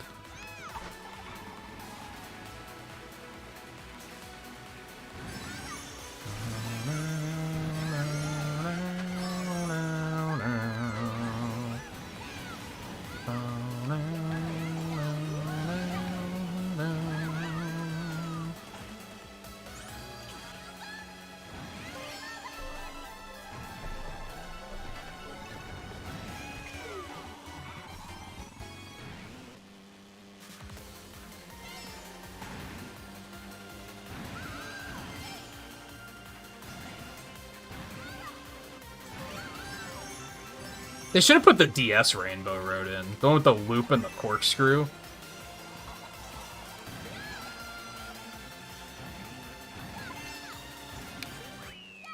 Hey, that was pretty smooth. Did I fall off at all? I think I fell off like once.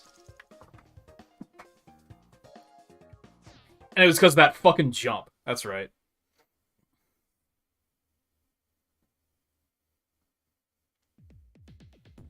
Like, I think a lot of people who play 200, like, once probably think the hardest part is drifting. Honestly, that's the easy part, in my opinion. It's more about making sure that you don't hit those jumps at a really fucky angle, because then they just fucking send you like a Jigglypuff at 175% being struck by a Ganondorf. Like, you're just going.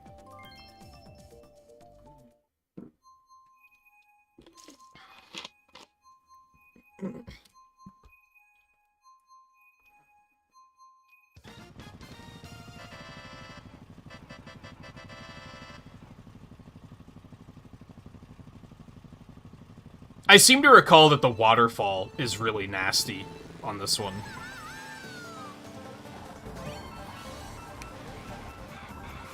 I feel like I have to apologize to Volpe because I'm avoiding using mushrooms. I don't know if you guys noticed that. There's a lot of like, no, I don't think I will going on.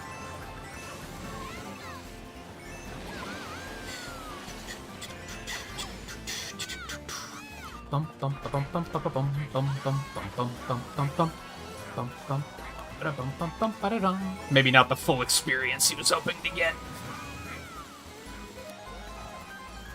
This is why we need another F-Zero, man. God, how is that turn the hardest one on the course?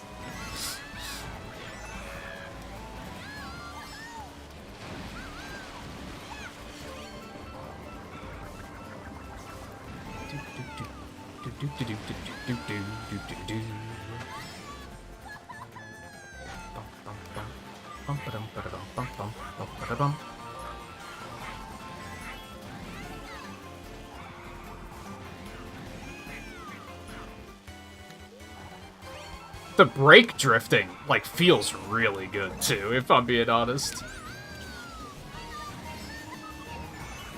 When you succeed, anyway. Like, it feels better than drifting itself does.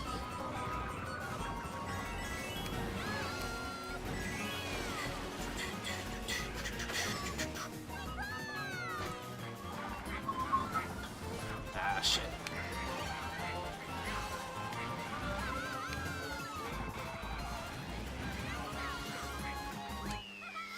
Not bad. I love 200cc drifting. It's just, any course that has a lot of jumps on it, I'm not going to get along with very well.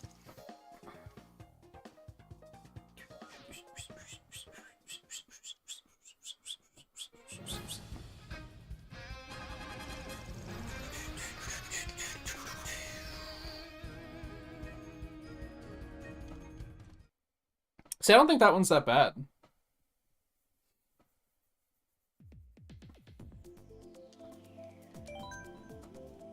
I mean, it's tough, because there's some very tight turns. Don't get me wrong, I'm not saying it's easy, but... No, not mirror. That's okay. Let's do another 8 races. I think we'll go ahead...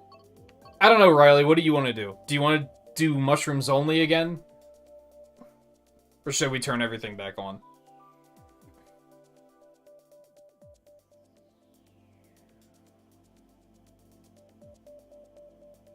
I mean, you had items turned off too. What are you talking about? It doesn't turn them off only for me.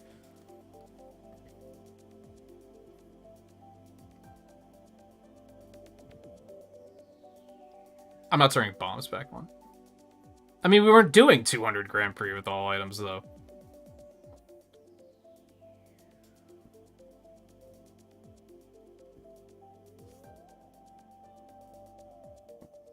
You're saying you hated it in this specific instance, and you're using an example of it being difficult with all the items on it for why you hated it here.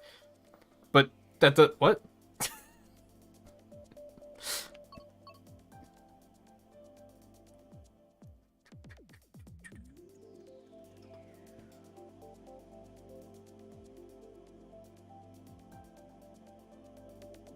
Only 8? Yeah, I think I only want to go for like another 20 minutes.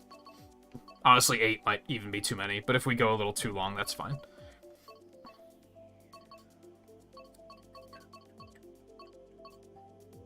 What's gonna be, Riley? Mushrooms only, or all items back on? Not all. I'll probably leave blue shells and lightning bolts off.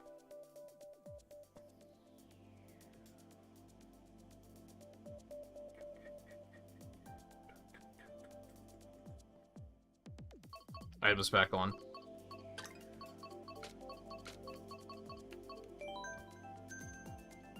Honestly, I should have tried it with blue shells on with only 3 of us and seen how that felt. Oh well.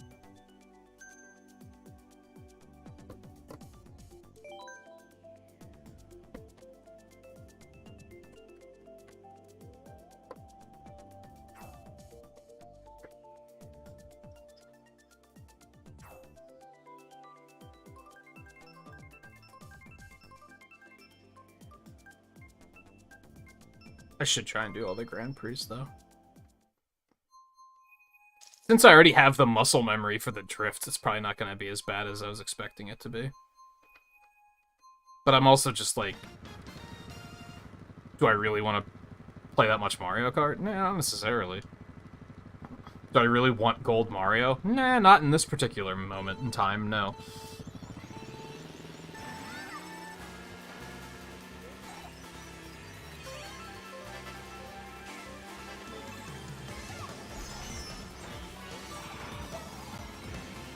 See, I'm, like, now in the habit of brake drifting, like, at all times, even when I don't need to.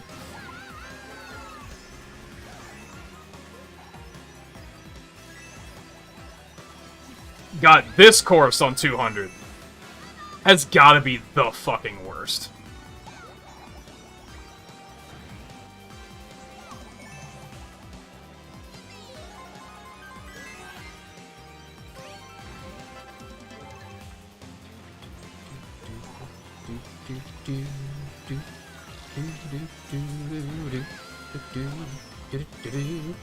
Because I look at stuff like Shy Guy Falls and say this isn't that bad because it has like a couple of really bad turns, but they're like spaced apart. This one is like 90-degree turn after 90-degree turn.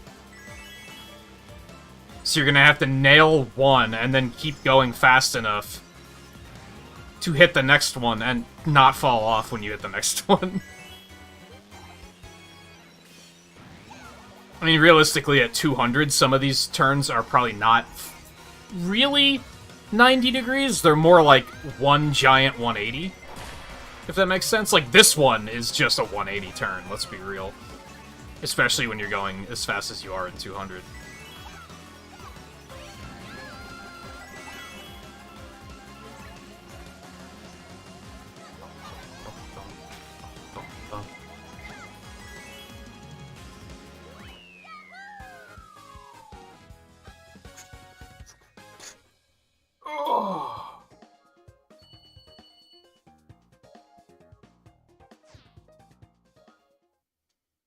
There's no jumps, which I'm sure helps.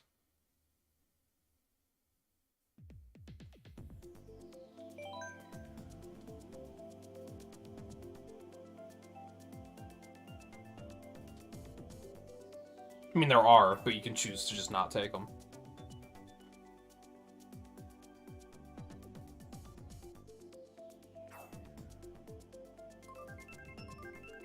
For jumps, you just have to line yourself up really well. That's just very difficult to do when you're going that fast.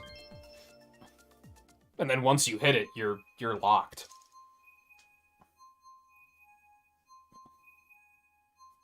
Sweet, sweet canyon. What the fuck? The sort of race, the sort of course that only comes up thanks to random, I'm pretty sure.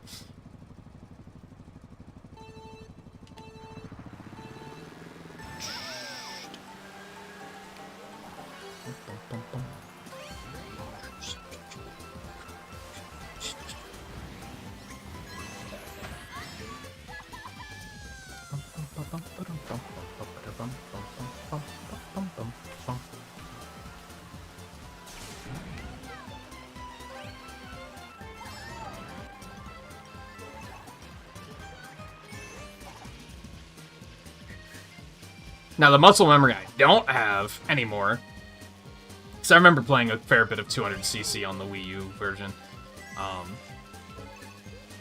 It's like I have the muscle memory to hit brake during drifts, but I don't have the muscle memory to let go of the gas.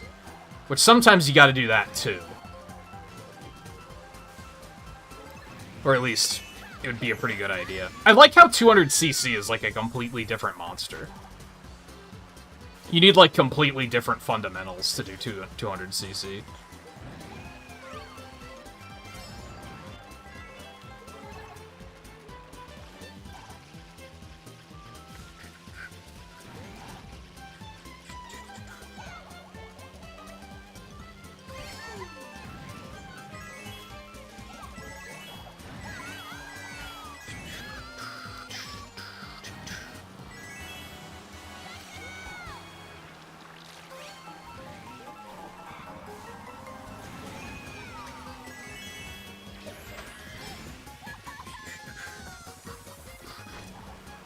I wonder if they're planning on adding more items.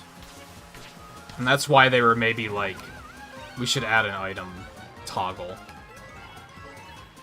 Because even if they were to add like all of the items from previous games in, some of those I would absolutely not want to have turned back on. Mario Kart Wii had really shit-ass items.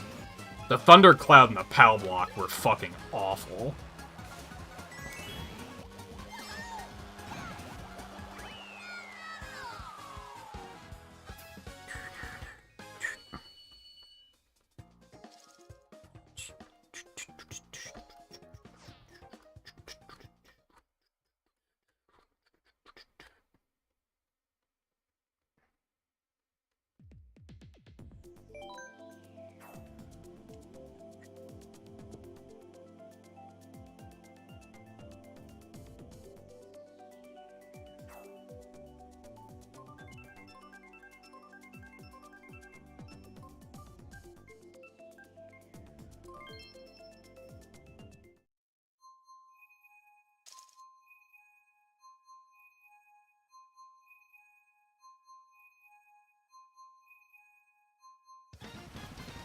I don't know about the giant shell.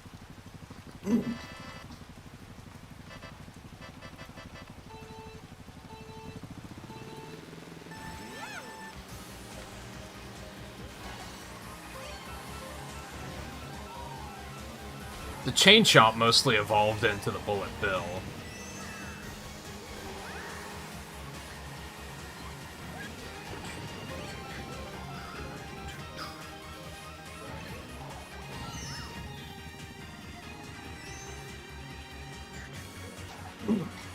Is there even a reason to keep Super Horns on now? I guess. Guess you can still run people down with them.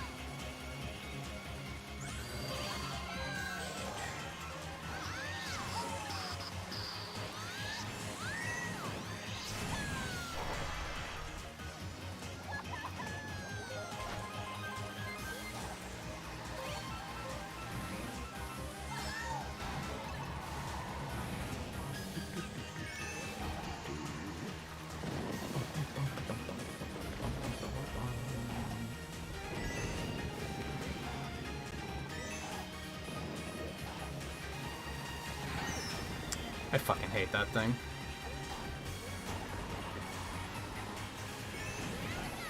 Oddly enough, the Piranha Plant was like the second item that I was considering like turning off before when I was like, oh, we'll only turn off lightning bolts. The other one I thought of was the Piranha Plant, because I think it's dissatisfying to be hit by, I think it's dissatisfying to use. I hate that you're just locked into it, and it doesn't matter what item you have in your second slot. It could be just like a god killer that will immediately win you the match, and it's like, nope, you gotta wait for the Piranha Plant to wear off. Like, I think it's just a not satisfying item.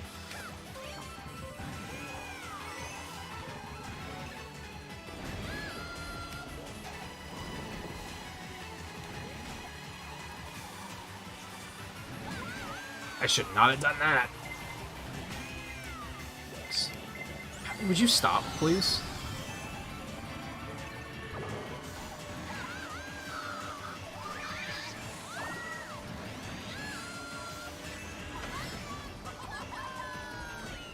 Fuck you, Ludwig.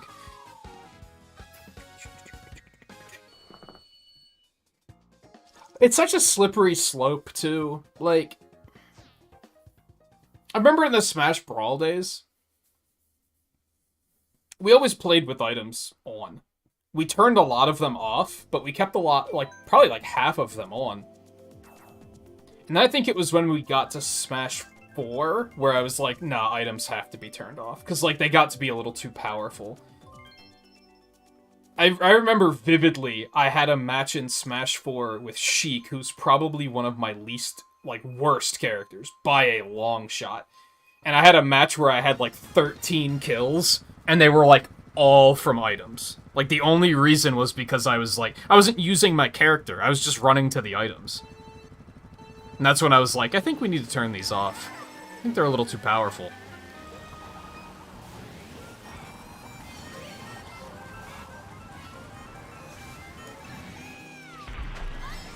I guess what I'm saying is I don't want to hit a situation in this where it's just like, I guess we're just going to turn them all off.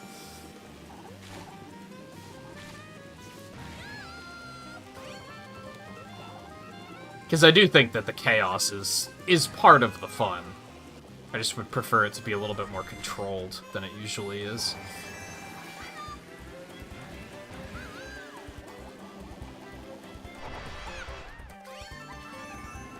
I think Mushrooms Only was kind of fine as a once-in-a-while thing, though.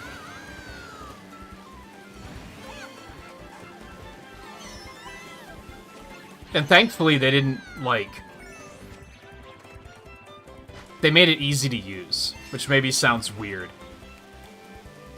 But I feel like Nintendo has a habit of adding stuff like that, and then they make it very tedious to use.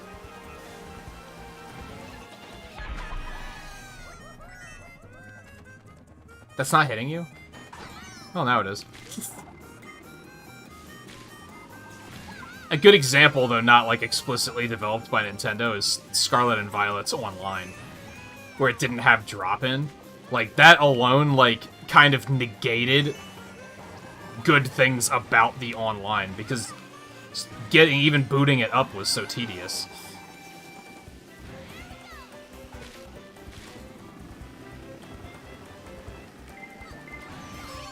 So I'm kind of surprised they didn't do something like make the item toggle, like, on the main menu, so you had to leave the lobby every time you wanted to change it or something dumb like that. Kind of like Smash does. Maybe Smash is a better example because it gives me a break from being a Pokemon Scarlet and Violet hater. But Smash lobbies, I don't think you can change the, like, item... You can't change the rule set at all, can you? Without completely leaving and making a new lobby? Which is just kind of like, what the hell?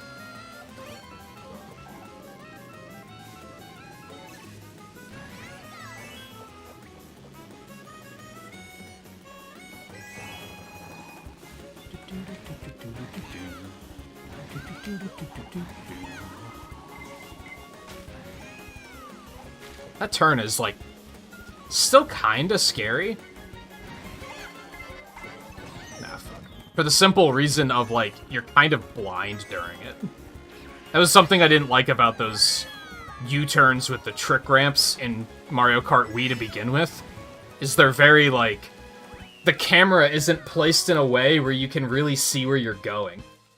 So you're kind of at the mercy of wherever this thing drops me off is the direction I'm headed in, I guess. And it, like, works in some cases, and it doesn't work in others. I think that's why the Mario Kart Wii's Rainbow Road is so horrible. Because it has a bunch of those turns, and you're just like, when I land from this trick ramp, I have no idea if I'm going to be facing the right direction, or if I'm just going to be careening off the track, and I'm probably not going to have enough time to react to it either.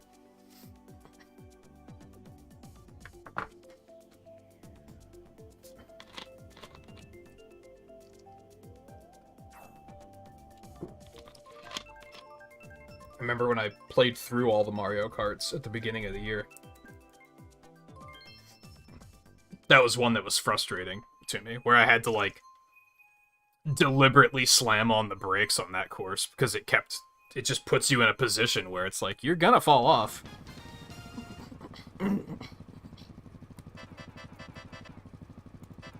So I had to just avoid the ramps altogether.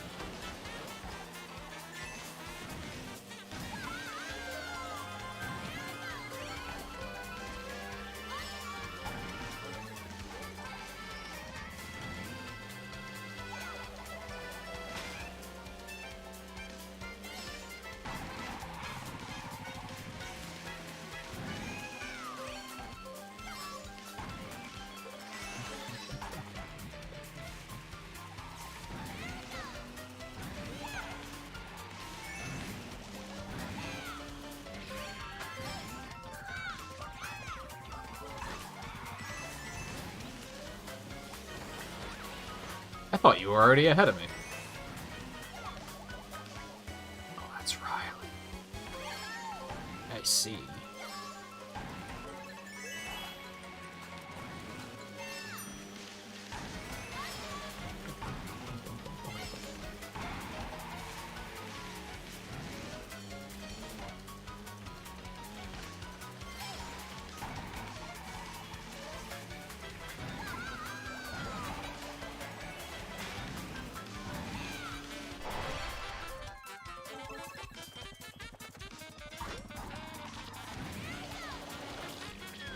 Ah, fuck. That didn't hit him? That was point blank! Man, I fucking hate this game. If that was me, that bomb would have wiped me the fuck out and 7 people would have passed me. 100%.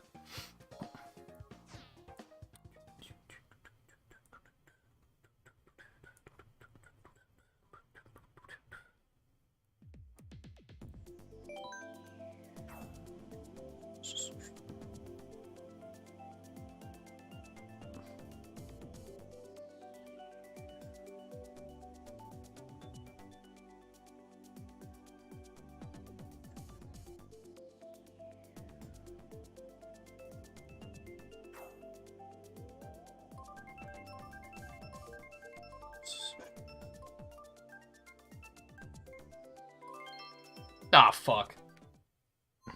I'm sorry.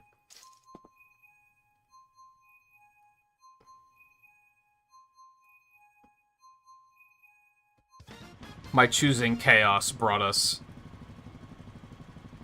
slightly improved, but not really Baby Park.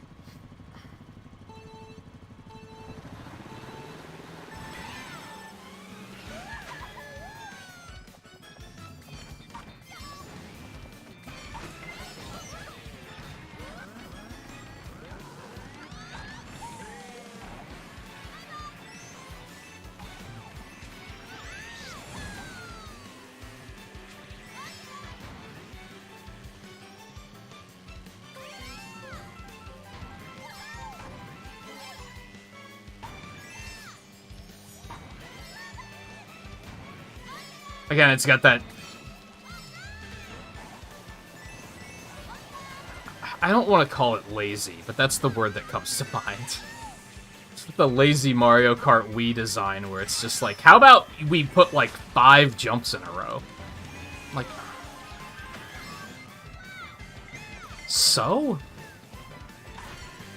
How about who cares?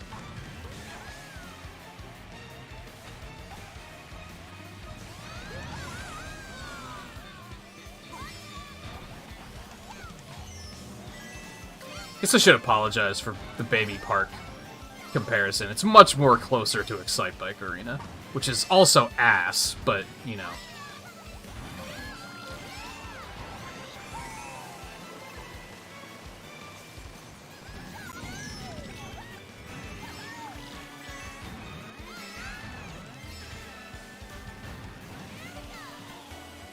least you turn left instead of right, I guess.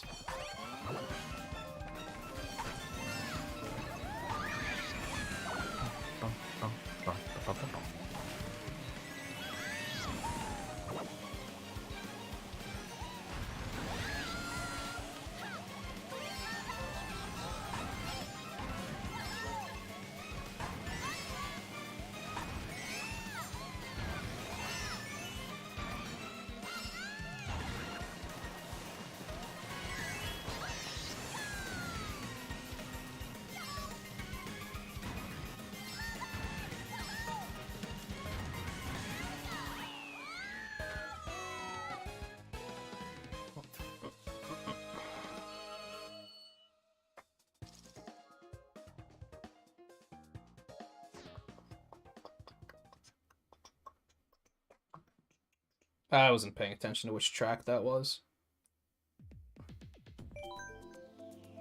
Count, I mean.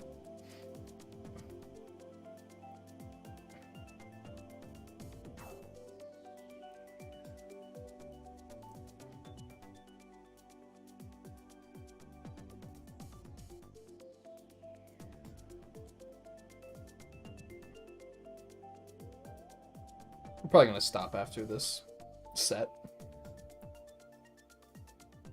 If it wasn't already semi-obvious.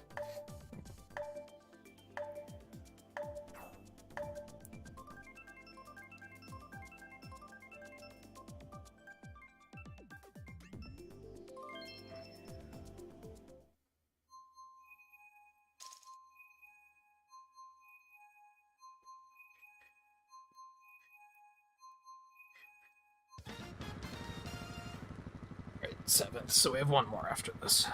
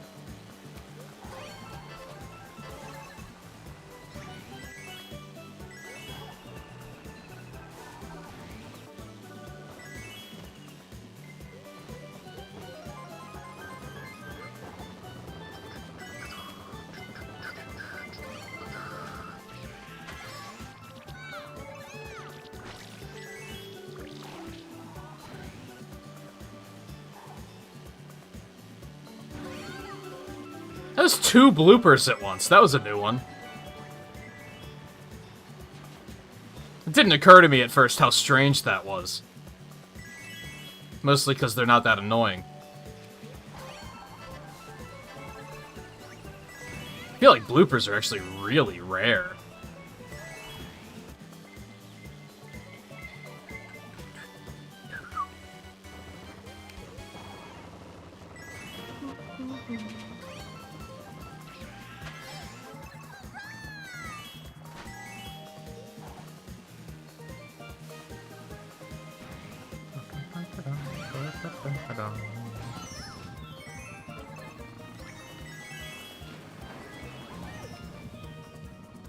What? You know what I actually like about Mario Kart Tour? Is it has a little notifier in the corner that tells you, like, who hit you and with what. For moments like that, where I'm just like, wait, what the fuck?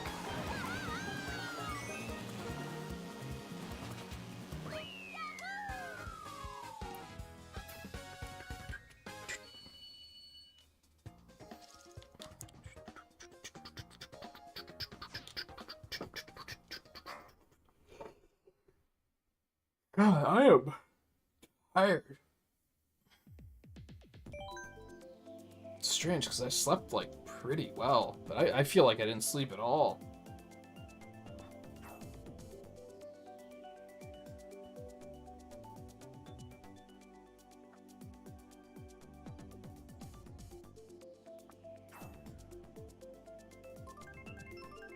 Oh god, it's gonna land on me and pick, like, one of the worst possible final tracks. Okay, that's not terrible, at least. I was half right.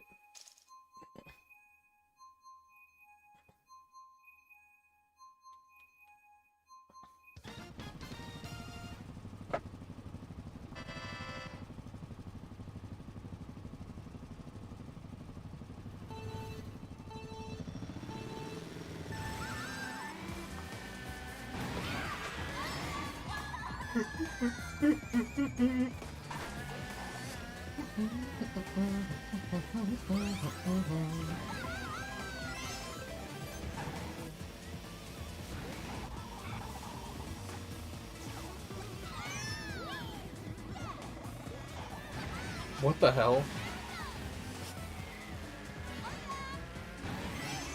It's an interesting trajectory.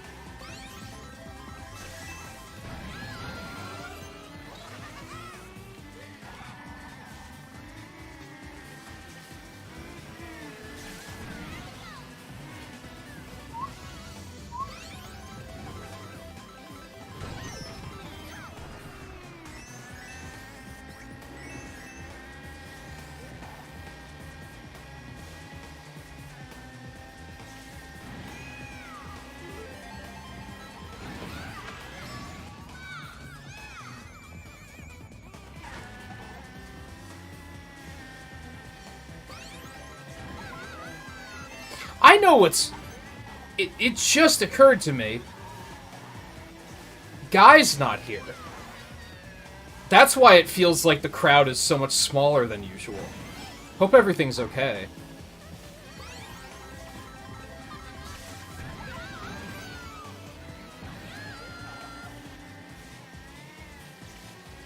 Probably is. He's probably just busy.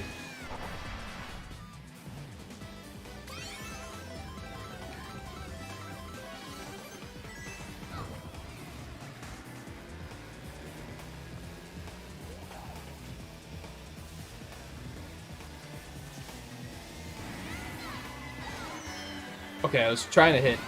What the... That didn't even fucking affect you! Like, I wasn't trying to hit you anyway, but what the fuck?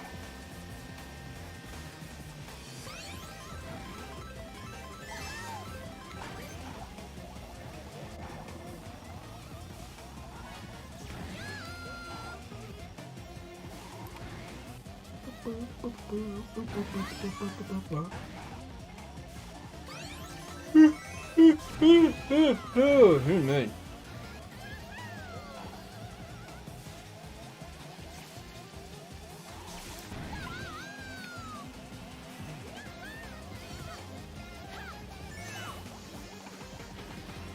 Ah, fuck.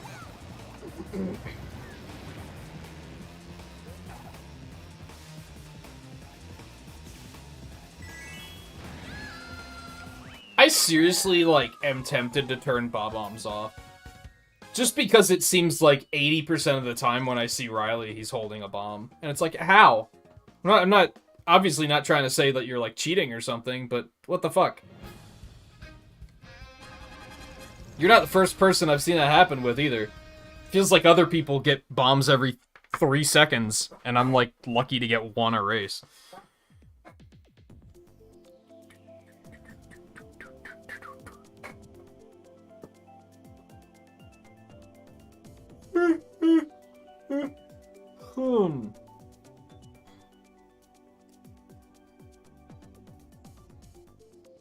I think that's gonna be it for tonight.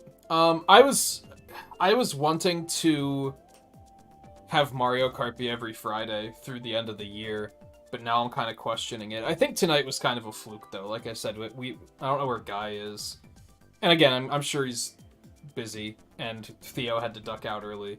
And the unfortunate thing is, I never this shouldn't have to feel like I'm depending on certain people to be here, but it's just kind of a downer when it's only like 3 people. You know what I mean? Smash will infinitely be more of a failure than this. 100%.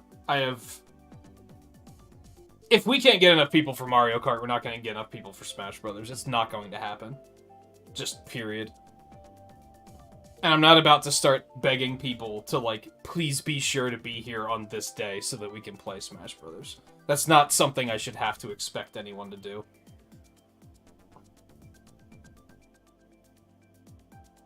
Yeah, Riley doesn't have it. Volpe does. Theo does. But what if Theo has to bow out again?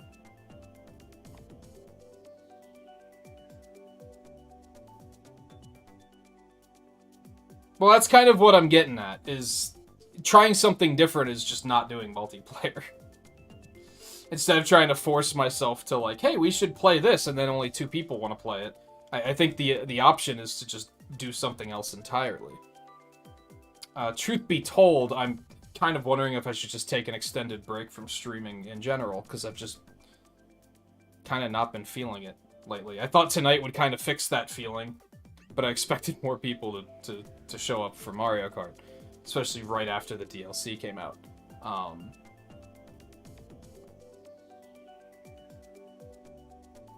I feel like it sounds like I'm overstating it, but I feel like Pokemon broke something in me. Like, I don't know. I don't know how to explain it. I mentioned earlier that, like, low-key it made me not want to play video games anymore, and I think that's, like, kind of true. So now it's, like, getting the desire to play video games and stream them is kind of, like, difficult. I don't think Mario Kart has stayed its welcome. You don't really watch any other streamers, right? There are other people who play this shit like clockwork for years straight, and they get enormous followings playing it. Like, it hasn't overstayed its welcome. It's still a game that people get rock hard over, like, all the time. I think this is exaggerating and being way too self-deprecating, but I question if I've overstayed my welcome. Maybe that's what the problem is. I can't remember the last time I streamed something where I was like, this is working. And that's starting to, like, get to me a little bit. Some weeks it just hits me differently, and I'm like... Some weeks I'm just like, well, you know what? Like, 4 people showed up and everybody had fun, so I have no regrets. And then other weeks I'm like, what's the fucking point? And I think I'm just having one of those weeks. Which is frustrating because of the fact that I've been taking way too much time off lately, so I shouldn't be that worn into the ground, but apparently I am. And again, I think it's that Pokemon took a lot out of me. I did not have fun playing or streaming that game, and now I'm just kind of like, well, now what?